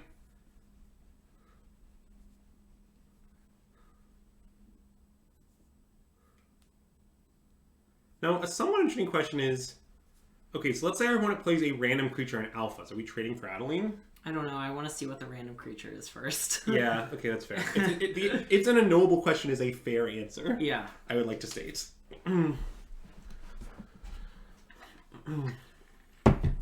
My guess is probably. Because then I guess what we're setting up is Gix's Command for better modes. Although, no, Ossification is not in this deck. Also, they don't have any basic lands. Ossification would be bad. Okay, wait. So, let's imagine this block for a minute. So he made this block, we take 7 down to 2. Yep. We gain 2 up to 4. Yep. But the problem is we don't hit a 5th land immediately. It's very bad, right? Yeah, I mean, it's then this can, like... Well, you have Reflections coming as another blocker. Oh, that's true. So then, like, they can... maybe it's not that bad is the thing. But, okay, if we block and trade with Adeline, then we're going to Gix's Command, and we still could miss. Well, okay, yeah, sorry. But then, I mean, if we miss, we'll play Fable, and then we have tons of stuff to block, these 1/1s. I think we just shouldn't block Adeline, kind of. Why are we blocking Adeline? Oh, wait. A Gonjo also exists. Oh. Gonjo is an incredibly reasonable holding for our opponent. Wait a minute. Can we take 8? They could Shieldred us. They could go, like, land Shieldred. Wait, Greg? Yeah. They haven't... I'm not sure I want to be playing around a land Shieldred. Okay, sure. A land they haven't had for ages. That's fine. Whereas a Gonjo is an incredibly reasonable card for them to have. I like trade. You like trade? Yes. Because then if we don't draw the land for Gix's Command, it's just fine. Is it fine if they have a Gonjo? It's like, the problem is I'm putting a Gonjo in their hand. Okay. Is the way I feel. But maybe I shouldn't be doing that. Maybe that's just a bad thing to do. They could just easily have a bunch of shields. Okay, I'm coming around. I think maybe this is right. Okay. Because I also think they might have Shieldreds in their hand. That's a very logical card from the holding. Okay, let's do this. And what basically the reason I'm saying the Shieldred thing is relevant is because if they have Shieldred, then keeping their left high is good, and we can Gix's Command still to get them. Oh, I guess Gix's Command does now kill Reflections, but wait, let's not let it kill Reflections. Yeah, I think we'd rather have a 4/4 Reflection in play than a Shieldred in hand, right? Well, it is a Shieldred and a Blood Tithe Harvester. Oh. That's true. We also could wait a turn, notably. But then they can block one... Like, what's wrong with waiting a turn? Just Igonjo, I think. Just a Gonjo. So explain to me how a Gonjo punches us. Oh, because we're probably going to be blocking. So we'll lose... But they didn't have a Gonjo last turn. Clearly. They would have... Oh, no, wait. Oh, we played around it. So, wait. If we just play both things... We play thing, they attack, we block, they Gonjo one of our things down, the other one lives. Well, yeah, I guess thing, the issue is the Wrath mode of Gix's Command is even worse. Well, no, that turn will then do the save our guy, and we have a 4/4 lifelinker, is the point of this line. And if they draw line and play Shieldred, it's even better. I want to just save our guy and wipe their board. Why? Tell me. It seems worse to me. I feel like it just puts us in a great spot going forward. Or wait, you want to Wrath their board and you want to Wrath the whole board and get back 2 guys? That's what you want to do? Or no, I want to play 2 spells. I don't understand why you want to Wrath their board immediately. Okay, you're right. You've convinced me. And if we do this, if we make this play... Yeah. And then, like, just to justify a little bit, and then they play Shieldred, it's even better. Yeah, it's very good into Shieldred, yeah. Because we block 2 things, we take 1. Also, we should make game actions. Okay, yeah. I like this. Yeah. Oh, I'm sorry. I'm actually going to play this first. Sorry. It's extremely minor, but I think it's right. Yep.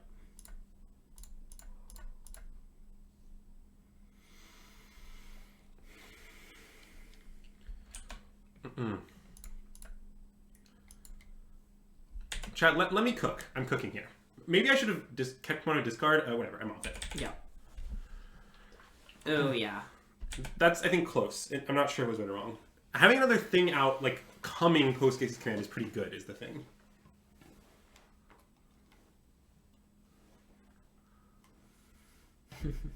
Let me cook, chat. Let me cook. I really want to gain the 4 life, is part of why I want to do this. Okay, so now I think their shield is on the horizon for sure, which is another reason we might want to save Gix's Command. But... it's a little awkward, actually, because... Wait, we just cast this. Yeah. And cut down the Skrulv? Yeah. Or braid the Skrulv, I think. Oh, sure. Okay. And we're just continuing to wait for the shields I think are very likely in their hand. Yep.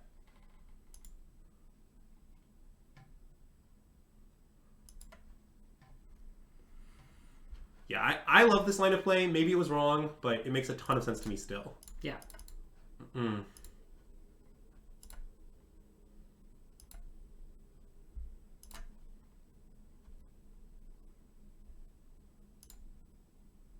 Let's destroy it. Sure.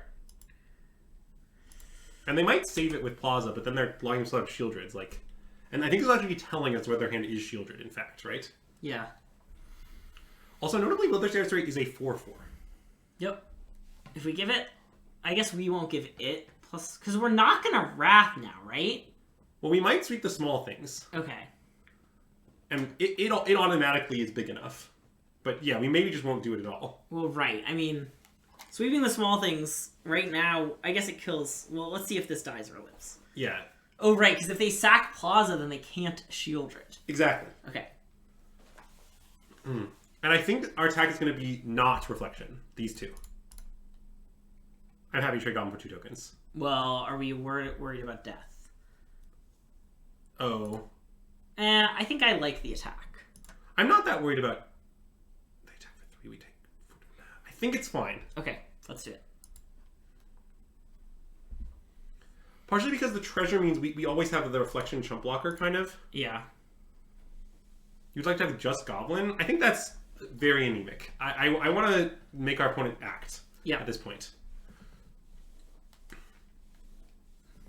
Yeah, love this. So now our Gix's command is likely to be kill Shieldred counters? Counters on the Reflection. Saving it and giving us 4/4 lifelink. Or maybe just... We're not gonna... We don't need to save it. We're not gonna do the Wrath. Oh, right. That's true. I mean, I think it might be kill Shieldred, get back Shieldred Harvester. That's reasonable. But the life is pretty great. Well... Okay, now we respond by copying this. Yeah. I think it's worth using the treasure. Yep, I agree. Like, I'm not 100% sure they would attack, but I'm just happy to trade my treasure for a life point, I think. Yeah. And also, I guess they didn't have Shieldred somehow. So their hand is, like, more black spells, I guess? Yeah, it's, like, more cut downs and stuff. Apparently. It's very weird that's their hand, but that appears to be the case.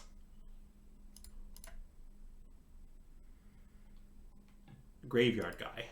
Okay. I mean, we can just keep not playing Gix's Command. Yeah. As weird as that is. Urtai? No, they've been able to cast it for ages. Yeah, Urtai. Yeah. So let's just attack. And Graveyard guy? Sure. I want to attack with full 6? Yep. And I know I have 5 minutes left. If necessary, I'll stop talking and focus on playing, but I'm really not worried about it at this point. This game is almost over and it's game 3.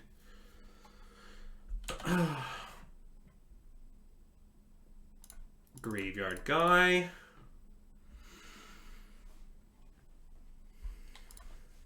Exile Adeline, I guess. Sure. Swap life totals. I love swapping life totals.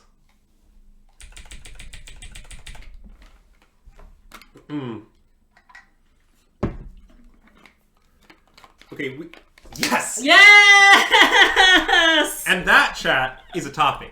Woo! That was so tight. That was beautifully played. Well done, Andrew. I think we played that game very well. Yeah, well, especially game 2, I think was like... Game 2 was on a razor's edge, yeah. Yeah, it was on a razor's edge. We made some like very tight plays, and then one with exactly lethal. Yes, the attack with the trespasser to put them to 2, I think, was game deciding. Well, yeah, and like 5 turns earlier where we just chump attacked with our 4-2 and we didn't block. Like, I love the chump attack. Yeah, I think the chump attack is just right. Yeah, Gix's command is like the best card against Esper, and we just never needed it, which is pretty insane. Yeah, but I'm becoming increasingly sold on the second Gix's command in our sideboard. I'm not exactly sure how to fit it. We'll figure that out, but yeah. Yeah, just when you were locked on playing Esper Legend. I mean, notably, like, one thing that we really like about Red-Black is that its mana is incredibly consistent, and there our opponent clearly lost to their mana. Right? Like, they just could not cast their spells because they didn't have any black sources, and, like, that certainly happens, so... Yep, I agree with that. It was on a Razor Lash Transmogrant Edge.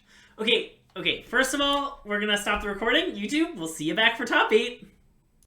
Alright, and we're back for the top 8. We are the 3rd seed. No X2s made it, so that last win was very important. And we're up against Lenny.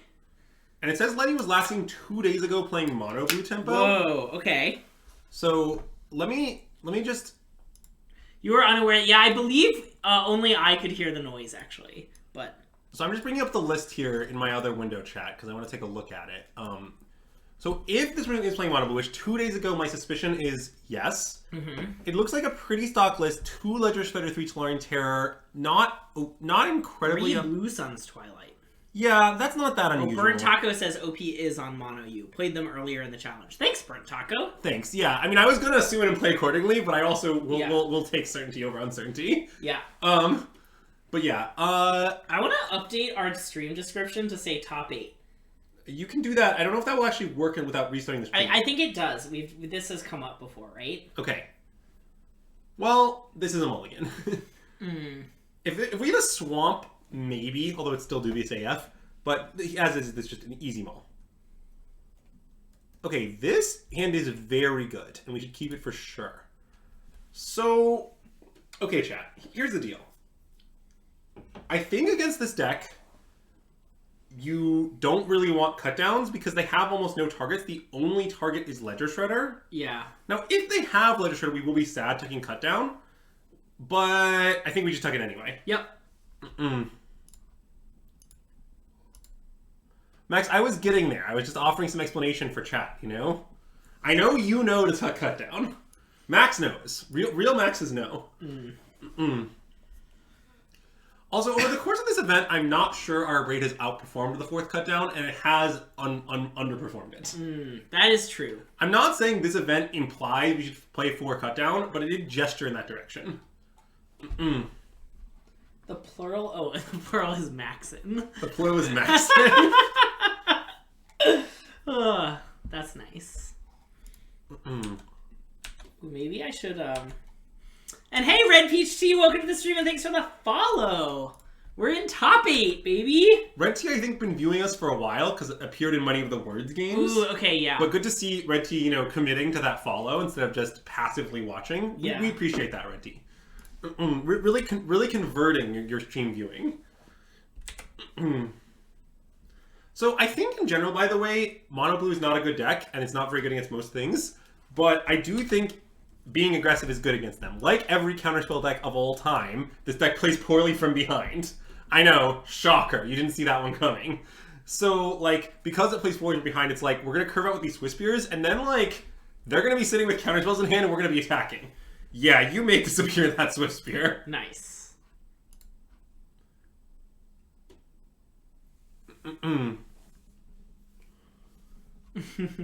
So this is another matchup where we're actually going to leave in our Swiss Spears, I think. I actually don't know if I played this match before this deck, warning, so maybe that's wrong for some insane reason, but I think it's probably true. It seems right. We also just have a lot of cards to cut because our cut downs are bad. Yeah. We need to cut them down, as it were. Well, no, I wouldn't. Is the simple answer to question, Green Cat, because I don't know what else to cut. Yeah, I think you want roughly 8 kill spells main, is the way I feel. And given that you want 8 kill spells main, You can play around with distribution some, although don't touch Go for the Throat. Yeah. But yeah. Engulf the Shores. I don't think that card is standard legal. It is a nice card though.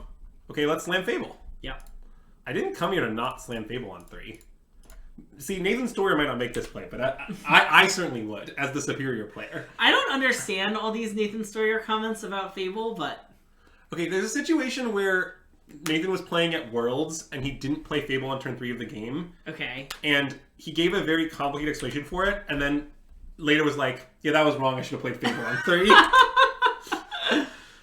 Like, there were reasons why he did this, but they were wrong. That's what you should know. Ooh, no one knows what's standard legal anymore, is right. Oh, and hey, Full Metal Turtle, welcome to the stream, and thank you also for the follow.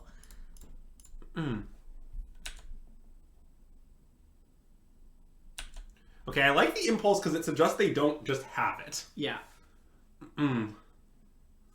Yeah, the Nathan Stoyer algorithm, that's a great name for it, Levy. Love the Nathan Stoyer algorithm.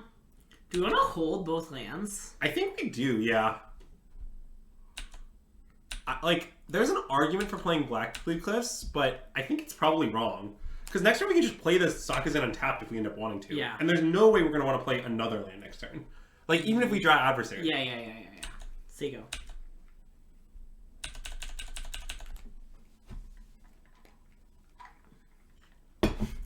I think you could probably name some other cards that are standard legal just by looking at the screen.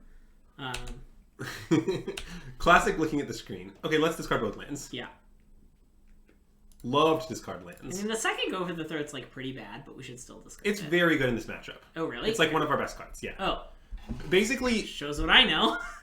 Well, okay, the fact you should remember is that their deck is about Haughty Djinn. Yeah, okay. If you can keep Haughty Djinn off the table and pressure them, very little else matters. I see, okay. So, like, and often you can get to, like, fights over Haughty Djinn where, like, you're playing it, but, like, you're trying to kill it, but then they're protecting it in some way, like, phasing it out or whatever. Yeah. And so, like, more ways to kill Haughty Djinn is never bad. Okay. Is, I think, to a first order approximation, true. Now, occasionally this deck will win more controlling games with the card Flow of Knowledge, but I think usually that's too slow against us. Yeah. That would be my guess anyway. Again, I haven't actually played this exact matchup at all because I have no respect for Mono Blue, so I didn't bother testing it whatsoever. Yeah. Don't truly understand how Mono Blue wins with giant Haughty Djinns. Haughty Djinn kills them in like 2 attacks. Yeah. That's how it wins. It does require a ton of finesse to play. This is one of the decks where I think you have to play it incredibly precisely, and then if you do, it's like 50-50 against the field. Nice. You have to like work extremely hard to make your deck functional. Oh, this is a naked Haughty Djinn. Yeah, that's not going to go the way our opponent would like. Goodbye, Haughty Djinn. I hope you lived a full life, and I will see you in the next one. Wait, 3, 4, 5, 6, 7, 8. Okay, never mind. Oh, did I punt? No, I was just wondering if it's possible to... If there's a reason we should cast the other one, if they were Xaxes dead. Oh, that's reasonable, but they're not. It's just a good thing to check. Naked hotties in your area. that's a nice quote, Armap. Good work on naked hotties. And I think I just pass. I don't think there's reason to play land. I don't want to play the land. We have treasure tokens. They're a rich man's land. Yeah. Not a poor man's land. They are definitely a rich man's land.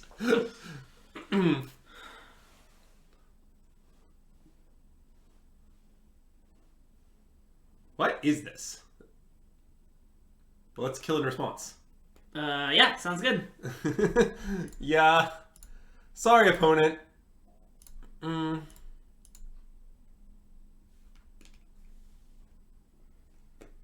Cool.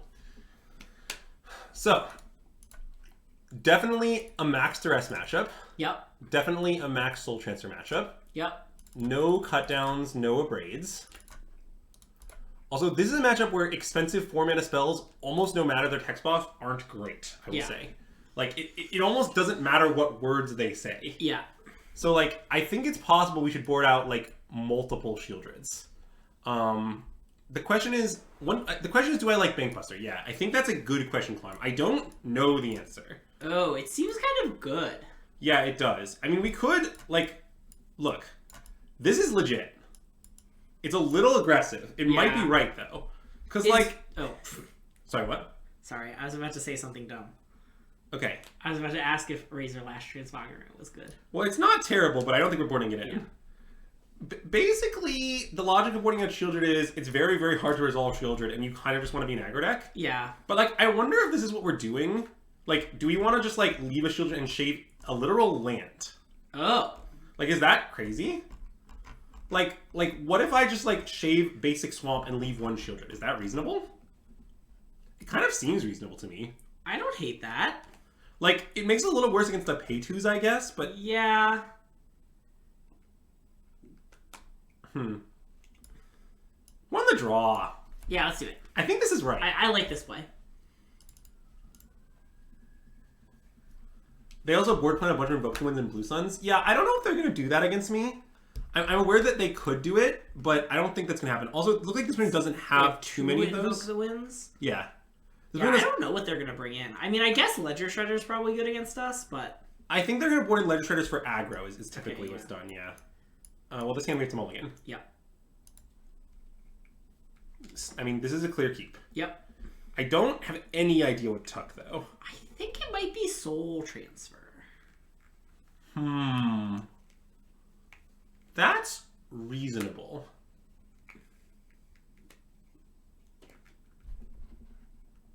Yeah, Bert Taco, I don't think you should remotely assume they would board the same against bigger Rakdos they would against small Rakdos. Okay, yeah. Like, well, I don't think so. Okay, Turtle Power, I think... To be fair, they might not know. True. I mean, I guess we did play Swift Spear. Oh, no, wait, so they know. Yeah. They know. Yeah. I think Soul Transfer is right, is my opinion. I get that. Get out of here. Okay. I think it's easy Soul Transfer. The problem with taking Harvester, which I saw someone in chat propose, is we need to be able to crew Bankbuster. This Bankbuster isn't here to draw cards. Yeah. No. That's not the game plan. Oh. I doubt they brought in Spell Pierce. Yeah, I think we just play this, right? Yeah. And if we get Pierced, it's fine. Well, it's a little annoying that they're probably going to counter our Swiss Spear then, in which case it won't get the counter because it'll be countered. Oh, sure. Okay. But, like, apparently it did. Whatever. That Pierce was going to get something. I'm not too bothered. Yeah. Have you considered adding Blue to your deck and making it worse? Yeah, I did consider that, but I eventually decided not to do it. I mean, look, I'm gonna be honest, Chad. I'm pretty likely to play this deck. Okay, let's play Kumano again. Run it back. One good Kumano deserves another. Also, huge shout out to our 100 viewers, no raid. I'm not sure that's ever happened before, so... People like people doing well in Premier events. Yeah. I mean, I think it's a pretty understandable impulse. Makes sense. Is that an understandable impulse? I understand it. They didn't have another place with the impulse. The content is good. Oh, thanks, Maker Man. Yeah, I mean, we like, Also, I think just streaming for a long time, you gain more, like... This is also either our longest or our second longest stream ever. Yes. So... I do think there is a constant momentum. Now, okay. Randomly showed up after energy. Oh, yeah, the energy stream just ended. Interesting. Okay. So, okay. I wanted Duress first. I love Duress first. Okay, great. I was going to give a complete explanation, but I instead slowed Greg immediately, so I'll just do it. Came for words on stream, stayed for the words on stream. Official word guy of the stream, Levy. Really living up to his name. Oh, baby. Oh, okay. Well, that's fine. Oh, nice. Thanks for the raid. Oh, hey, Geodude Jared. Thanks for the raid. So their hand is Counterspell, Impulse, Tolarian, Terror, Boost, and Twilight. Okay, so the way... So what I'm afraid of here is Terror, but they're going to be able to cast it next turn no matter what we do. Yeah.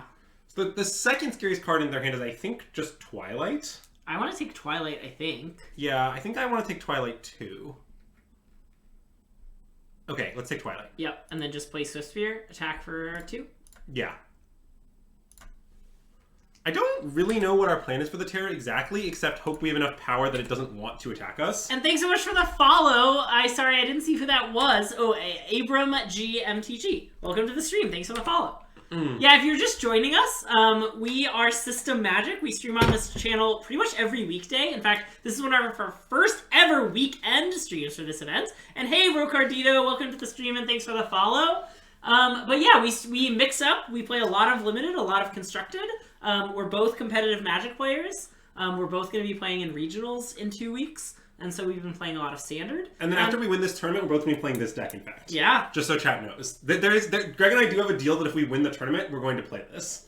To be clear, we might play it anyway. I'm pretty sure I did not actually ever consent to that. Wow. Savage betrayal of our oath. And hey, Geodude Jared, welcome to the stream and thanks for the follow. Thank you so much for rating. If you're a SystemMagic viewer, you should absolutely go check out Geodude Jared's stream after this. Or, you know, in the future. Okay, so Twine Terror does come down. So now we know their exact hand. It's Scatter Ray, Impulse, and Land. Question is, what do we do? I kind of want to slam Bank Buster. I mean, I think that's reasonable. The idea being that if they just bash us next turn, we can... Well, I guess we play because we get countered. But then if we play it, we draw a land. It's great. Yeah. So then we duress them, take the Scatter Ray, play this. Yeah, okay. I like Bank Buster, I think. Also, I guess we can duress such that Swissbeard can crew the Bank Buster, which is a very circuitous play. Oh, shoot. Well, they drew Spell Pierce, I guess. Okay. Sorry, I failed to clear the island. Oh, okay. That's my bad. But... Hey, DC. Glad you made it home. Hitting everybody with the glad they made it home. A lot of people making it home. And DC just said finally made it home. I'm glad she made it home. Yeah, I guess that's true, Matt. I was just thinking they might want information about what to Sam get. Black got pulled over for running a stop sign. That's very funny. Okay, so they are going to start bashing us, which I think is a wise play by our opponent. They kind of got to get moving. Because they know they don't have a lot of counter magic left, and our hand is gas because we haven't played... Oof, that's bad. That's very bad. Okay,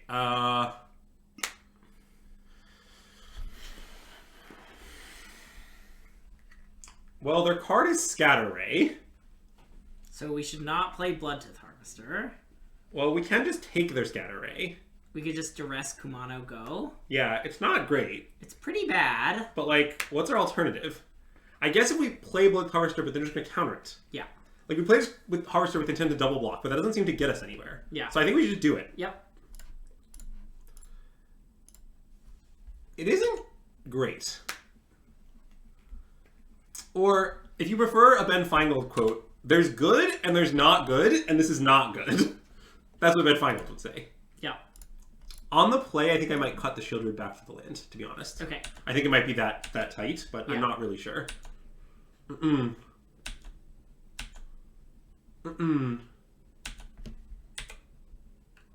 can attack with the Swissbeard and really sell the Gut Shot. Yeah, so they notably can attack us down to 1 here, which isn't my favorite thing. We are in top 8. We are up a game, but clearly losing game 2. So I think we should take it, but we could reasonably chomp. Bring it. You want to go to 1 to be clear? That will turn off our pain. Oh, that's true. Well, I think we just might be where we're at, though. Like, we just hope to draw an untapped land. Like, we might need to do that anyway to win this game. If we chump, we go to 6. We can play the Harsha going to 5, and then we can't double block one of them. It doesn't really help. Okay. Take it. I think taking it is good. I mean, we're like extremely unlikely to win this game, but I think this is the right play. Okay, so now, if we play Fable, what will happen is we can chump, we have to double chump. Yeah. But if we play Bloodtooth Harvester, we can double block chump. Correct. So we should definitely play Bloodtooth Harvester. Right, and in fact, the double block, only 1 will die. Yes, it's quite a good double block. Yeah. I mean, this does put us dead to like any magic card, but I don't care about that. Sure. Just to be clear, chat, questions to the effect of what if our opponent has X? The answer is we lose for roughly all X. Yeah. I'm basically hoping our opponent's card is a land and they draw a land for their turn. Yep. But I think if both those things happen, we can win. Yep. Basic Island could be like Counterspell, you know, like... Ideally, it's Scatter Ray. Yeah. Okay, so we double block with 3 Toughness Guys. We chump. That's our block. Yep. What if they draw Phage the Untouchable?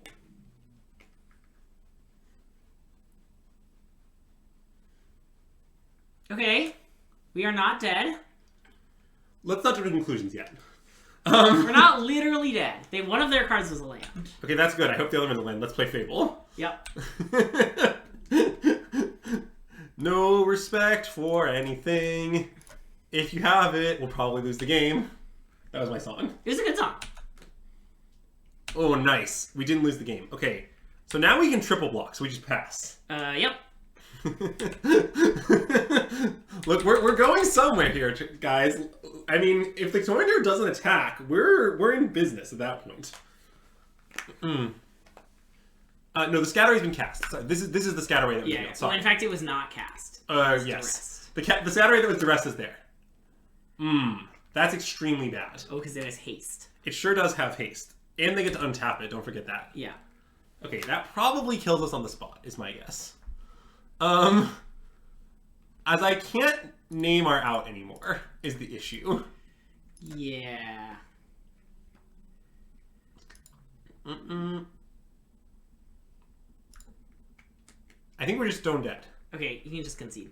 I'll discard both cards. Okay. I don't want them to know we don't have an out. Does that make sense? Yeah. Okay, let's concede. Yeah. Okay. Okay, so now I'm going to board back in this land on the play and cut this Shieldred. Especially since we saw Invoke the Wind, so that makes Shieldred even worse. Oh, that's true. Good point. So I like this, I think. Yeah, I mean, the Soul Transfer still looks like pretty mopey to me, but... Well, I just think killing their guys is insanely important. Okay. Like, I get that paying 2 on the ward of the Tyranitar is pretty awkward, but yeah. I think it's just kind of where we need to be. And ideally, we just have a better start than that. Yeah. I know we could have 3-1s map, but I don't really want to cut any of the cards in our deck, is the thing. I actually like most of the cards in our deck. Like, if we cut Soul Transfer, we have only 4 ways to kill Haughty Djinn or Tolarian Terror. Yeah, okay. And it's less about the terror. It's more like, I think a lot of the time, Haughty Djinn, if you can kill it immediately or not, is like game winning or losing. Yeah, you're right.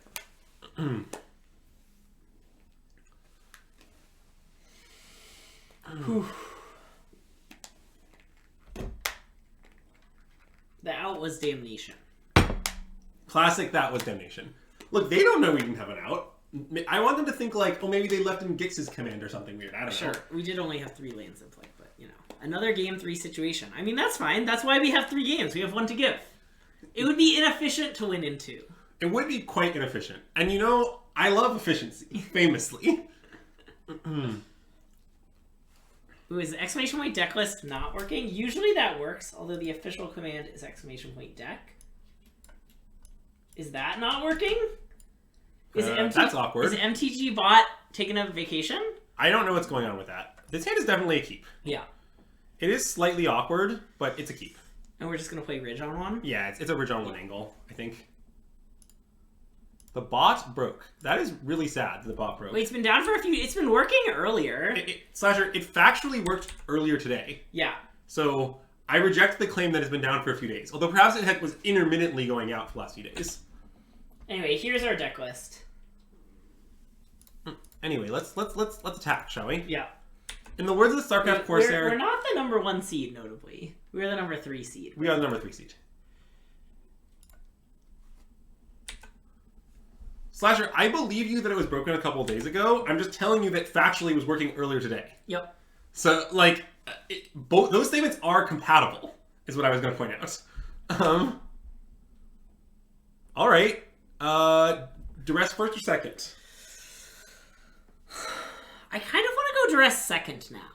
Does that make sense? Well, you're saying that you don't mind if gets counter, which I think is not unreasonable. Yeah, if they want to make Disappear or Scatter Ray or Swiftspear, I think I'm okay with it. And we just hope to draw a 3rd land at that point. Yep. That's pretty reasonable. I'm in, I think.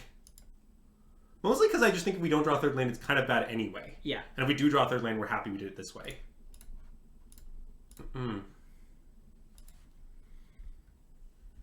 I think it's pretty complicated, our math. That heuristic, I think, is probably right more than half the time, but substantially less than all of the time. Yeah. Interesting that they're responding with Impulse. Well, I think in general, more cards, spells in the bin is good, so if they expect us to take Impulse, they should just do this. Okay, so they have 2 Blue Sun's Twilights. So they could Blue Sun's Twilight our Swiftspear. That's not that scary. I think we should just take Thirst, but maybe that's wrong. Maybe we should. I mean, I'm scared about Blue Sun's Twilight or Swiftspear, then Blue Sun's Twilight or Adversary, right? Yeah. I want to take Blue Sun's Twilight. Maybe that's insane. No, it's not insane. I think you're right, in fact. I'm in. Yeah.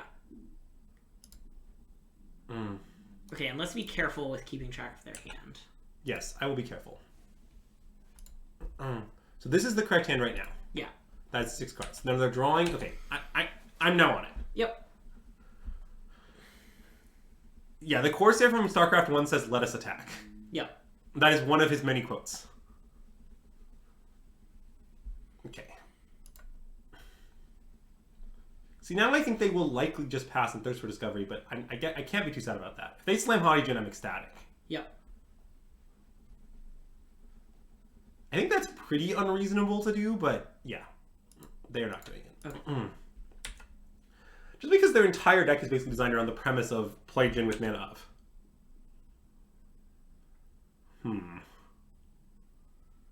Well, I guess I think we should arrest their thirst for discovery. Yep.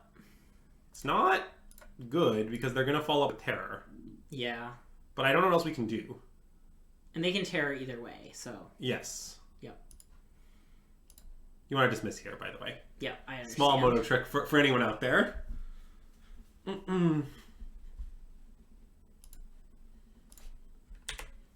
And I mean, let's bash. One way we could win is if we engineer a situation where Terra can't attack because the crackback is too formidable. Yeah. It does look like we're a little far from that, but I'm attempting to imagine victory. That's what I'm imagining. Yeah. Because the thing about this game is if we'd been able to play Graveyard Guy last turn, then their Terror would be another spell from being cast. Yeah. Which I think would have been an insane difference. Yeah. Like, just a huge swing in the game. But, whatever. That did not occur.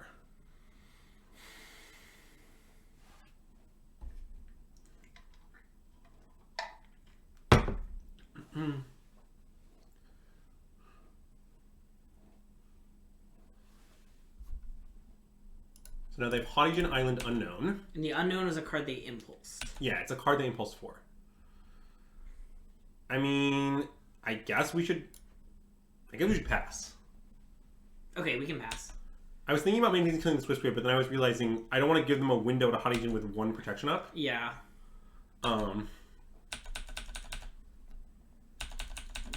Yeah. The fact that we did not play many lands is very sad. Yeah, I recommend playing lands as a general rule.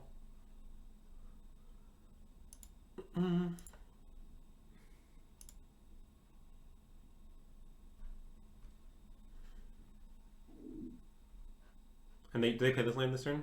I don't know if they did or not. I don't know if they did or not. Crap. Wait, God. Sorry, you don't want to do this? No, I'm thinking about the lands. The land thing.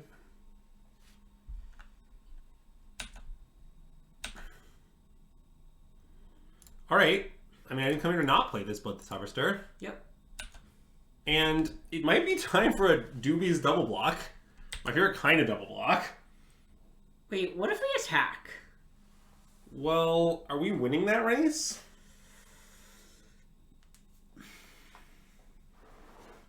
Like, we don't think they have anything. Yeah. They, like, if we attack, they go to 10, they attack us to 6. I don't like this. Okay. I mean, we could win, but I think the Dubious double block, if it works, is a way out of our situation. That's true. So I think we should just pass. Okay. It's not, like, I understand that it's bad against, like, many cards. Like, yeah, ways to steal creatures, things that phase things out. Like, there's lots of ways. Oh, God. That's hideously bad for us.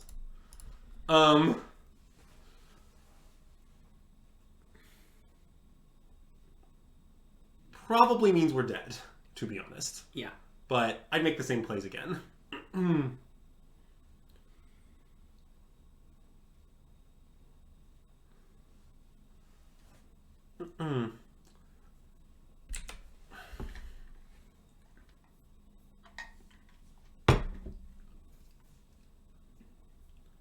Like, I honestly don't think our deck is that bad at casting Go for the Throat and paying 2 on July Terror, but we sure have not demonstrated this fact on this stream. That is true. Because now they're going to play the Haughty Djinn, I assume. Yeah, with, like, triple reaction backup. Yeah. Which is really, really bad for us. Yeah. Look, Jin, you know what? If you want to be haughty, you live your best life. That's bad too. I think we should concede the game. Let's draw one card. Okay. It's the toffee. We might as well. That's reasonable. Okay, well, we need to kill Hottie now. That's our only play. Yep. And then we pass. I mean, that's where we're at. Yep. I mean, I suppose if we somehow enter a situation where we can kill the Torrent Terror and they don't have, and like pay 2 and like it doesn't get countered or something, maybe we could win, but yeah, that just seems extremely impossible. Like, doesn't it? It does seem extremely impossible, yes. Like, I wish it was merely impossible instead of extremely impossible, but I think it's extremely impossible. Okay, now we're dead on board. Yeah. Unlucky, really. Alright, well, it is the top 8, so I'm going to give our opponent the GGs here. Oh, I missed their good luck. Yeah, it's fine. But, yeah. Did, in fact, miss land drops and lose. Not my favorite way to go out, but yeah, still not a bad showing from our deck, for sure.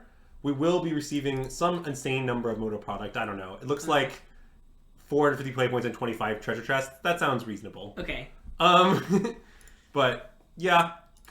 Anyway, so that's probably about it for our stream. Yeah, you want to show off the deck one more time? Yeah, so for anyone who's wanting to see the deck because the deck list command is not working, this is our red-black aggro list as of this moment. Possibly some change we're going to make to it, I'm not sure, but definitely a deck that, I mean, I think the hand is clearly keep Cliff. I know that it worked out horribly, yeah, but I'd keep it again. Yeah. I don't really know what to say. I feel the same. Yeah, I really like this deck. It's I'm pretty likely to register it at regionals. I think over 90% to register it at this point in time. And I pretty much just recommend it without reservation. Yeah, missing lands because when you miss their good luck. Yeah, really the mistake was not opening the chat sooner to see their good luck. If I had that good luck, we would have hit the lands. Yeah, that's true. That's very true. simple. Yeah.